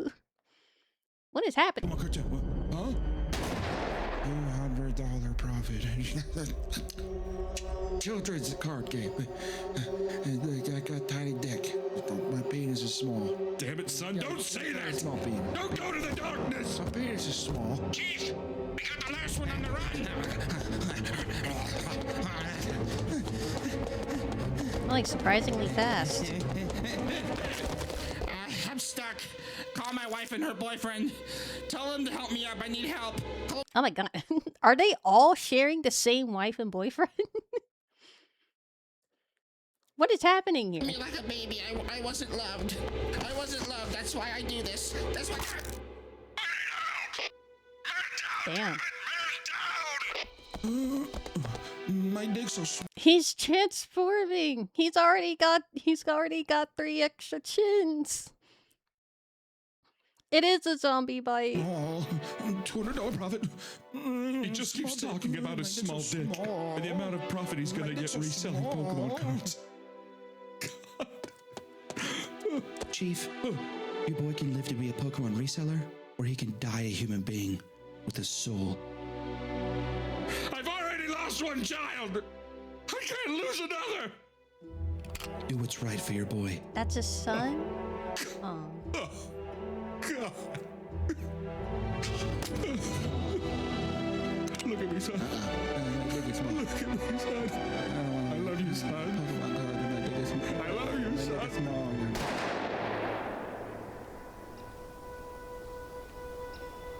People always ask, Pokemon reseller's son or OnlyFans daughter? What? Pokemon reseller's son or OnlyFans daughter? Unfortunately, I never had to choose. I had both. Wait, what happened to the daughter?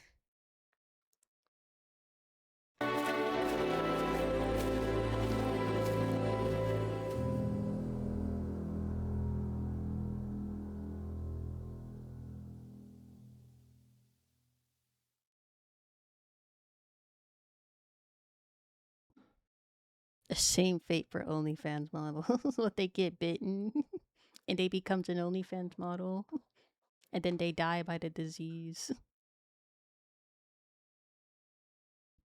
Did I see the Disney adult one? I don't really watch Meat Candy like that, so no, I don't think so.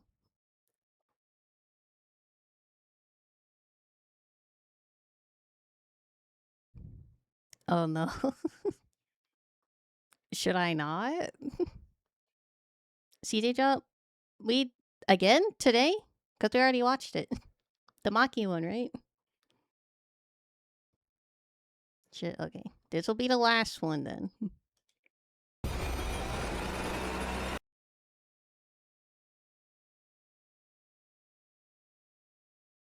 Disney adults. I can't believe my Prince Charming is taking his princess to Disney World. In first class, no less. I'm so glad I persuaded you to upgrade our tickets. Uh-huh. Baby gets what baby wants. Melvin, don't pinch me. I dare not wake up. Our dream of going to Disney World as a couple is only hours away, my love. What's this I'm watching? Meat Canyon Disney adults. Alright, folks, we're about halfway to our destination to beautiful Orlando, Florida. Local temperature is 85 degrees and clear skies. Perfect for any travelers going to Disney World. Too much Mulan Mushu pork at the airport. I'll be right back. It's not Mulan, it's just Panda Express, Jasmine. Out of my way. Jesus Christ.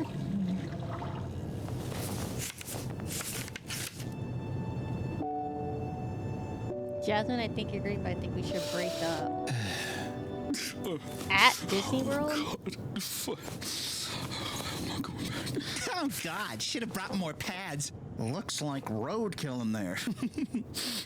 Ugh, smells like a roll of pennies. I've got a heavy flow.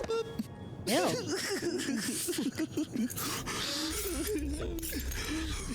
Oh. Nemo, where are you? Where the fuck are you, Nemo? Oh, there he is. Okay, I'm okay. I'm okay. Is he gonna stab her? Are you all right? I can't go back. I won't go back. To Disney World? Oh. Oh my God! Is there a doctor on the plane? Bro, they're all Disney adults. Nobody's a doctor. Okay. Is there a doctor on the plane? We have a medical emergency. It's gonna be okay. It's gonna be okay.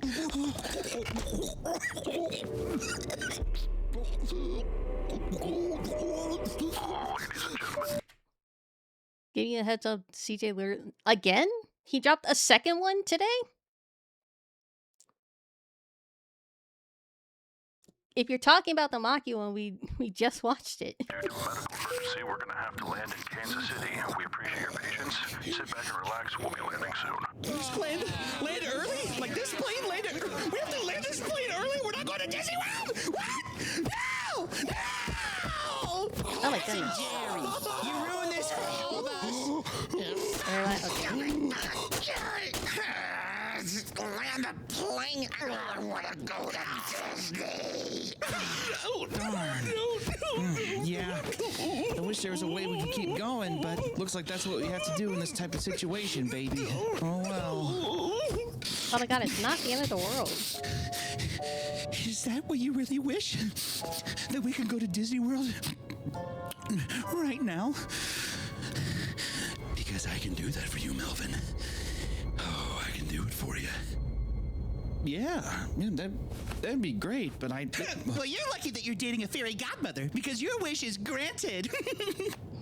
I'm sorry, but my Prince Charming doesn't want this plane to land, so go tell the pilots that we're not landing the plane. Lady, Jesus Christ, just sit down. Don't talk to her like that. She's right. We want Disney. Take me to Disney. Are you okay? Bro, can you tell your girl to sit down? She's been exhausting this whole flight. Well, what a goofy thing to say! Oh!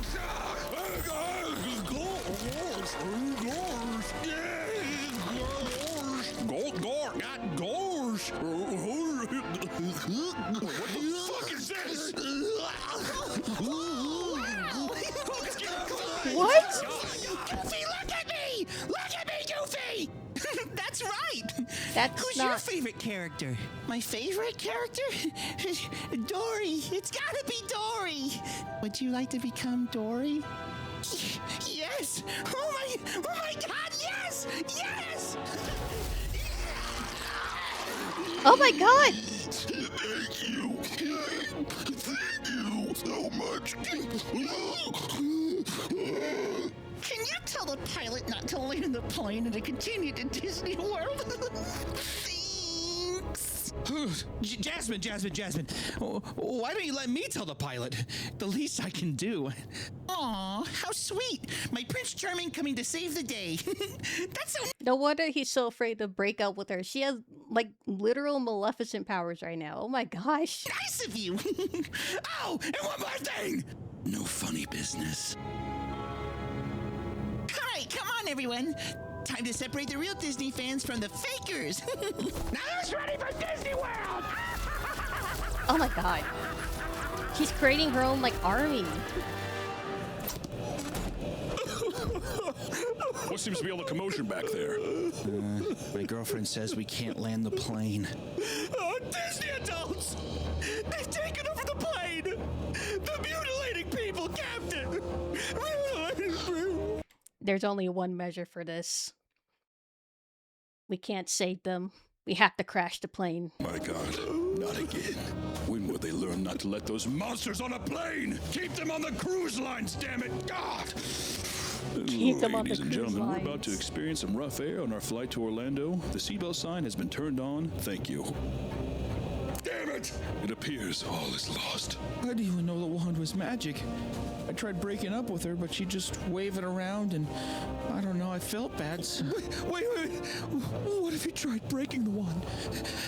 And that got rid of her magic powers or something? I mean, that could save all the passengers, right? Me? Take her wand? No. I can't even break up with her. I can't. Break the wand, then you can break her heart. The sooner you destroy that wand, the sooner we can take back control of the plane. Please, passengers are in danger. They are. You're our only chance of surviving these Disney freaks. You're the main character in the Disney show now.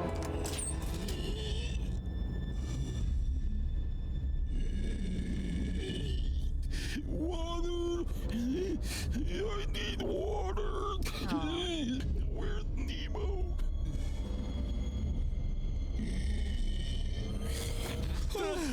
Is the one in my pen? Ew. Is he? Yeah. Don't touch my pen! Oh, he's the caterpillar from. Ew. It's mine!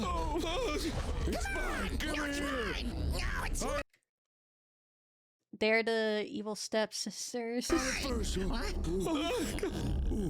One more. Is that Winnie? Winnie the Pooh? Oh god. Bite from the honey jar. Oh god. Oh, I'm so full yet so hungry. I hate that I'm recognizing these. Oh my god. Oh. Donald! I want to be Donald Duck, please! Please! Your wish is my command!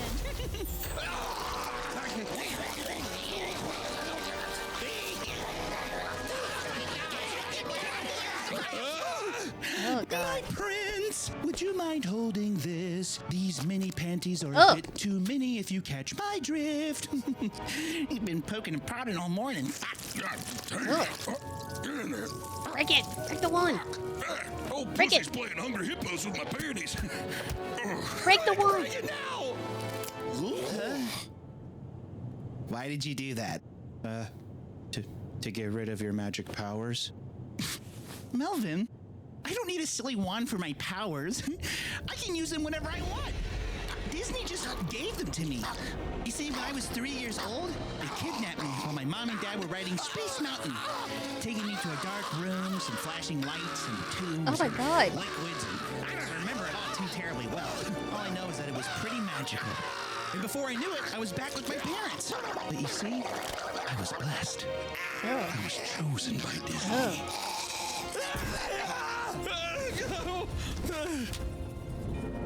Oh, what's this? You dropped something. Don't worry, I'll get it. Be with you, the Force may be. Oh, the Force is female. The Force is female. Is that a little love letter for me? Is it? I know this is probably the weirdest time to bring this up, but is hearing the word female like does that also like make you cringe a little? Because I don't know if it's because of all the incels that's been popping off on the internet recently, but every time I hear the word female, I'm like, ugh. Can we like extinguish female from the dictionary or something? It's kind of weird. It's not even like the context. It's just the word female has just been like Read it. ugh.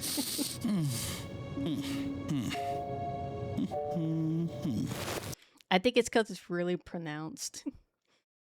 Like before, at least before, for me, before I knew about all like the incel thing and manosphere stuff, female wasn't really that like bad of a word to me before I discovered like all the manosphere and alpha, omega, beta shit in the incel stuff that I learned about it, at least for me.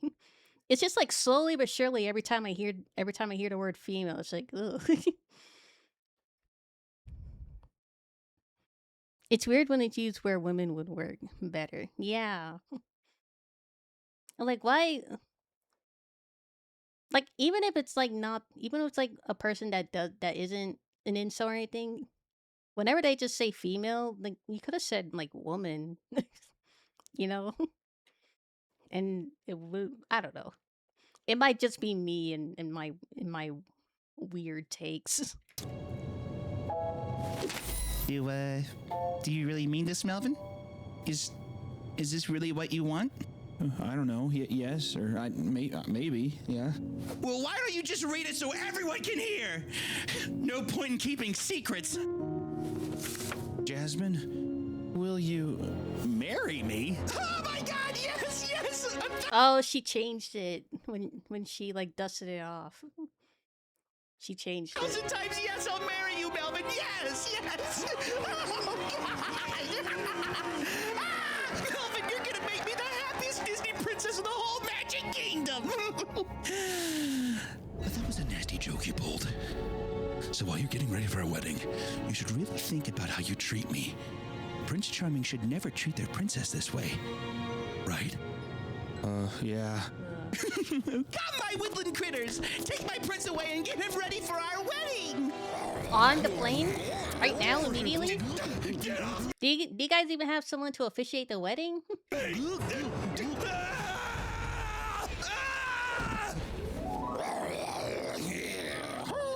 my goodness.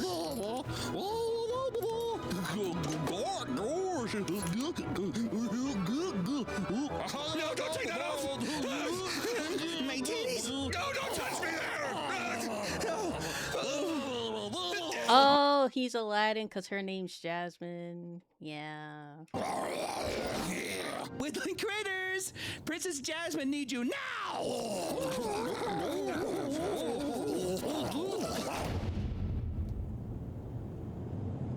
Isn't that the freaking monkey?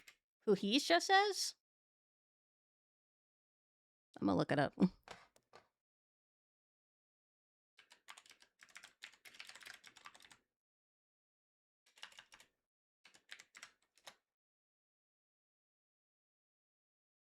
They have the same outfit. They're literally twinning. It's the same outfit. It's just a different color. Aladdin has the blue one.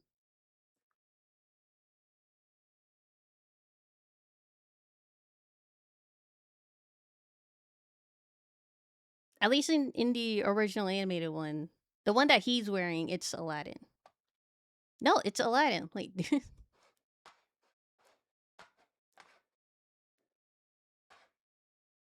Look, he's wearing the red fez and the blue one, right?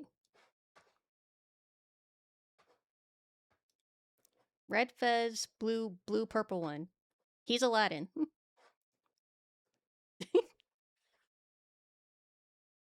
They both had the same outfit on. They just had different colors. He has the red one with like the purple and the red, and Aladdin has the red one with the purple.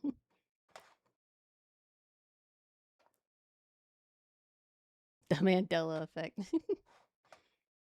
Guys, I know what I'm talking about when it comes to Disney. Y'all doubted me? And also, I said it's because her name is Jasmine that he's Aladdin. You should have broken up with this crazy bitch a long time ago. You just had to cry and complain about how alone you were and how it was so hard. Oh, boo-hoo! Now you're trapped. Trapped forever. I think he's gone insane. Just like mom and dad. Coward.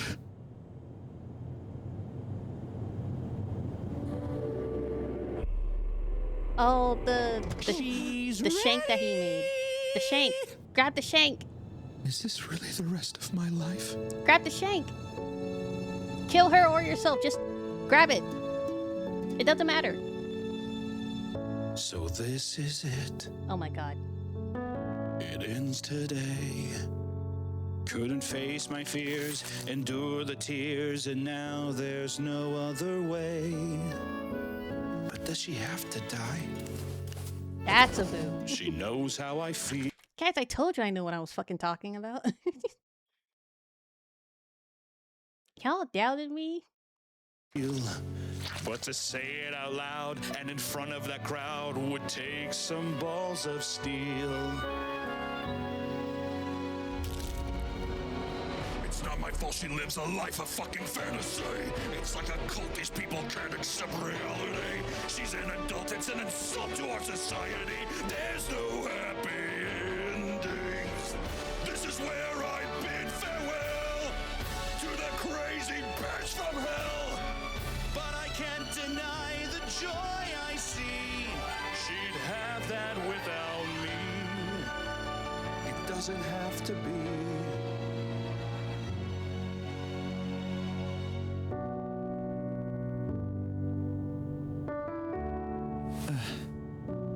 Jasmine.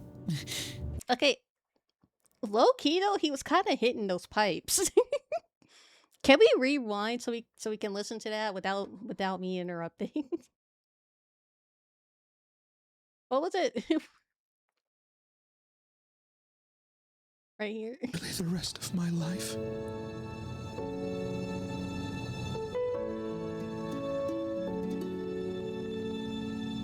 So this is it. It ends today. Couldn't face my fears, endure the tears, and now there's no other way. But does she have to die? She knows how I feel. But to say it out loud and in front of that crowd would take some balls of steel. It's not my fault she lives a life of fucking fantasy.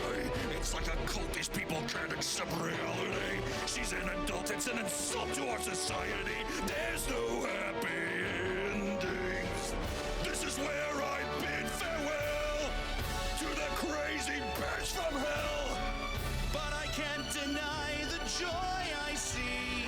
She'd have that without me. It doesn't have to be. He was hitting those pipes. Oh my god. McCain is a great singer. I didn't know that. Jasmine, there's something I gotta say. If I told you I loved you right now, it would be a lie. What are you doing? Oh, man, thought that was gonna be way better. Jasmine, I don't love you. Gosh, Melvin, lay her down easy, bud. God damn. It just seemed easier to live in discomfort than to break your heart. And I was a coward. And really, I was leading you on. I can't marry you. It's over. Jasmine, I'm sorry. This isn't the way fairy tale weddings are supposed to end. This isn't a fairy tale wedding. It's just a fantasy we're both living. And you deserve better than this, Jasmine. You're right. I should take the plane and crash it into Disney World, killing you, me, and everyone aboard this plane. Cementing us all with Disney's love. My prince is so smart! People talk about us like Romeo and Juliet! Oh my god.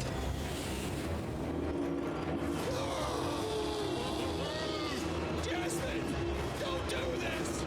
Why is there a blur? What's happening? Oh, is it blurring the city? Because she's literally about to crash a plane into a city.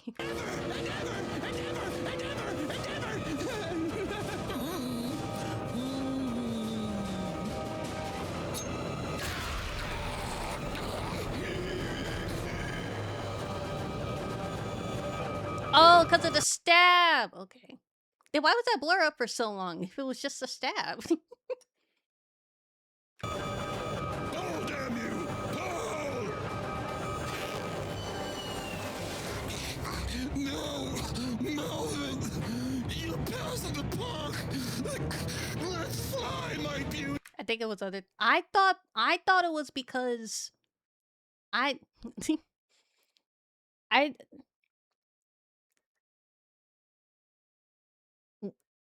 is it just me? I thought it was because I thought it might have been because YouTube thought it was because of a certain event. That's why I thought he was like I thought he was censoring the city because she was gonna crash a plane into a building that looks like a tower. You know, that was my initial thought. It could have also been the stabbing.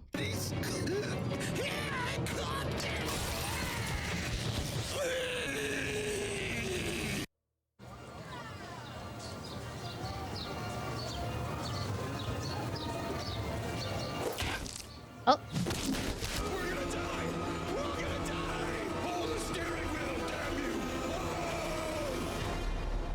How's that pumpkin still talking? And then you somehow landed the plane. Incredible. Thank you, Captain. I couldn't have done it without Oh my you. god. Melvin, your bravery is inspiring. Please, have my daughter's hand in marriage. Damn! I'm gonna have... Hold on. Is inspiring. Please, have my daughter's hand. Look at those Pixar mom dies. Jesus Christ. In marriage. I'm gonna have to politely decline. I'd like to be alone for a while. My God, there goes probably the best man I've ever met. Jessica Rabbit? She could be Jessica Rabbit. She could be Mrs. Incredible. She could be any Pixar mom. But DAMN, damn. I'm straight, but damn. Wave my arm, sweetie. Oh, don't worry, honey. We'll marry you off one day to some fine gentleman, I'm sure. Now available at MeatCanyon.store is the Melvin Macabre manga, a hardback book full of terrifying tales that you can purchase right now, along with a new shirt and new hoodie. Support Melvin's Macabre right now. Now, which is worse, Disney adult or Nintendo adult? Is that an insult to me? Are you insulting me right now?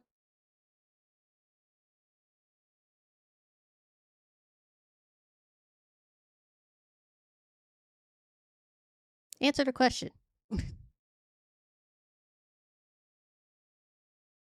Could be worse.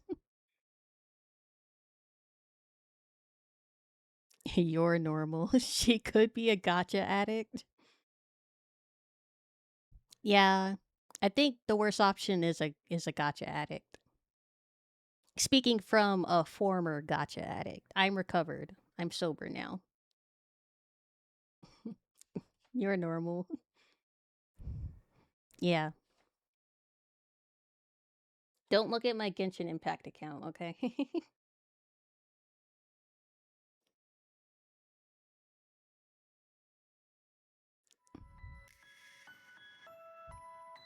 Might be time for an intervention, Enman. It's fine. I'm going free to play for Enman. I will never spend not a dime on Enman. on Enfield.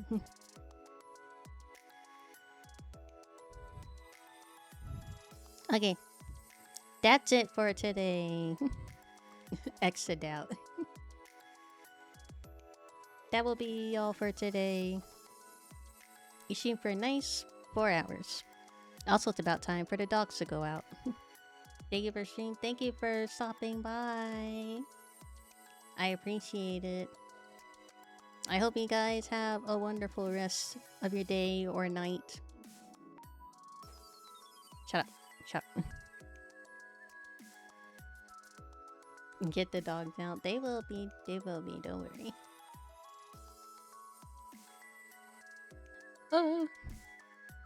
I will see you guys.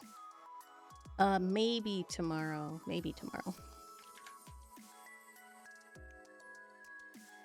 We'll see.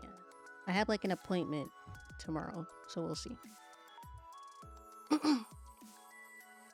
But I'll see you guys next time. Who lets the dogs out?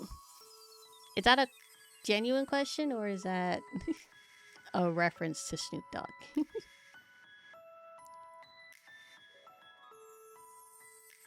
If it's a genuine question, me and one of my siblings takes the dogs out.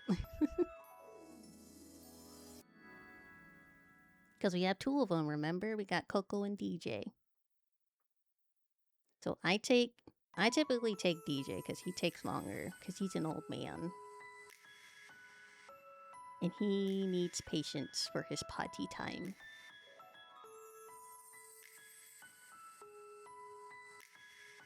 But anyway, I'll see you guys next time. Hey, you want to say bye to Clump? Here, I'll let you guys say bye to Clump. Say bye, Clump. Bye-bye. Bye, Soldies. Bye.